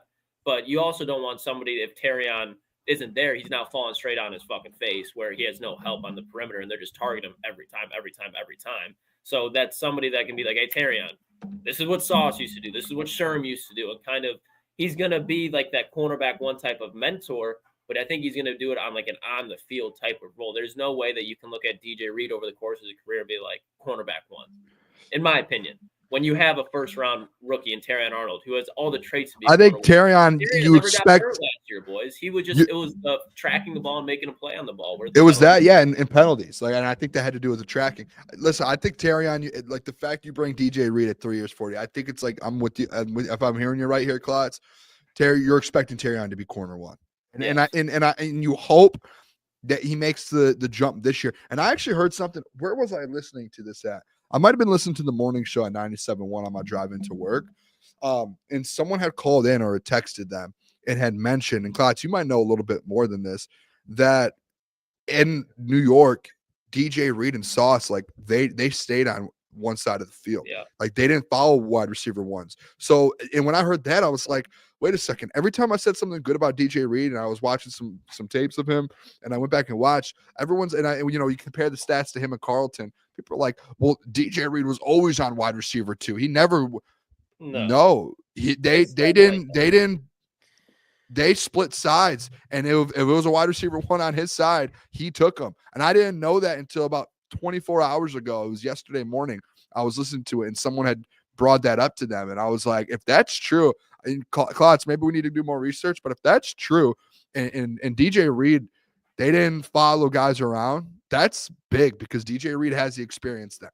That was why I think people were bringing up stats about him versus Justin Jefferson, because he had to go up against Justin Jefferson at points because of that.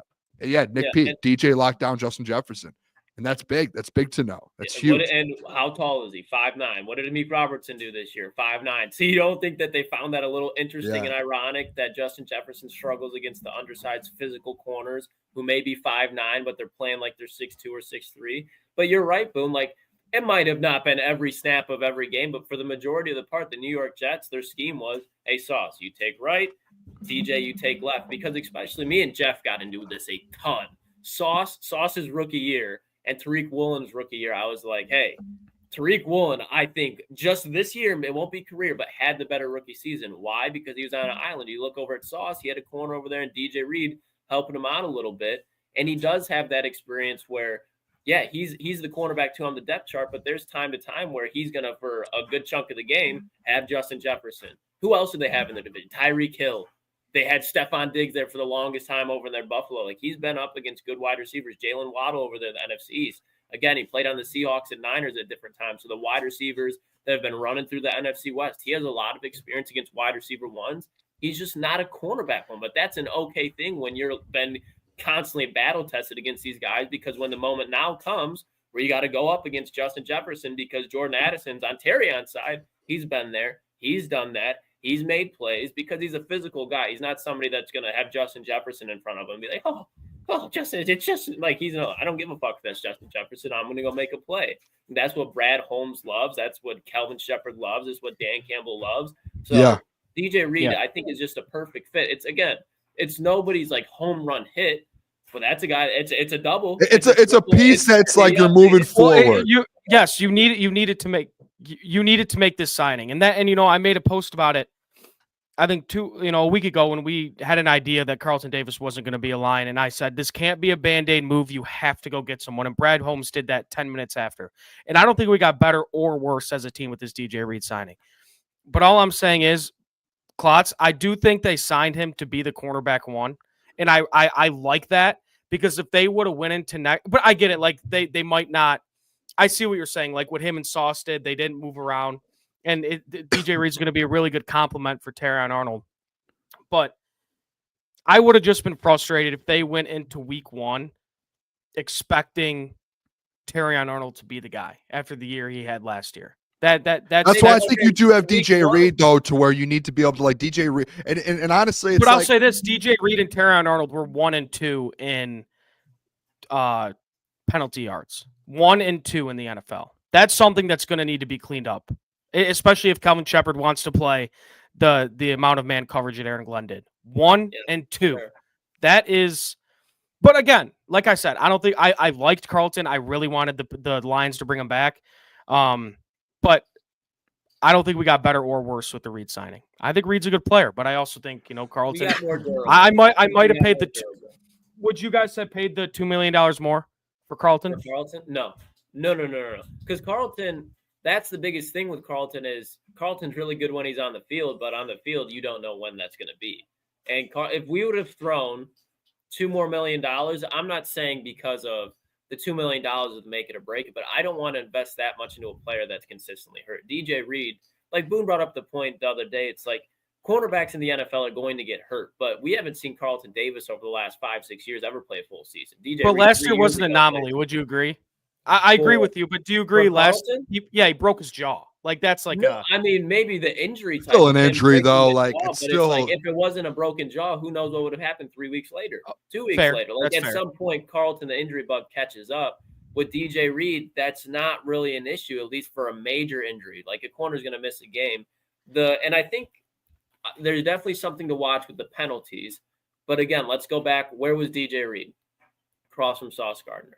You throw into Sauce Gardner's side, you throw into DJ Reed's side. Let's look at Terrion Arnold. When Carlton was healthy, you throw into Terrion, you throw into Carlton, especially with no pass rush. So both of them were in corner 2 roles now. But the week one thing, like week one, DJ Reed can be corner 1. That's fine. I'm not like I think it would be again, you'd have to see who they're matching up with, etc. By week 8, Terrion Arnold with DJ Reed there, with Brian Branch and Kirby Joseph behind him, a healthy Aiden Hutchinson, hopefully Jack Campbell taking that second step. I even expect Anzo and 31 years old this year look a little bit better. Derek Barnes proving me wrong. Like we said, this defense should be better. There's no excuse for Terrion Arnold not to look like a cornerback 1 by like week 8. Post-bye week. Hopefully we don't have a week fucking 5 bye week, but post-bye week, middle of the season, Terrion Arnold should come off that bye week, game planned, ready to go with Kelvin Shepard, looking like a cornerback 1. I'm not going to be throwing my arms up in the air if there's a pass interference call every now and then, but I don't want to see the games where it's just doop, doop, doop, doop, Terrion Arnold penalties, completions given up down the field, because he's in position. He just needs a little bit more coaching. Is that right? Is that right?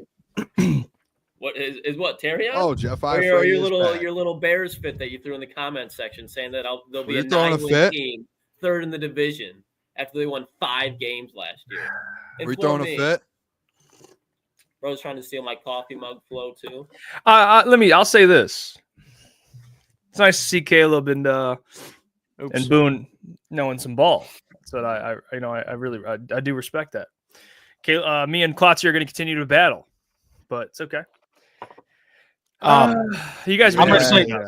You guys have been doing. I'm gonna. I do have to hit the road. I'm gonna say this before I end it here.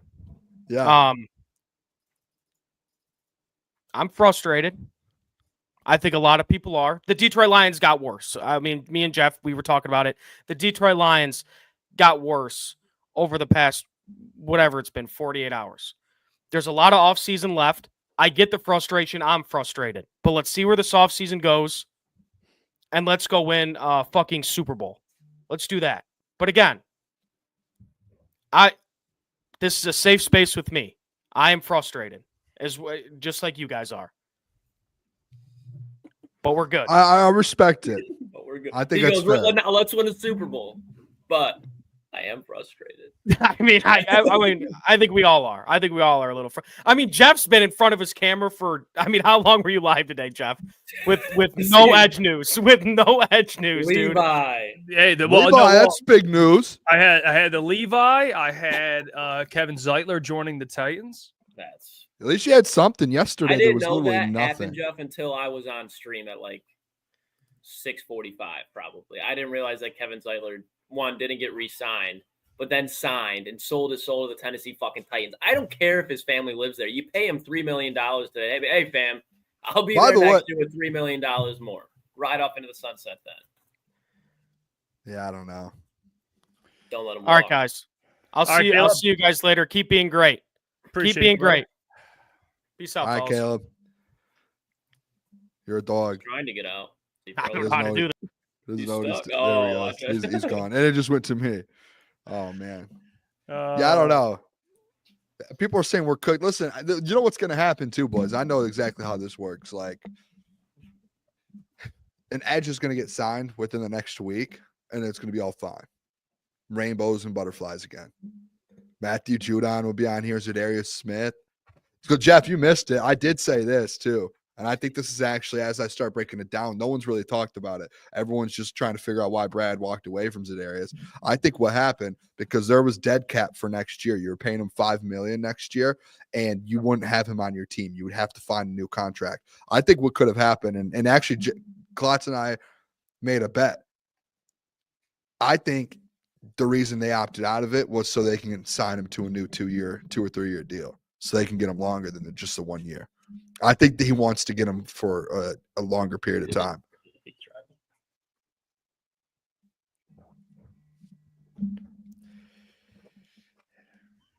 No. You know what I do? Listen, what I will say is just cucks out. What I will say on that is, do I think there's a chance they could bring him back? Yes. Do I think they sign him to a 2 year, 3 year deal? No, I don't. I could see like a 1 year deal. I'm giving up hope slowly. Well, I said there's a 5% chance he comes back to Detroit. Where are you? I would say What say you? Who 20? 15, 20? Boone said 75, and that's like, let's make a bet. I tried to talk him into a running bet, kind of same thing you did. Said pizza. We settled on pizza. That's where, and I won't lie, he's not here right now, but I will speak in him in good grace. I brought up the Cooper Kupp combo because I didn't hear what Caleb said, didn't hear what Booner said. Yep. I got talked off the ledge of hating the idea of Cooper Kupp by Boone to see if it's cheap 1 year. No, it's dumb. But besides the point. Okay. My thing is, if you sign Cooper Kupp and you don't sign Zadarius Smith, I will lose my fucking top. Especially if it's like Cooper Kupp released. 48 hours later, you're now signing Cooper Kupp when we just saw Leonard Floyd released, picked up by Falcons. And you're pulling that same trigger for Cooper Kupp and not an edge rusher. That's where my frustration would come in. As far as the Cooper Kupp thing, you're telling me if it's cheap, if it's upset, or if it's expensive, I'll be upset. We'll be in the same boat. You'd be upset if you saw breaking Detroit Lions signed Cooper Kupp 1 year. It's not that here's the thing. I don't think it makes sense for both sides. And define cheap. What is cheap? I would say under I think he makes minimum $10 million. Okay, so you think it'll be like that, No, I'd say he's going to be, if he were to sign in Detroit, for me to be okay with it, somewhere in between $6 to $9 million. It's not. It's not going to happen. It's not going to happen. Who? I was bringing up the Cooper discussion. Oh, what were we talking about before? I don't know. You asked a question and you walked off, Boone. Yeah, I know. I had to take a phone call. I had to take a phone call. It was my work, my other job, because I'm not feeling that well. I'm trying to figure things out here. I forgot completely what the question was. I don't think Zeitler was resigning for 2-3 years. Zadarius. Zadarius. It was Zadarius. Or Zeitler, excuse me, Zadarius. I think it's a 2-year deal. I think he moved on. I think he was he's going to be, he's hitting $6 million on your cap next year, and he's not going to be on your team. Why wouldn't you just opt out to where you can avoid that?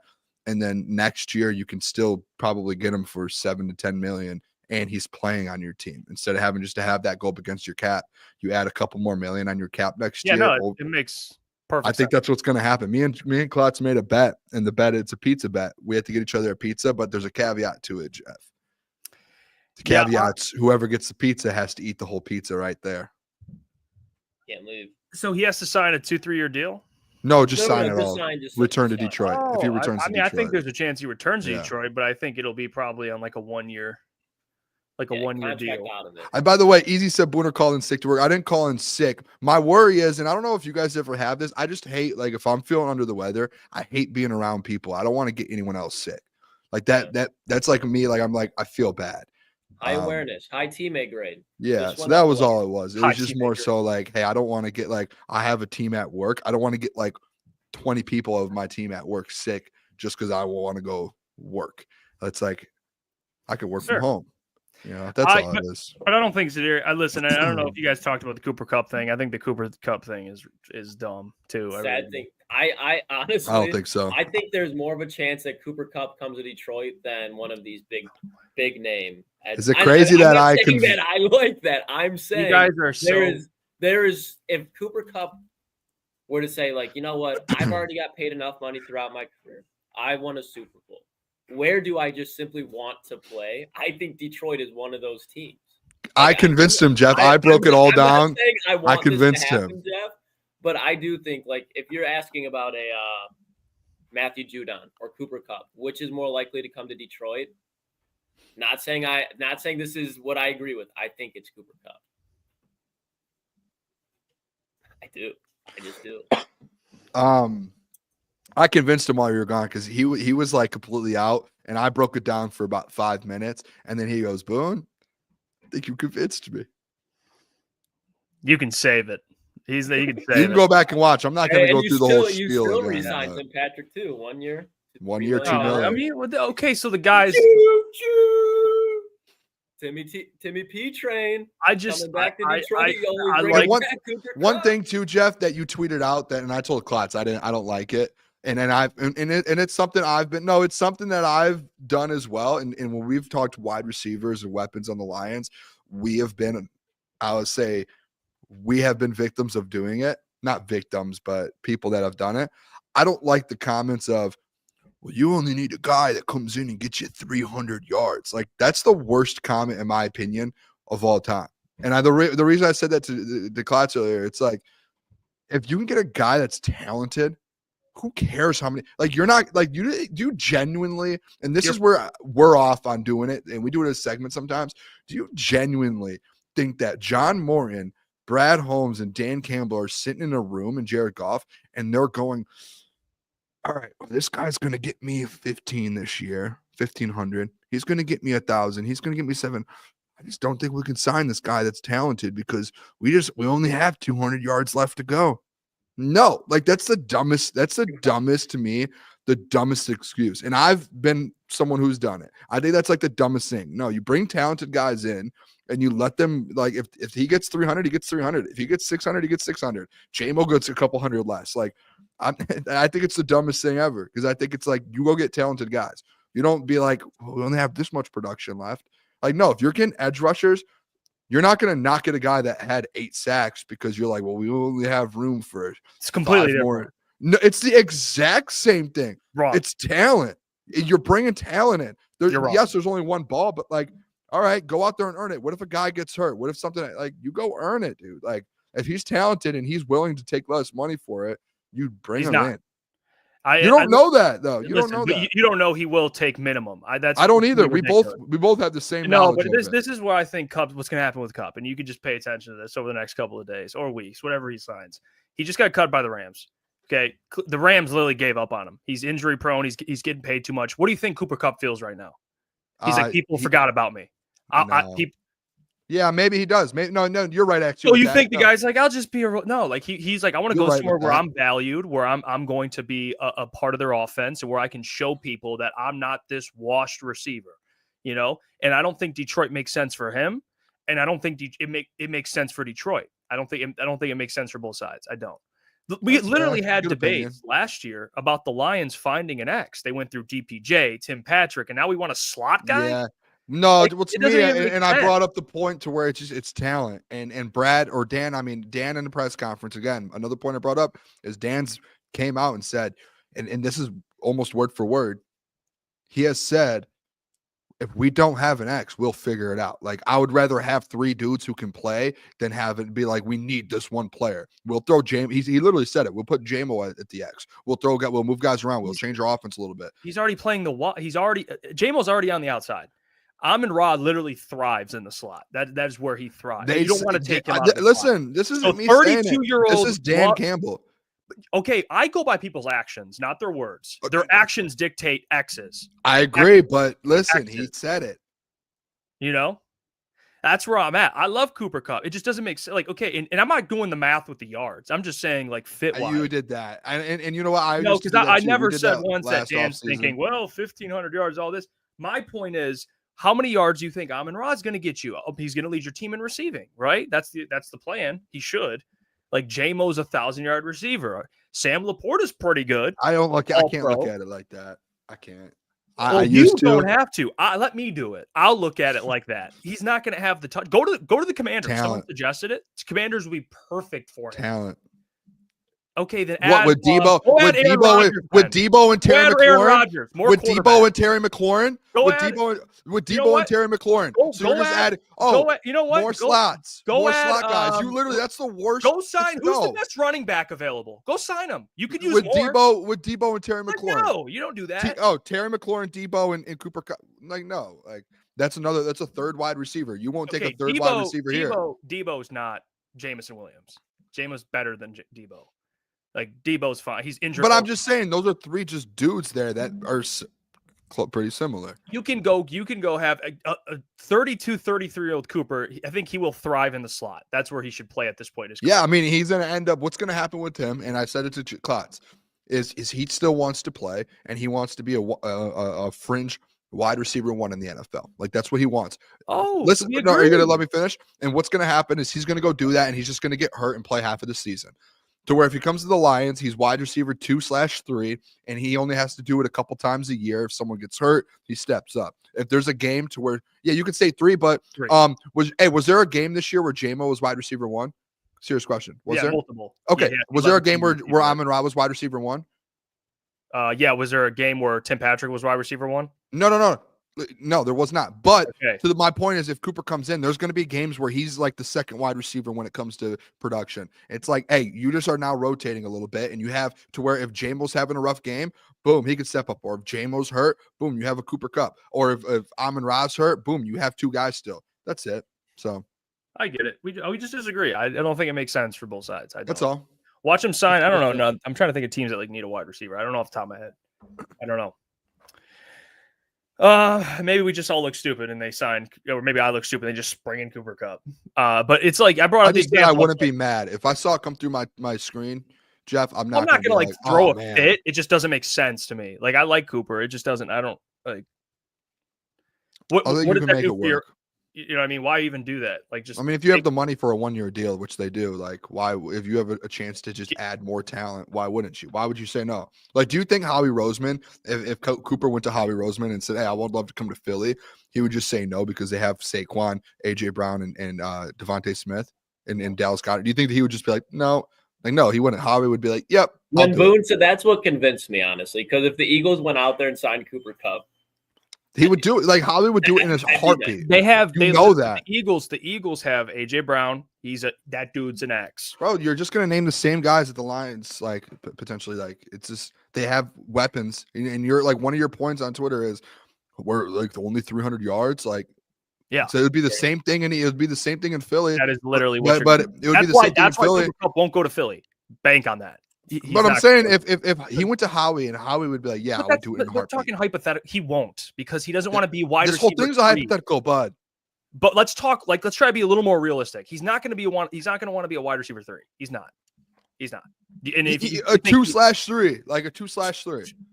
I want JMO to thrive. Okay. I want JMO to get targets. Okay. Tim Patrick can have that little backseat role. I'm cool with that. Boys, we might have a developing news break. It's Cooper Kupp. Let me see. That would be so funny. Nope. I think it might be false flag. Someone said the Titans are signing Draymond Jones. Oh my God. That's what the price is. I thought they were just talking about Zeitler. 1 year, $10 million. Another edge off the board. Another edge rusher off the board. Yep. All right.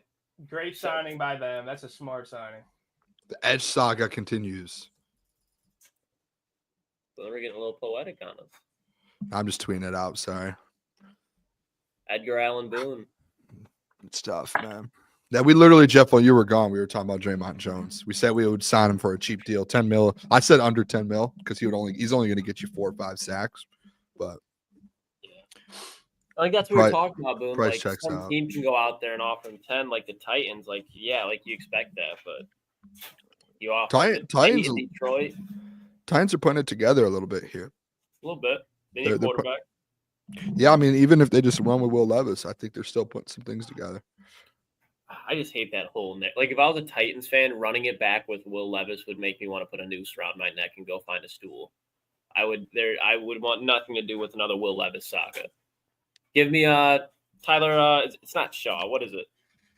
Shuck. Shuck. Give me Tyler Shuck over Will Levis.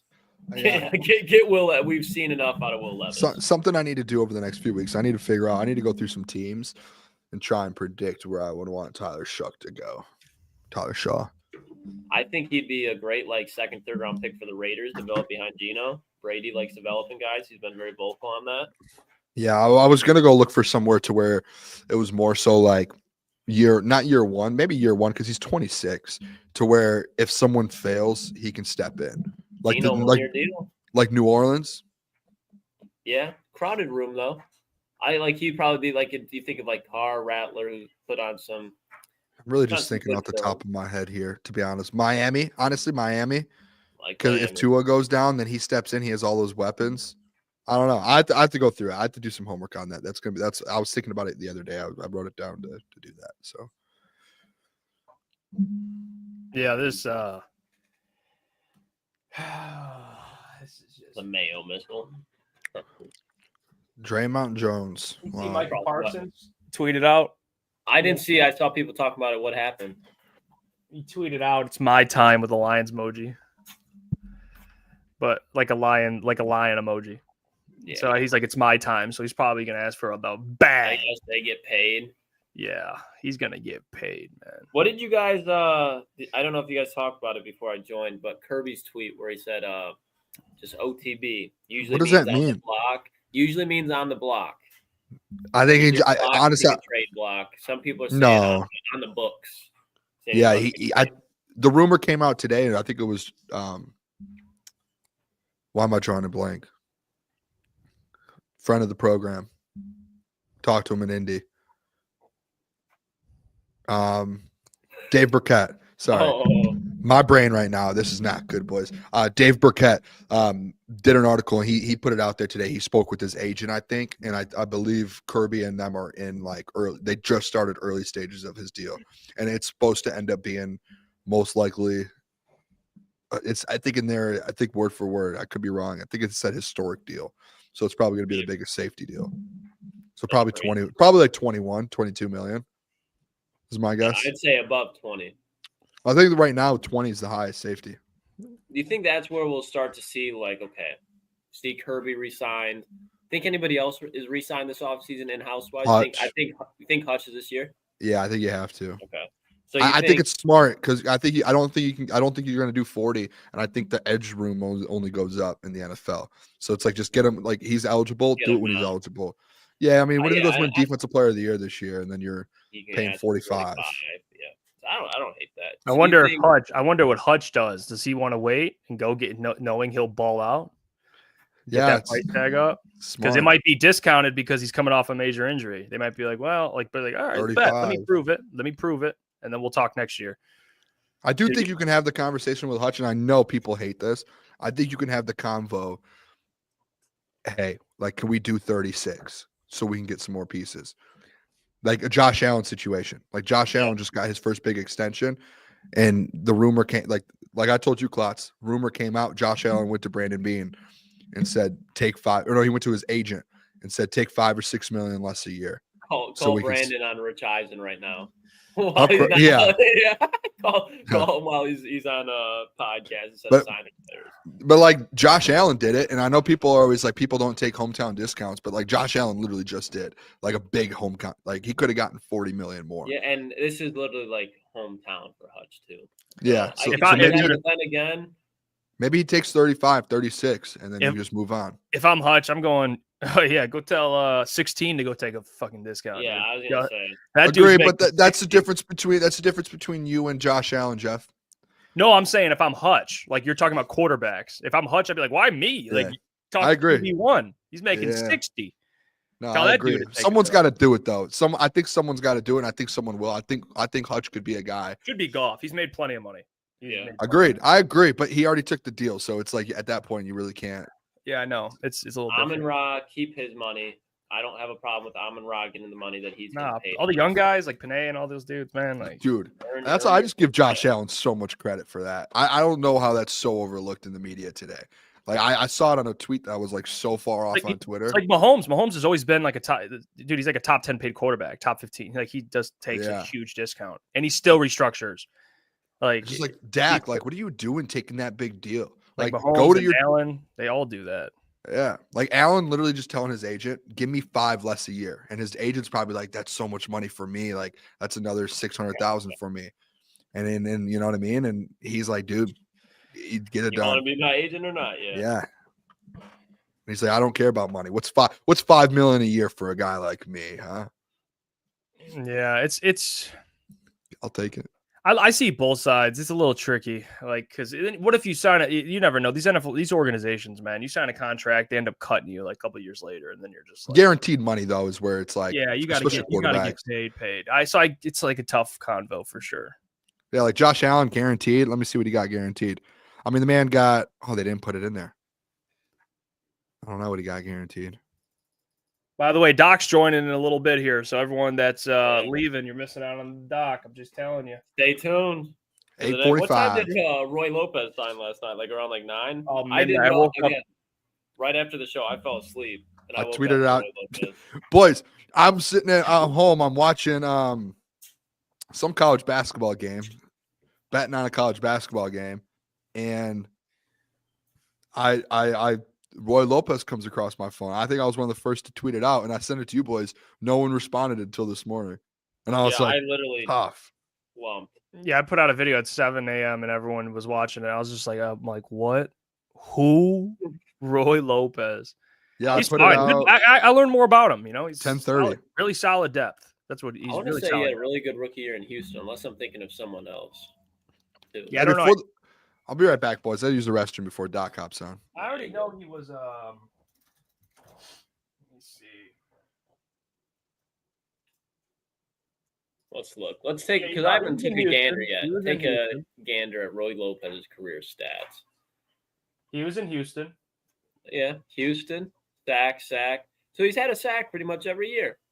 Solid guy, still younger. I don't hate it. Don't hate it. And we talked about, all right, that's your Kyle Pecco filler. Think you'd see him this year. Put him and Mekhi Wingo out there in that second team. Yeah, that would basically be Can it. tell you what, Roderick, another Hey, slot on that depth chart. Shout out to Doc. Doc is coming. Tell someone. Doc, we appreciate you. He'll be here in a couple of minutes. But the absolute GOAT. Did you guys go through all these, the super chats? Honestly, I don't think any recently. You see this one? Yeah, we did. We went through that one. So yeah. Okay, we have. Awesome. All right, so you guys are on top of it. Yeah, we there. I was gonna bring up the question too. Like that's why I asked. Shout out Aiden JR, by the way. Kirby Appreciate question. it. Shout out. Do you think that all these signings come after they extend Aiden, Kirby, these guys in the middle of the offseason or wherever they plan to? I don't know. I really don't. If I'm being honest, I mean, they still have money available. I know you got to put like 20 of that into Kirby, but I don't know. I really don't. I don't know how Brad's going to operate. He's pretty unpredictable. I mean, if I'm being honest, he's pretty unpredictable. So, Brad, he's got me in a blender. If I'm being honest, I think he ends up just getting an edge. For 6 hours for Roy Lopez. Yeah, I think he gets it. I think he gets edge too. I do. I think he gets an. And actually, Jeff, I didn't talk to you about it. Like the guard, and I told the boys, like Klotz was a little up in arms at it.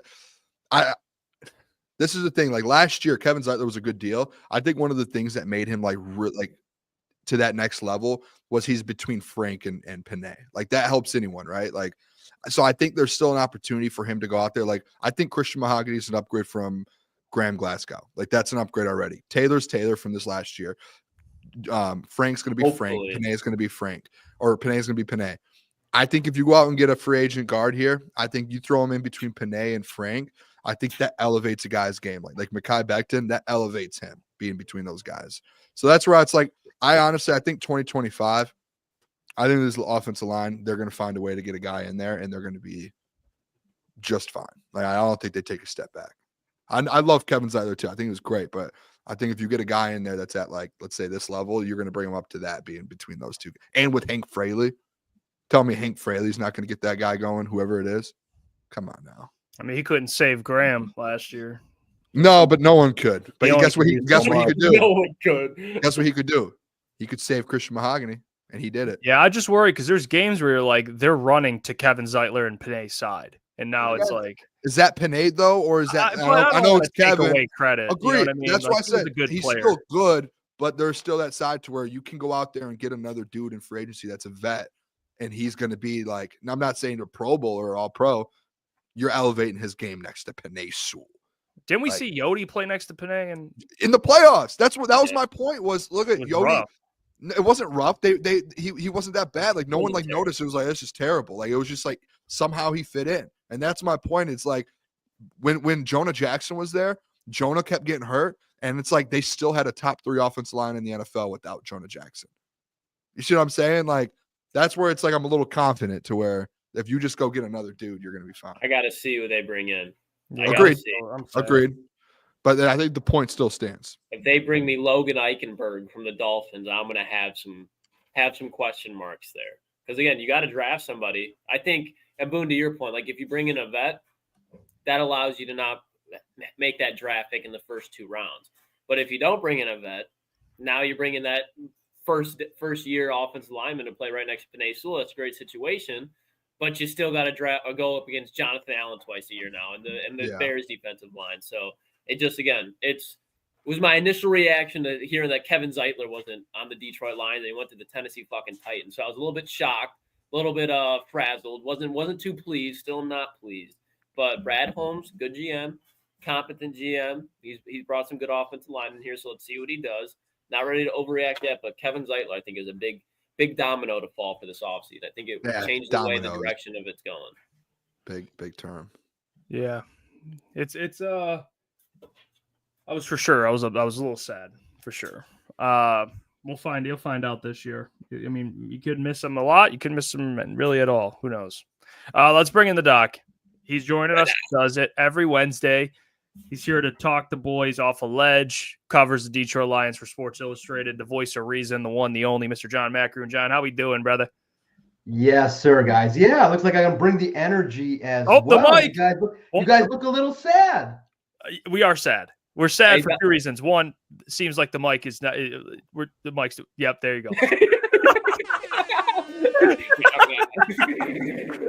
I love messing with the dog. Oh no, yeah, we are pissed though. We got to do that too one time when the mic's like perfectly fine. Yeah, mic check, right? There you go. There we go. It's simple. Right. I double checked to make sure it's on. It's on. Now I got to go into the settings every time to make sure it goes to the right mic. So here's the funny part. Here's a funny story.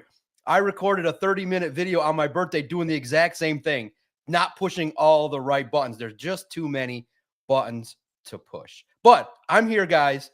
Look, I got the mission today. I saw that you guys have been grinding.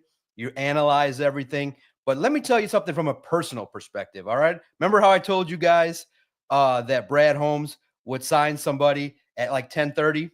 Yeah. Well, you know how Roy Lopez and I are going to be forever bonded if this is accurate, right? He signed last night at 10:30 at night, correct? On March 11th? Yes. All right. That's my birthday. Right? Oh, happy birthday, Doc. That's right. March 10th for a married guy on his birthday. So what are you expecting, right? You're expecting to have a great birthday, right? Watching a comedy special, getting in the mode, getting in that right mindset to do what you got to do to celebrate your birthday.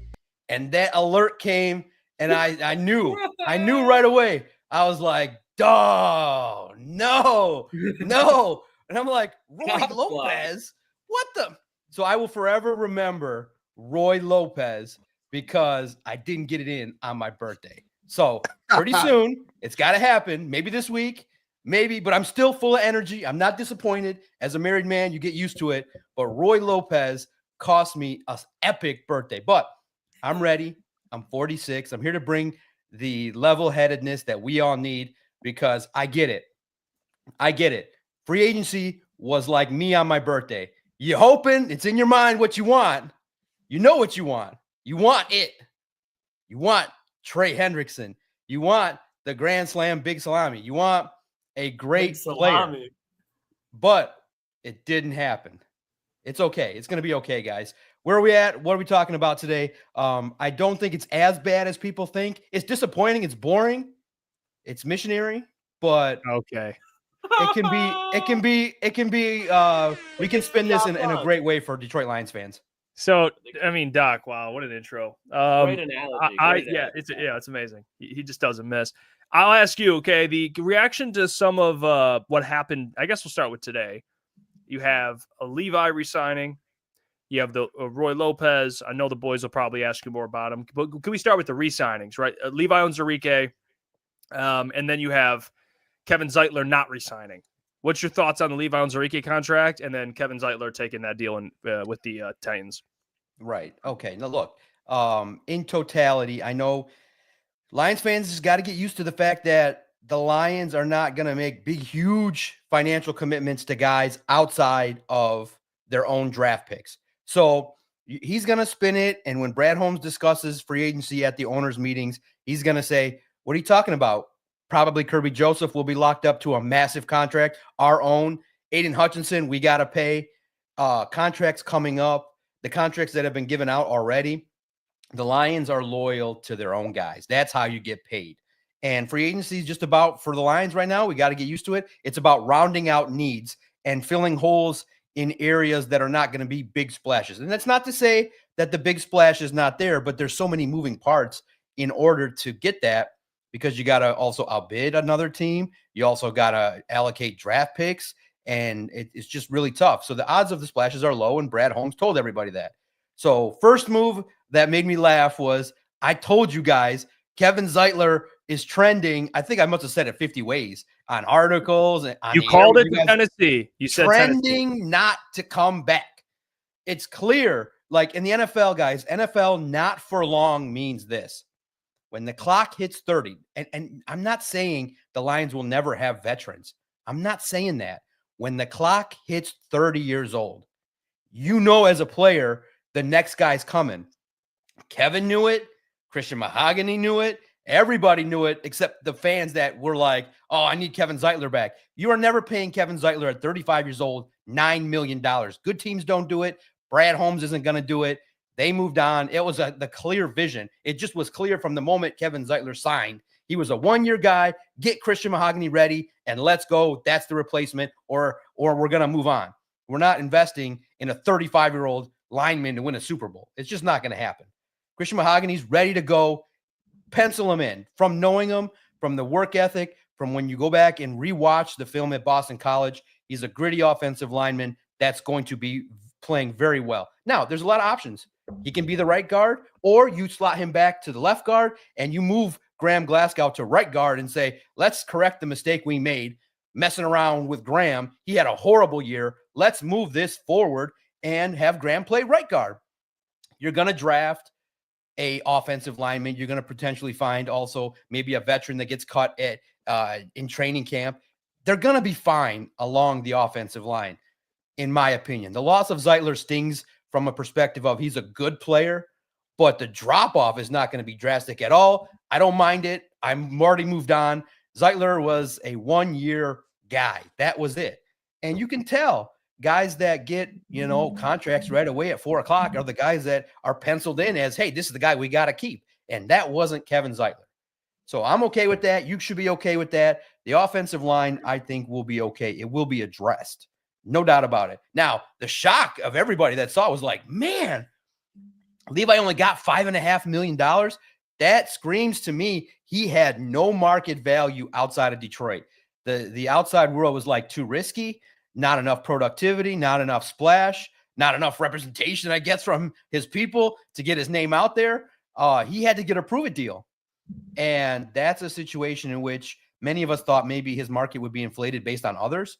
But I think the tape indicates that this is a developmental player still that's got to do it again in 2025. I love that contract. That's a guy that you say, wow, this is great that you're going to get productivity out of him at that cost. That is perfect relation to value versus what you're going to get out of him. Now you just got to hope he stays healthy. The one that's intriguing, that's interesting, Iffy for $4 million, I would have brought him back. I would have been like, you know what? And I said it on the Doc and Jock podcast. And I'm not knocking DJ Reed. I'm not, saying that he's a bad player. But from a conceptual standpoint, Ifeatu Melifonwu, you could have got, if you wanted to go the edge route and splash and outbid someone, you don't have to replace Carlton Davis with DJ Reed. You could have spent $4 million on Ifeatu Melifonwu, have him play corner, draft another one. And that's not bad if you want to invest money elsewhere. DJ Reed's a good player. I like what they did, but there's another way to look at it. In terms of allocation of funds, you're going to a smaller receiver or a smaller defensive back that hasn't played man-to-man consistently in the last couple years, more of a zone coverage defensive back, a little bit shorter, a little bit handsy, but he's a good player. He's a grinder. He's going to work hard. He's going to make plays. But I would have also said, you could have looked at it and said, you could have even paid Carlton Davis as well. From 16 to 20, that's not that much of a difference for a player that's taller, physical, and can do some things. But I think the Lions wanted to allocate funds further to where they're going. So you can make a case for certain arguments, but it's been okay. DJ Reed is a fair replacement for Carlton, but I know what people are messaging. Did the Lions get tremendously better over the course of the last 72 hours? No. But where they're going to take the biggest jump and where they're always going to take the jump is Brad Holmes' Super Bowl, the Lions' new Super Bowl, the NFL draft. And I think they'll do enough to make everybody calm down. But yeah, if you're a fan, I get your angst. If you're 3, I understand the angst that you feel about, man, the other teams got better, but they're scratching and clawing to catch the big dogs, and the big dogs are the Lions. And until someone knocks them off in the NFC North, it's going to be their division to run. And the next step is to remind everybody, this is a good football team. It's good. And I love the fact that we're debating what moves help this team get to the Super Bowl and win it. This is the best zone to be in, talking ball about a Lions team that we're all wondering, should they push? Should they have made a splash? So I'm excited. Moving forward. But yes, I get it. Free agency was a dud, like my birthday.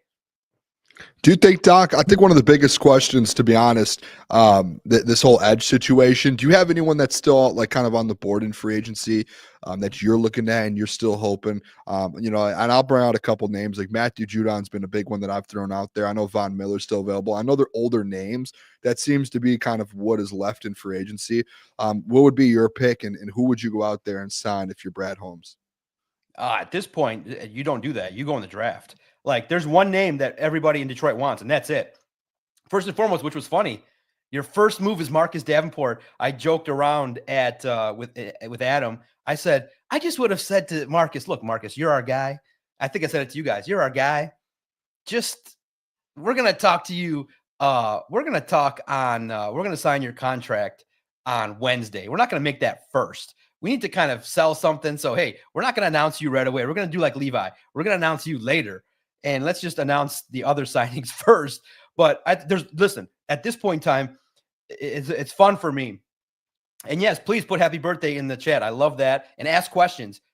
Fill up the chat with questions, what you want to know, and we'll get after it. But in regards to the edge situation, when you saw a beautiful video that was posted by the Lions inside the den, I loved it. I watched it. A little bit repetitive for me because I know the process. I've met the coaches and all that, but it was great. The comments under are, what are you trying to distract us from the edge? Danny Rogers posts something on social media. What are you trying to distract us from the fact we got no edge? There's one name that you can only parade to this fan base, which they deserve, and that's Trey Hendrickson. If you don't say Trey Hendrickson, I don't give a shit who it is. It better not be anybody. It better be a draft pick because this fan base deserves it. And I'm always fascinated too. And if you did watch it, I encourage you. I spent 30 minutes on my birthday just ranting, going, listen, here's the truth. The people that want the Lions to push all in are actually more confident in the Lions than those that don't. And here's why.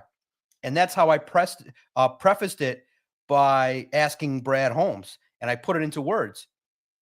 The reason fans are clamoring for one guy is, Brad, you've done a great job with this roster. We like what you've done at linebacker, young, aggressive, nice mix of veterans, Derek Barnes, Alex Anzalone, Jack Campbell. We like that. Best safety crew. Defensive line can be rounded out with veterans and draft picks. Your offense, pretty solid.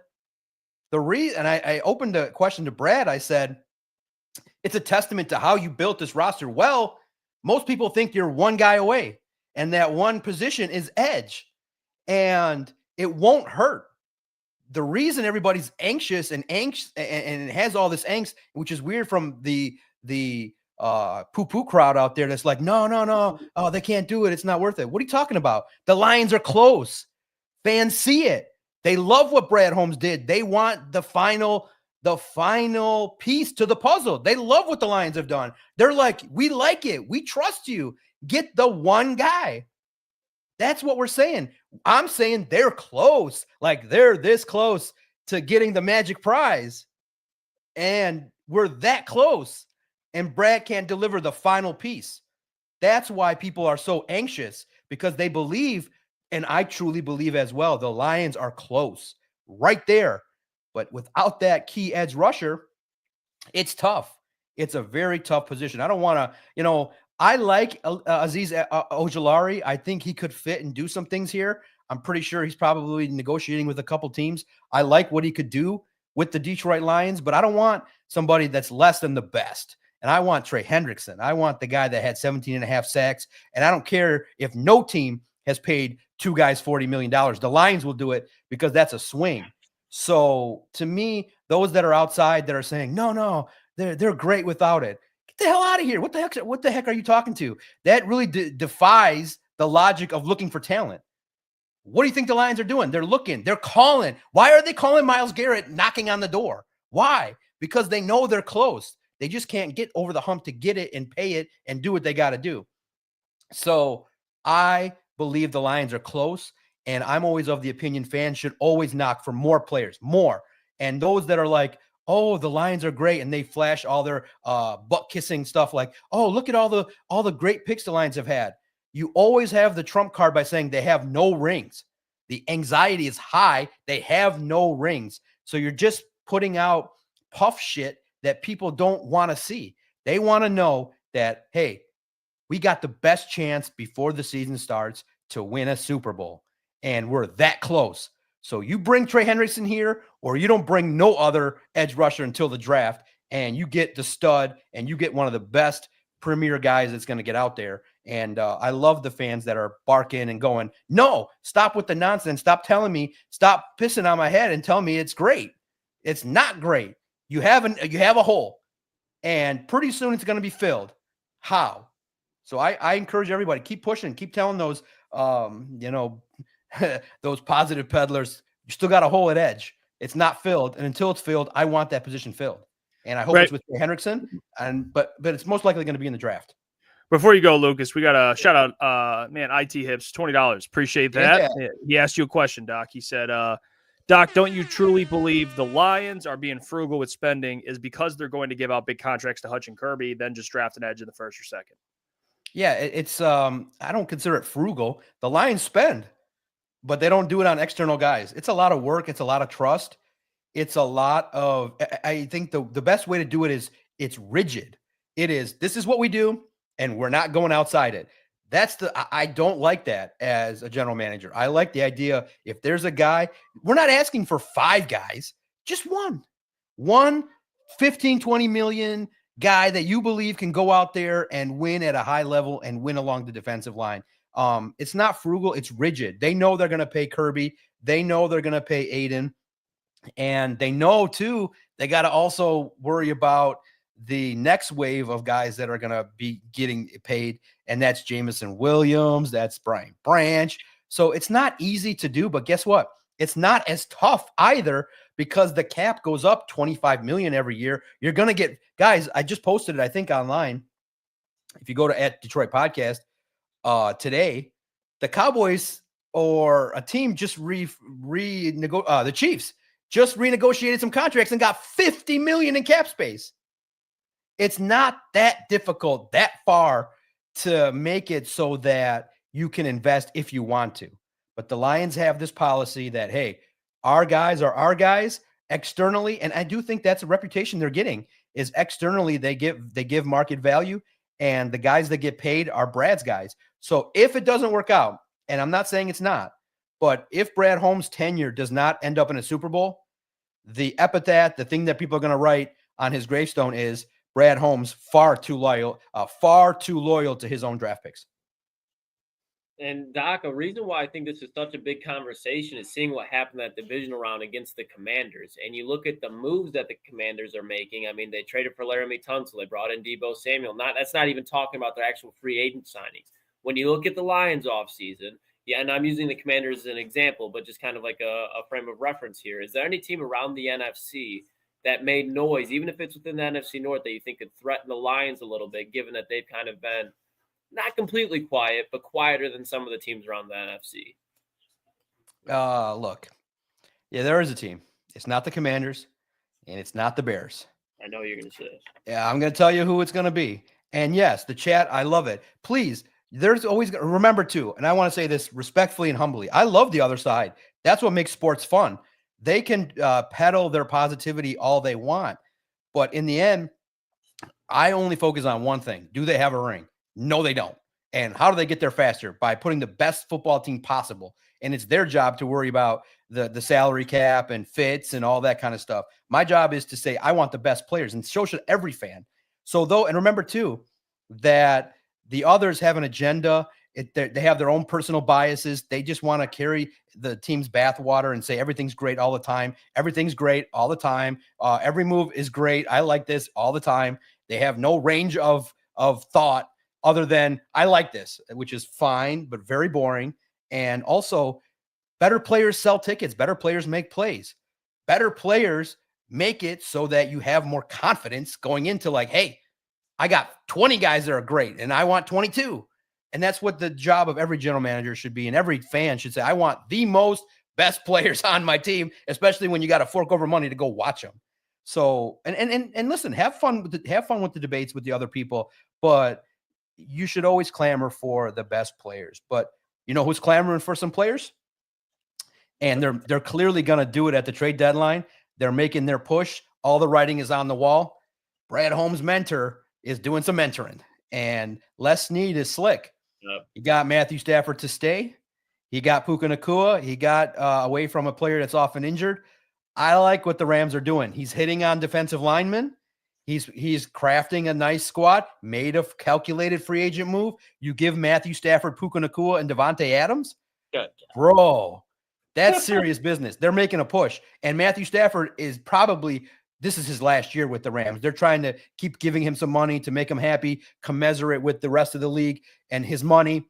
This is probably going to be his last year with the Rams, in my opinion. So they're going to push, and they got a good squad. Young defensive linemen that are hungry with Kobe and, Jared Verse. I like what the Rams are doing, and they're going to be an offensive threat, and they're going to push because it's serious business time. So they're serious. The Commanders are serious.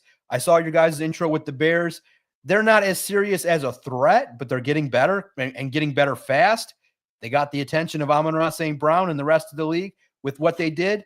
But the Lions are still the class of the division, but the gap is closing. And that's why it's crazy, because this 2025 year is a year that you still get a lot of guys on their early part of their contract. You're not getting the big cap hits. Next year, oh my God, Goff is elevated, Taylor Decker's elevated, Amon-Ra, Panay, and you're going to start. You might have to be on the 5th-year option of JMO. So this year's crazy. It's a pressure year, and the team that is concerning me the most is the Rams. I like it, Doc. Yeah, they're going to be scary. Well, let me ask you this then. You mentioned the Rams. We argued about Cooper Kupp. Does it make sense, Doc? Okay. To me, it doesn't. But I need your opinion. No. It's a situation in which if he just didn't have that injury plague situation, it makes sense. He's had a familiarity with Jared Goff. Goff would be somebody that would definitely weigh in. He knows kind of where Goff would like the football. More weapons. I'm not opposed to it. It's all going to be about contract, where he wants to fit in. I do feel like he's probably pining for that second year to these other teams. I do think the Lions would behoove them, just give him a 1-year deal, prove it, and a lot of incentives.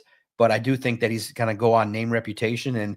And here's the problem. He's going off of past reputation, and he's injury plagued. That's a problem. You get more value out of Tim Patrick in a young draft pick, in my mind, than potentially you would with a Cooper Kupp. But if they do it, it's not a problem. So it's a great free agent out there to have. Look, you can never have too many offensive weapons. And the thing is, he's got a relationship with Jared Goff. They room together for a period of time. He understands where Goff would like the football. And I think that, you just imagine St. Brown, Cooper Kupp, JMO, Tim Patrick, and Sam Laporta. That's going to be tough to make sure that not one of those guys is open. And Cooper Kupp can always be open. If you protect him, if you kind of put together a program to keep him, not heavily targeted, he's a great 3rd, 4th wide receiver in this offense. Oh my God, it'd be nice. But I do think there's going to be some competition out west. And I think what they're saying, the Seahawks are a leader in the clubhouse. There's some teams out there as well that could want his services. So we'll see. But I would not be surprised if the Lions are heard of making an offer if they don't win it. Hey, Doc, one thing that, and I know we already talked about edges and everything, but one of the biggest news kind of going along with the edge room is them opting out of the Zadarius Smith contract this year and kind of moving on with that. And then Zadarius putting out the post being like, hey, Detroit and all of that. Do you think, like I said today, I think there's still a chance, and maybe I'm off on this, Doc, and you can correct me, but I do think there's a world to where you saw there's the dead cap next year if they didn't opt out, where he's not under contract, but you're still paying almost $6 million. Do you think there's a world where Brad's just like, let's opt out, let's get you a new deal, and let's get you on for 2 years here, so we know if we're going to pay $5 or $6 million next year, we'll pay you a couple million more to actually be on the team and under contract next year here in Detroit? Do you think that's something? 'Cause I feel like he would have signed already somewhere if there isn't some negotiations going on. Yeah, no, I just think that Za'Darius is interesting, right? I think we all wanted to see what he could do with opposite of Aiden, but I look at it like the Lions got their Za'Darius Smith, and we talked about it. They got their guy that they believe is physical and can rush the passer, younger, cheaper, and that's Marcus Davenport. It's the same guy. But the one issue is that Marcus can't stay healthy, and he's younger. He fits the physical profile. So I know it's tough to see because we all assume he's not there. We all assume that Marcus is a ghost, and he's just a guy that's just there. But they want him, and they believe that they would rather. And the reason why was Za'Darius was due a $7 million bonus, and they decided not to pay it. They wanted to allocate that spot for that price. So I don't think, there's a chance he could come back at a cheaper price, or maybe Za'Darius comes back, 5-7 games in, and comes back affordably. But I think you got to remember too, there's a chance you could draft 2-3, defensive linemen in this draft. It's deep. And I think that there's opportunities to restock with players too that may end up getting cut, may end up being on a practice squad, and you develop and opportunities there. So it's not all lost for a reserve lineman. But again, too, he's older. Remember, when there was a number with a 3 in front of it, all right, you just start to go, well, I could find that position younger and get similar productivity. And I know he's good. He's a good player. But I think, too, the more wear and tear, it's just more tread on the tires. It's elevated. It's just like, I don't know how you guys roll with your vehicles, but everybody knows that drives a Ford or any other car that made in America, that once that car hits 100,000, some ass is going to start falling apart. Like something's going to happen. Like that light's going to turn on. You're just like, man, this car was running great. 99.9 is great. 99.99 is great. That car hits 100,000, those effing lights start coming on, and you're just like, this car don't feel good anymore. Because, something happens around that time. And it's the same thing around, okay, I'll give you guys another year because I'm an ass and I'm like 30. I'll give you, all right, 31, 32.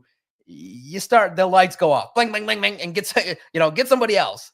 And that's how I look at it. They can get younger, cheaper, faster than Za'Darius Smith guys. So just change your mindset a little bit.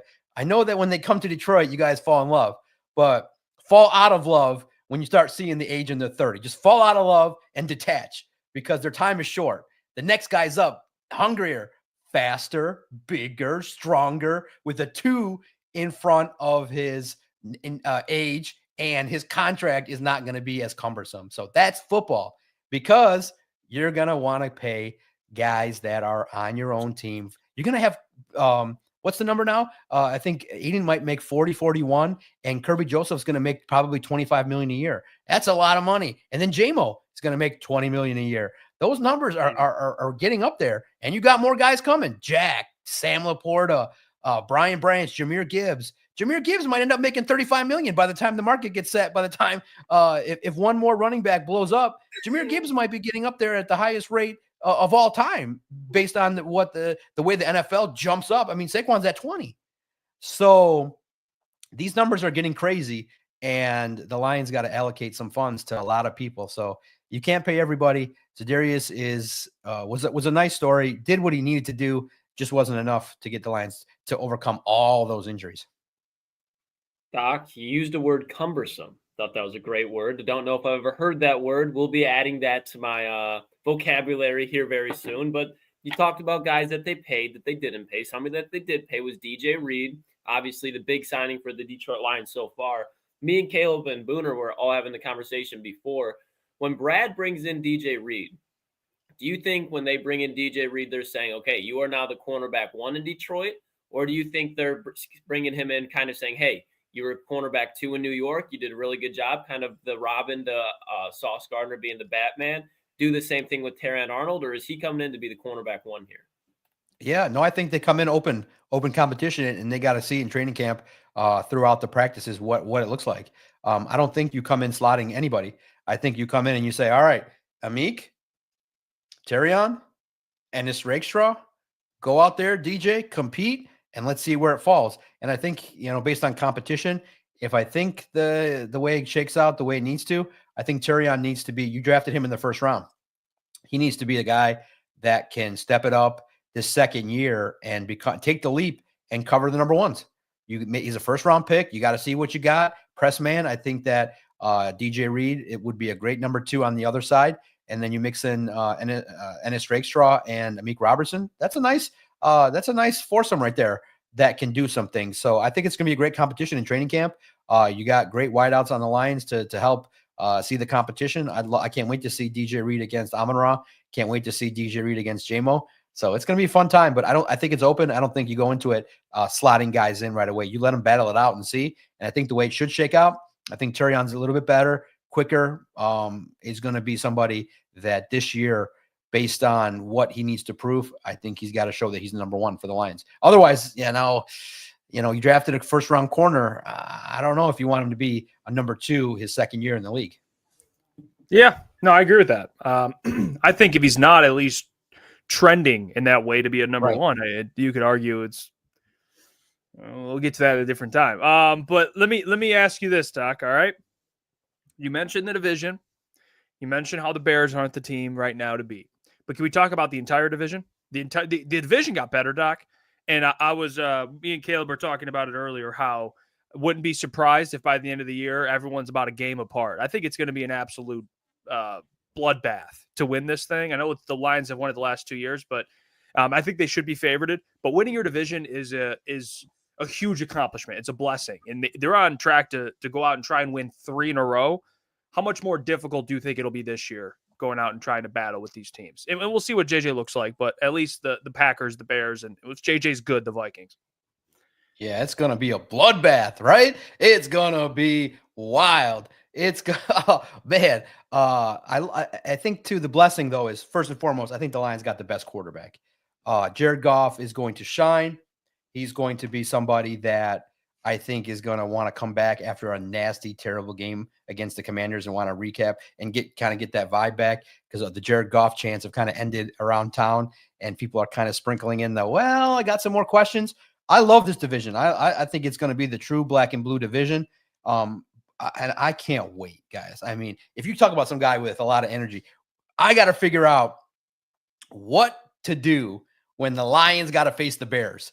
Like, do I get to Chicago early and just sit up front and ask Ben, you're the mentee and Dan Campbell's the mentor. What's going to happen here? Why are you copying the Lions? What are you, like the Chicago Lions? What are you trying to establish? Something that is not your own? Like, what are you trying to do here with all this trenches improvement? What kind of junk talk are you talking about with your second-year quarterback? Or the best part would be, now that I'm thinking about it, I hope the Lions spank the Bears in honor of, the departed Isaac. And when the Lions spank the Bears 35-18 afterwards, just be like, did you feel outclassed by Dan Campbell? Did you feel like this was the moment was too big for you?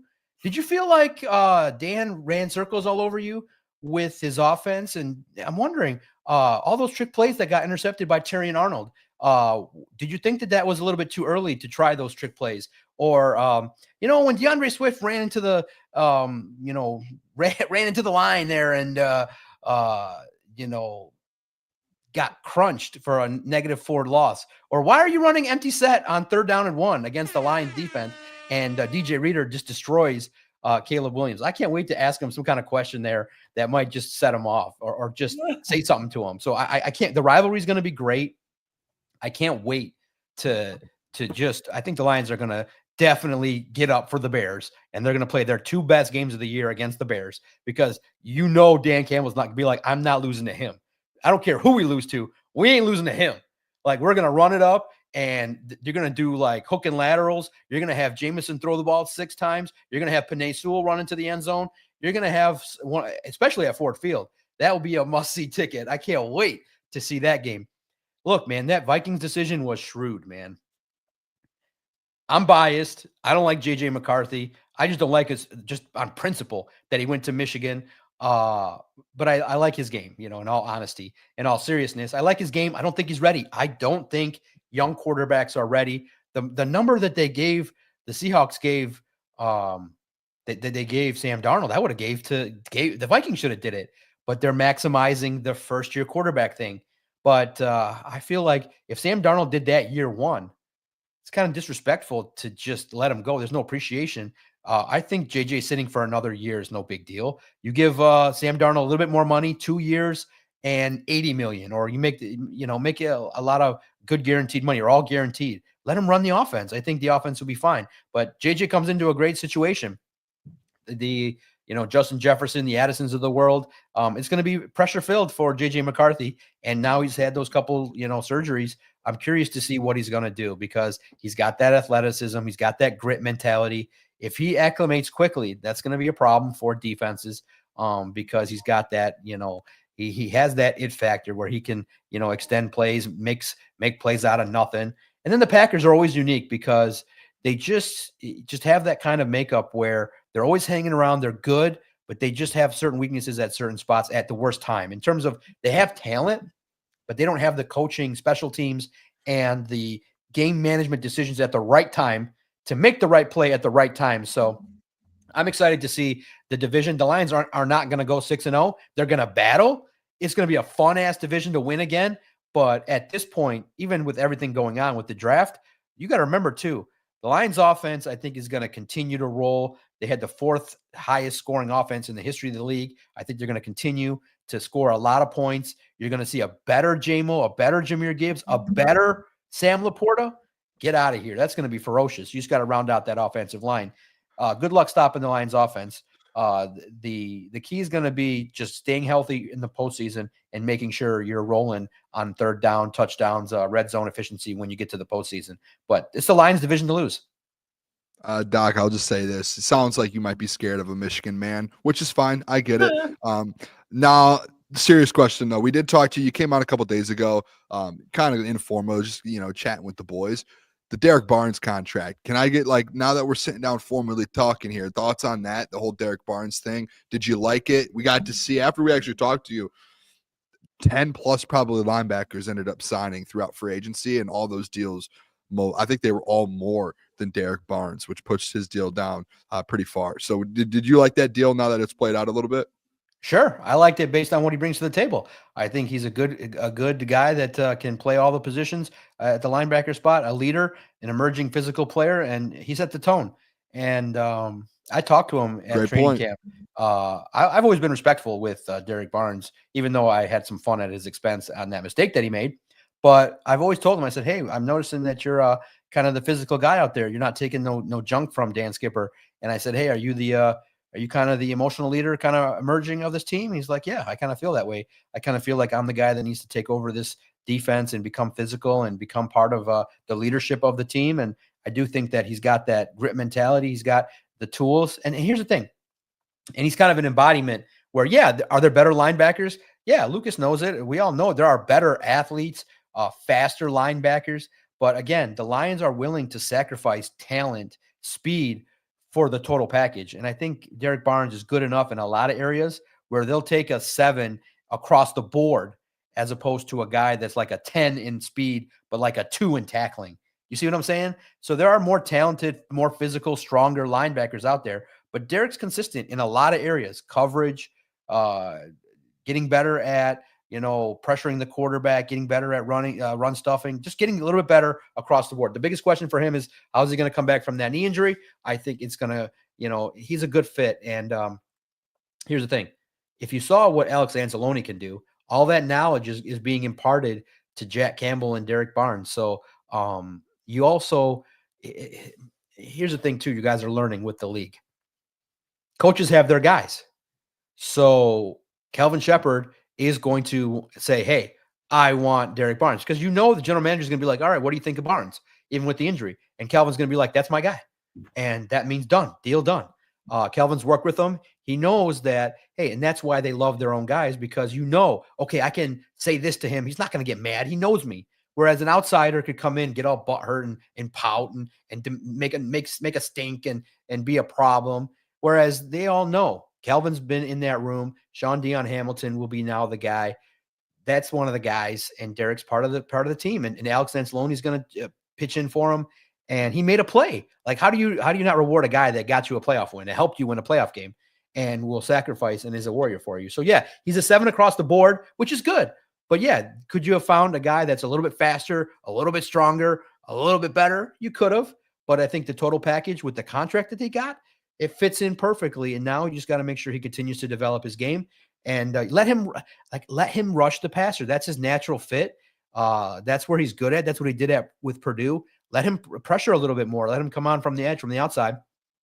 And he can be a guy that can be part of the solution to your edge rush situation at times from the outside. He's a good edge rusher. He can do the job from different positions and different defensive looks. So I like Derek Barnes on this team. And even though I had a little poke at, a mistake that he made, it only made him better. And, it was not a disrespect. It was out of, hey, you missed the play this time. You better hope that you're practicing to make it next time. And I think he's kind of one of those guys that will. Yeah, Doc, we brought up the linebacking room. Obviously, I've had our fair share of Derek Barnes discussion over the last week or so. But you brought up Anzo, and I think it's very interesting because a lot of people bring up the Derek Barnes contract and how it lines up with Alex Anzalone. What do you expect out of Alex Anzalone? Because he is one of those guys, Doc, that you would look at his age and see a 3 there. At least I'm pretty sure he's coming up on 30 years old pretty soon here. Do you think that Alex Anzalone continues to get a little bit better this year? Because it seems like he has every year that he's been in Detroit. And he's not a linebacker where, look, at the beginning of his career in New Orleans, he still has some tread left on his tires compared to the other linebackers in the league that are his age. So what are your expectations for Anzo coming in 2025? That's a great question. I think that Alex Anzalone is going to be one of those dudes that you just saw got steadily better across the board through his time in Detroit. I think you get what you get out of him. You get a guy that's a strong leader in coverage that can do some things. I was very impressed with, when he came back from that injury. It was wild to see that, the way the team played and rallied around him. He's a true leader. And I'm very impressed with what he can bring to the table. And he's just a guy that I think has maximized his capabilities. He's a leader. He's going to definitely be the captain of the room. He's not going to get you a lot of sacks, but I do think that in the 10 games that he played, he had 5 passes defensed. He had a sack, 63 combination tackles, 43 solo. So I look at Alex Anzalone and you say he's a glue guy. He's a guy that you can count on to captain the ship and wear the green dot. And I'm hoping that the rehabilitation for Malcolm is also good. You have an opportunity there to kind of round out that room. But Jack, Derek Barnes, and Alex Anzalone, he's a great middle linebacker. And I love what he can do because he was, a guy that got better through his tenure working with Calvin Shepard. I think that the confidence that Aaron Glenn instilled in him to be able to be that captain, and with Alex Anzalone and working with Calvin Shepard, what it did was just give him that confidence. I can make plays. I can be that competitor. I can be that guy that can really, recognize plays a little bit faster than people think. Now, he's not the fastest, but he has sneaky underrated speed for a linebacker, and he's tough and physical. So he's kind of like in that mold of, a Van Ginkel that if you watch other teams in that mold, he's that guy. He can do everything at that position. And I think that if my estimation's correct, there will be maybe a question asked that if you look up his contract, this might be it. So he hasn't gotten another year. So we'll see if the value that he thinks he has, he may want to get another 2 years on his contract and more money. Like, he may be thinking, as I'm sitting here talking to you guys, looking at his contract, might be underpaid. He might be looking at it like, hey, look at these guys, break me off something. And you might have that conversation after this year. So he's a good player. I love, listen, just a little inside. So since the incident happened, right, I see him all the time. And he always is like, he's a regular guy. He's a guy's guy. Like I'm a guy's guy. Like I know how he is, but he's always like, got that look on his face. Like I see you. And I'm always like, hey, how you doing? And he's always smiling like, hey, how you doing? But we're kind of similar in that we would talk shit to each other. If we were outside of the workspace, we like hanging out because he's the same way. He's a good guy. He is somebody that I met away from the football field. I saw him at the mall. Really gracious. He's a good Christian guy, hard worker, guy's guy. But in the professional setting, I got to be serious. So I'm always looking at him serious, and he's looking at me serious. And it's almost like he wants to laugh at me because I'm a 5'3" overweight old man that's got a huge bald spot. And I know, like, you can almost, like, as a psychologist, you almost know what they're thinking. And he walks by, and I almost know he's thinking, they let that guy do the media? Like, what the hell's going on? Like, what is going on? They let that guy in here. and I'm sitting there going, yeah, in my head, yeah, they let me in here. I'm gonna ask you. I'm gonna ask you why you guys. Oh, because guys, remember too, when right before the playoffs started, what dickhead asked him, hey, there's some talk out there that your defense isn't good enough. Who asked him that directly to his face? That was me. So he knows that I'm not going to chamber anything. And he's like, well, that's BS. Well, it ended up being true. Well, so, and if you look at it, go watch it again, because he looks at me, he answers it, and then he turns his head and rolls his eyes because his head is like, I can't believe this guy would ask me that in this setting. It's great. That's the job. That's what the job is. Every time you ask a question, they should be tested and directly asked something. So when he did that, I'm like, that's a good question, and he's like, I mean, it puts him in a tough spot because he can't say it, but he can't say, well, we got challenges and all that. He can't really be honest, but you can give a real answer. So I love being in a locker room where they know, like, they don't know, am I going to ask the regular standard question for an article, or am I just going to hit them with, hey, you didn't make the play. What happened? There's people talking that you're not doing the thing you got to be doing. And it makes the job really fun. And I do think the players respect that somebody's got to ask the tougher questions. They have to come to expect it, that you cannot ask them, hey, how do you feel about your opponent's secondary? Every question, man, that's boring. The audience doesn't like that. And I'm glad that there's a lot of people, there's more people than me that do that, but you got to have a mix of fair questions and some questions that are direct and tough. And I think Alex is learning and has learned that if you're going to talk to me, you're going to get some direct questions sometimes. And I think he respects that. He respects that I stand in there and say what I say, but I'm always in that locker room. If you have something to say to me, say it. So, hey, did you guys see Stephen A. Smith get talked to by LeBron like that? I was like, that's kind of how it was with me, except it wasn't that long. That's exactly how it was. Alex walked up to me and was like, what do you think? You're trying to be funny? And I was just like, and so I'm just standing there not really saying much about this mumble. And we went on from there. And then I got my bearings and I'm like, no, I wasn't trying to be funny. This is what I posted. And this is why I posted it. So I like that. I like the linebackers room.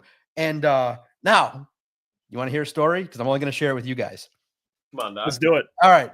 I don't like to personally smile or show expression of smiling when a player gets cut.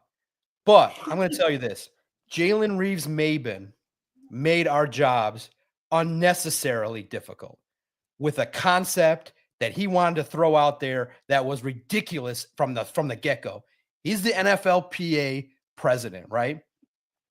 And when we would talk to the players, he just would walk by and just be like, 5 minutes, got to get out of here. And he would like just make it uncomfortable and weird to be in there. Like, what are you going to say to a guy that's doing that for years? You're like, okay. So then he's the NFLPA president and he's the champion of wanting me out of the locker room. Like, okay, I get it.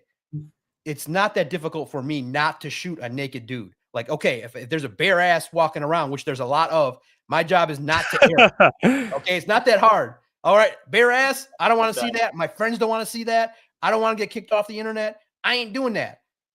this guy would be like, I want a champion that the locker room should be sacred and closed, and I don't want you guys in here, and just like made it uncomfortably awkward, right?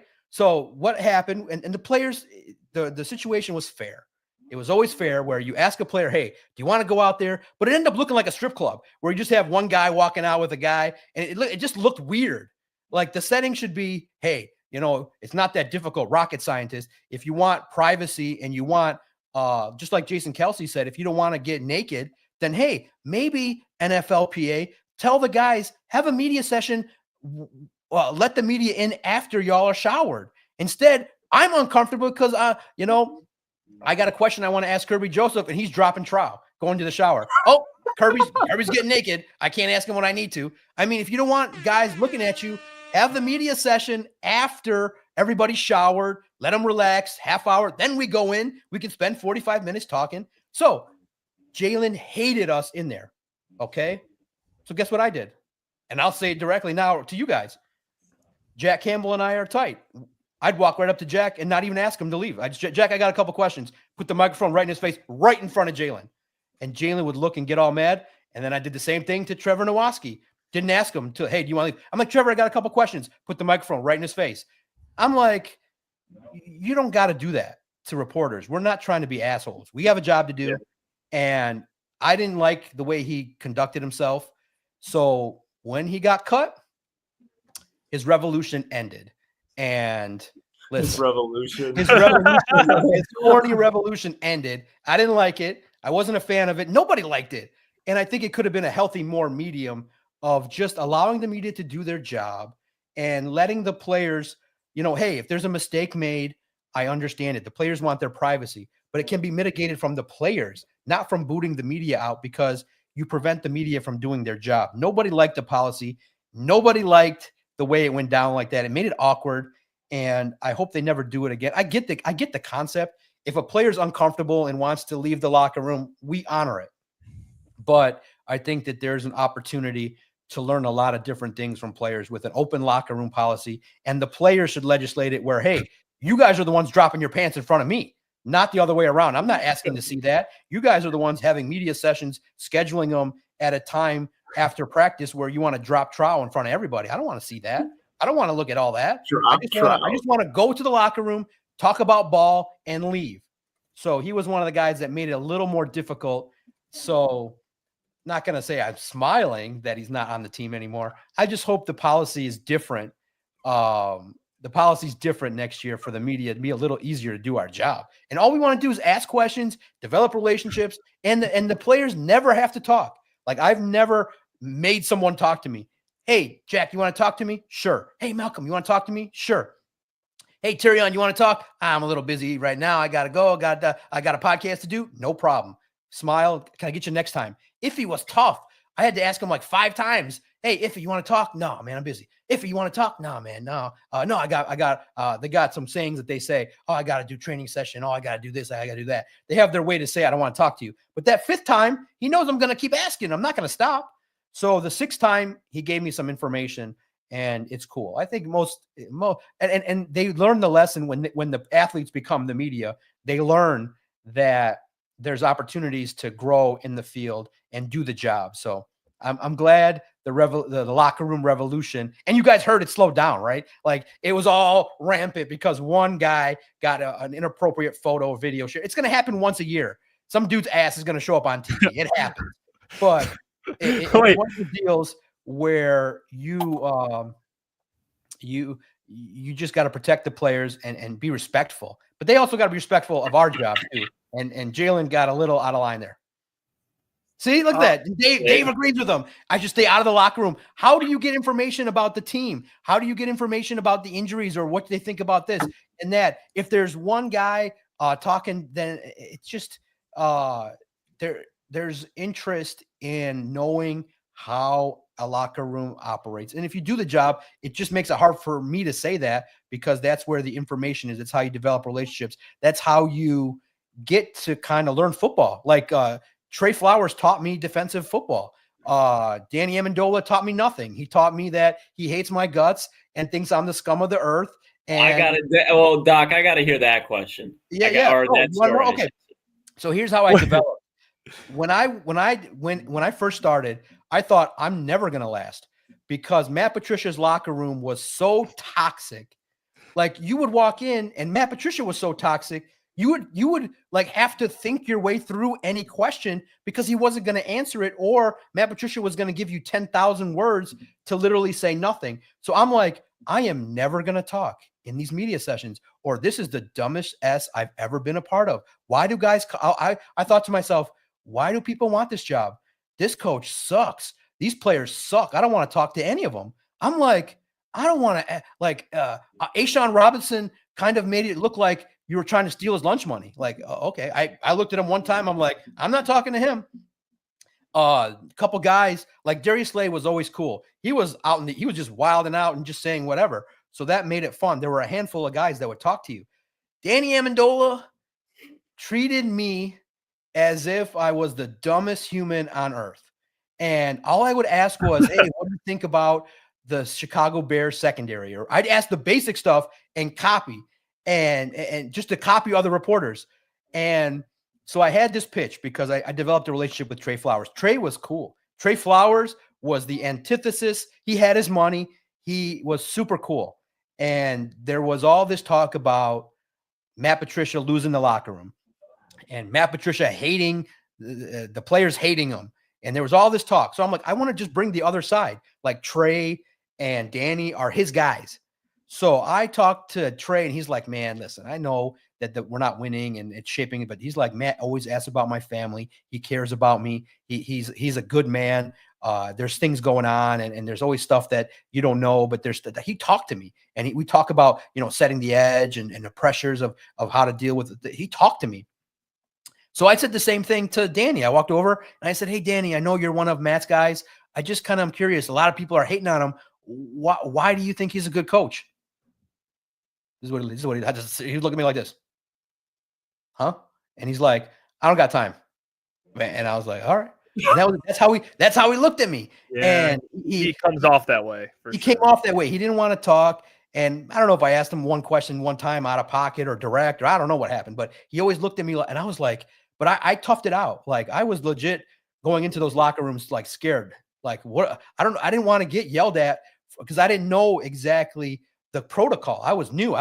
There was nobody. And that's why I've been so nice to everybody, because I was thrown into the wolves with one guy talked to me in the entire media to ask who I was. I just showed up to Allen Park and one dude asked who I was. And that was Dave Burkett, the nicest individual on earth. He's like, what do you do? Oh, okay. He was curious. Oh, you do podcasts. Everybody else head down, looking like death, looking like they hated their life. And I said, oh, I could see why, but not personable, not welcoming.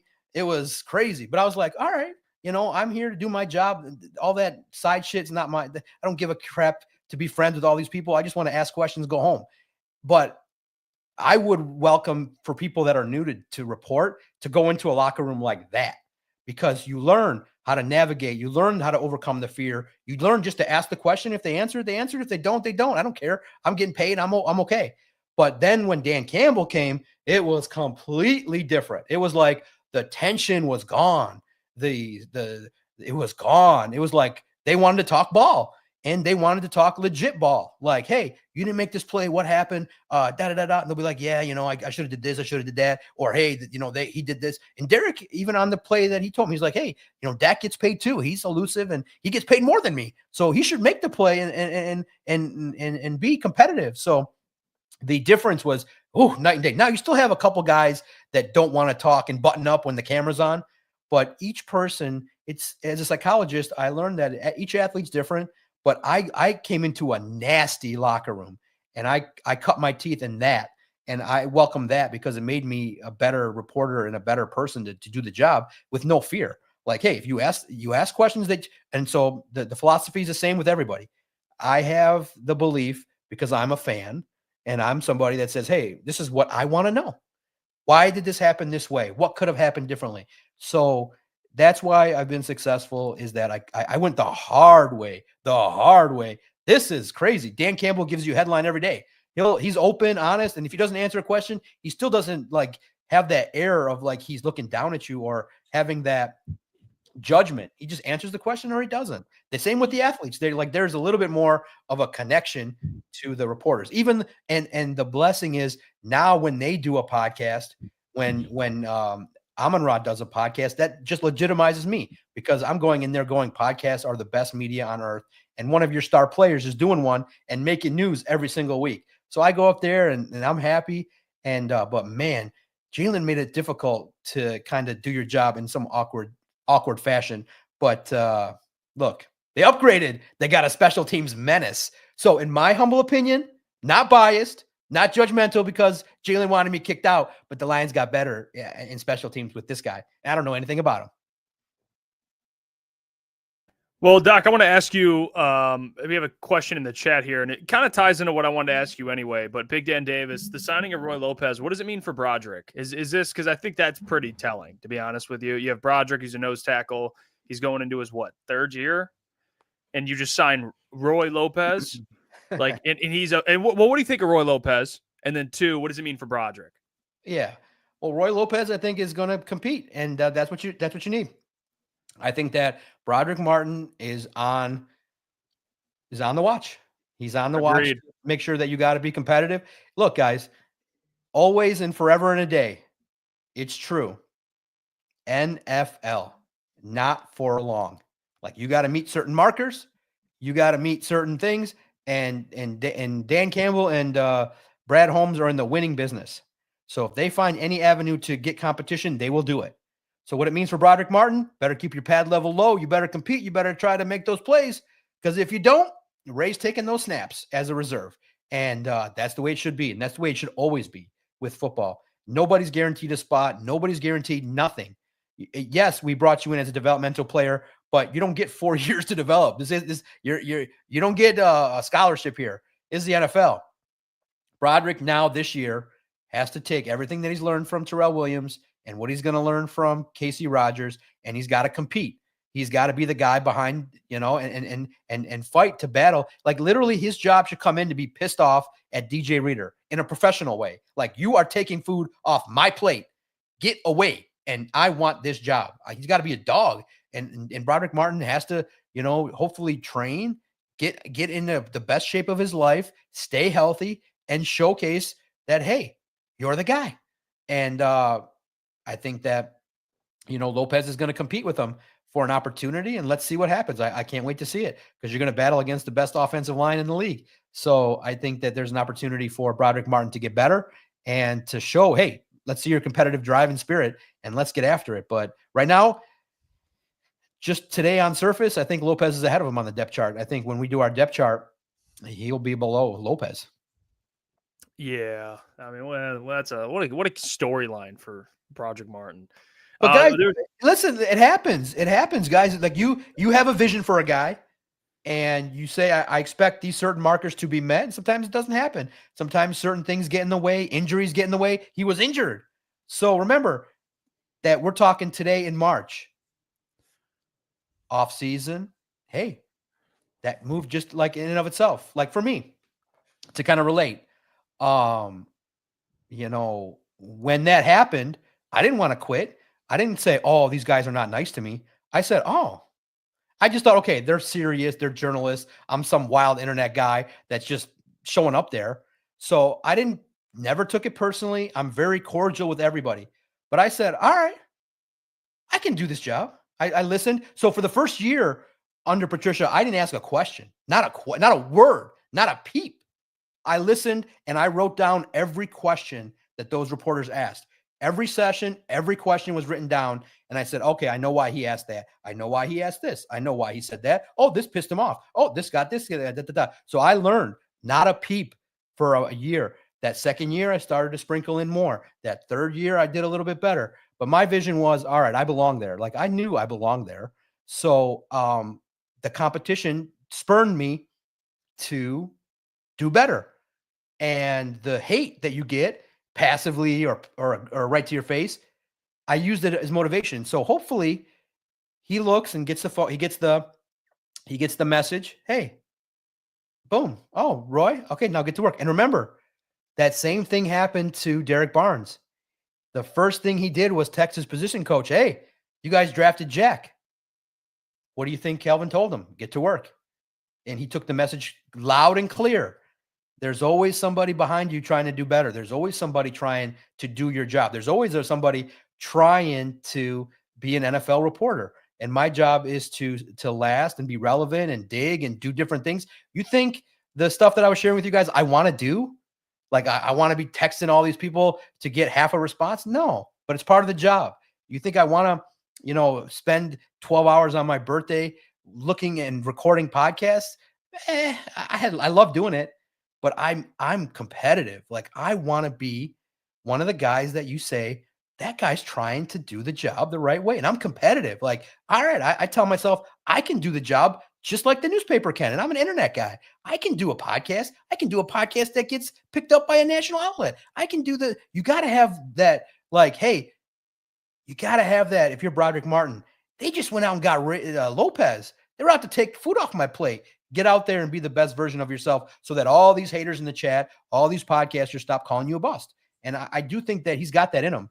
So I'm hoping that, he takes this seriously and competes, because, man, it's fun when you are looked down on and they think that you're not going to last, and you just keep showing them, I'm here every day. I'm doing the job, tweeting, podcasting, videos, advancing, asking questions, asking direct questions, asking a lot of questions, asking questions that go national that you don't even know what's going on. So and you guys always have your favorites. That one guy that you guys say, while you guys say he sucks, he's one of the best, because you're always talking about him. You're always commenting about what he's saying, and that's his job. Now, you may not agree, but he is authentic. He does believe what he writes, but it's just not what you want. And remember, that's his job. His job is to provoke a conversation based on his opinion. And I have a guy like that. And the secret is this. If you are a person in this media business and you're doing it and 100% of people love you, something is wrong, because you are not saying things that are opposing someone's view. That means you're just vanilla. Like Vito, when Vito posts, and here's a little behind the scenes. I assign Vito every opinion piece. I don't tell him, here's your opinion. I say, Vito, this is how it went down yesterday. 10 minutes a day. I make fun of him. I'm like, Vito, I'm going to cut your pay today. And he's like, okay. I tell him that every week. Vito, I'm cutting your pay today. The economy's rough. I need more money, so I'm going to cut your pay. By the 1,000th time, I just laugh. And me and Vito are super close. I said, Vito, what do you think about Brad Holmes and the moves he's making? Is he too safe? And we talk, and I go, okay, that's your column. Just write that, and what's your opinion? And we write it. Now, when Vito's columns come out, here's what happens. Okay, and it's behind the scenes. I get 200 minimum emails to my mailbox. They find me. All right, and I always look. All right, if he gets 200 emails and they're all "we love it," it's not a good column. Okay, because he needs to do it. He needs to state an opinion on a matter. Okay, so Vito wrote, "Be patient, people. It's okay. This is what Brad's doing. Here's what I think about it." Got 100 emails. Vito is masterful. I love what he does. He's just such a calm presence, and he's the voice of reason. Thank you for having blah, blah, blah. The other 100, what do you mean? He's an edge. We need an edge rusher. Vito is the dumbest effing. I'm like, all right, good call. And that's what his job is. If Vito's universally loved, something's wrong. Something's terribly wrong. Yeah. Because I force him, and I told him, Vito, you are not going to be loved. I'm sorry. Like, we're not going to have universal love. People are going to hate. I'm sorry. Please just state your opinion, and whatever happens, happens. And for 7 years, I've shocked that his shit gets read at such a high rate and resonates because he said something. So I'm of the opinion that a guy like Broderick Martin can definitely take this as a positive, grind and get your ass on the field and make some plays. Let's go. Love that. I love when the doc dips into the story time. He ties it back to life, and I love it. I appreciate you, Doc. You killed today. I know you're going to continue to kill. Hopefully, you get a little more active. I want to go more. Guys, I'm loving it. I'm proud of you guys. Look, man, I want to say this. I'm humbled that a lot of your fans messaged me for my birthday. People have emailed me. I'm very humbled by the chat. I'm humbled that people will react to things I do.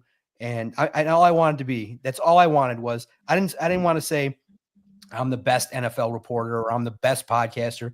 All I ever wanted was to just be in the mix. Like, hey, the Detroit has a good crew of reporters and John Macaroon's one of them.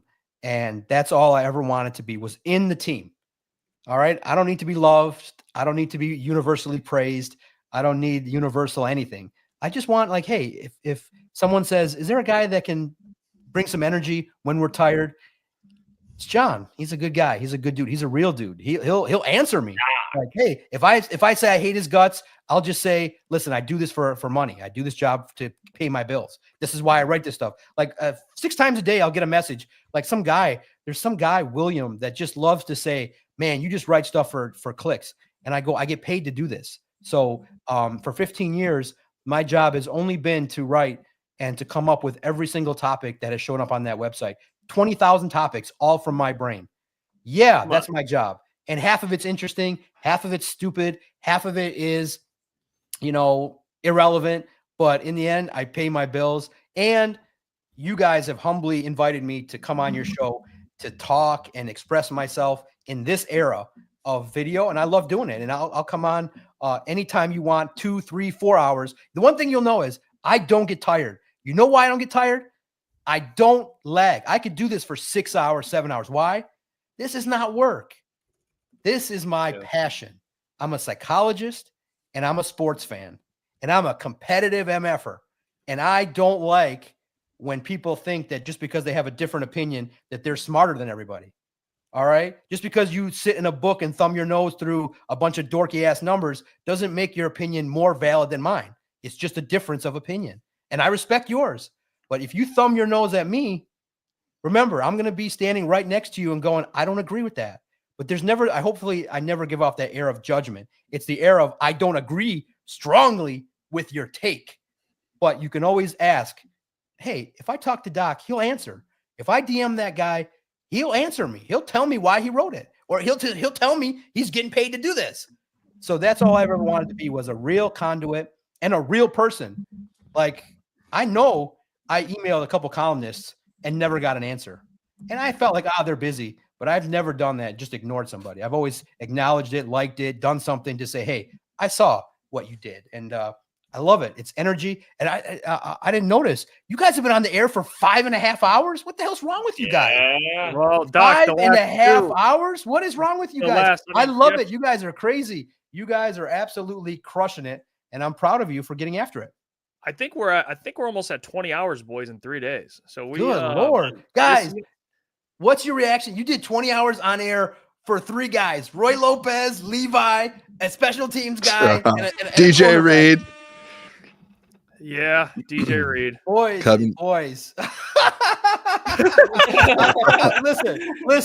Listen. Next year, time it out. Like, okay, maybe start and go, all right, let's start when they make a move, and then we'll go and we'll take a break and we'll recap and do it like that's a lot of filler for some stuff that didn't go on with the Detroit. I know there's a lot of stuff to talk about, but man, it's more, you know what, Doc? It's more about the challenge. Like, we love, like, the people have been loving it. They've stayed in it the entire time. So, hanging out with the people, chatting it up with the fans. What we're trying to do is test ourselves, and I think this is a good way to test ourselves. It's like, good. Let's go 7 hours live. The last 2 days we've went 7. Love it. Go. Hey guys, you got Levi back, and you got Roy Lopez. And let's go to the Super Bowl with this special teams menace, baby. Let's go with these group of gritty guys. Listen, we don't need Trey Hendrickson. Let's go and shock the world with this roster. Let's go. Yeah, I love it. Hey, Doc, you killing it. You're a legend, Doc. Keep killing it, brother. We'll talk to you next Wednesday, all right? Talk soon, fellas. Thanks there for you having go. me. I really appreciate Love it. you, Doc. Doc, appreciate. And by the way, if you're watching, like the stream. Like the stream right now, because subscribe. I know there's people watching right now who aren't sub, man. Subscribe to the channel. I will say, Matt, we appreciate all the support. It's been fun. We'll be back. Obviously the Lions still have moves to make, but this week it's the free agency streamathon, and we've been dialed in. So NFL, free agency frenzy. That's what I call it. I like it. No, I like it. We'll be back. Appreciate you all. Have a great night. Hopefully, maybe you get another Roy Lopez in about 30 minutes. We'll see. Come on.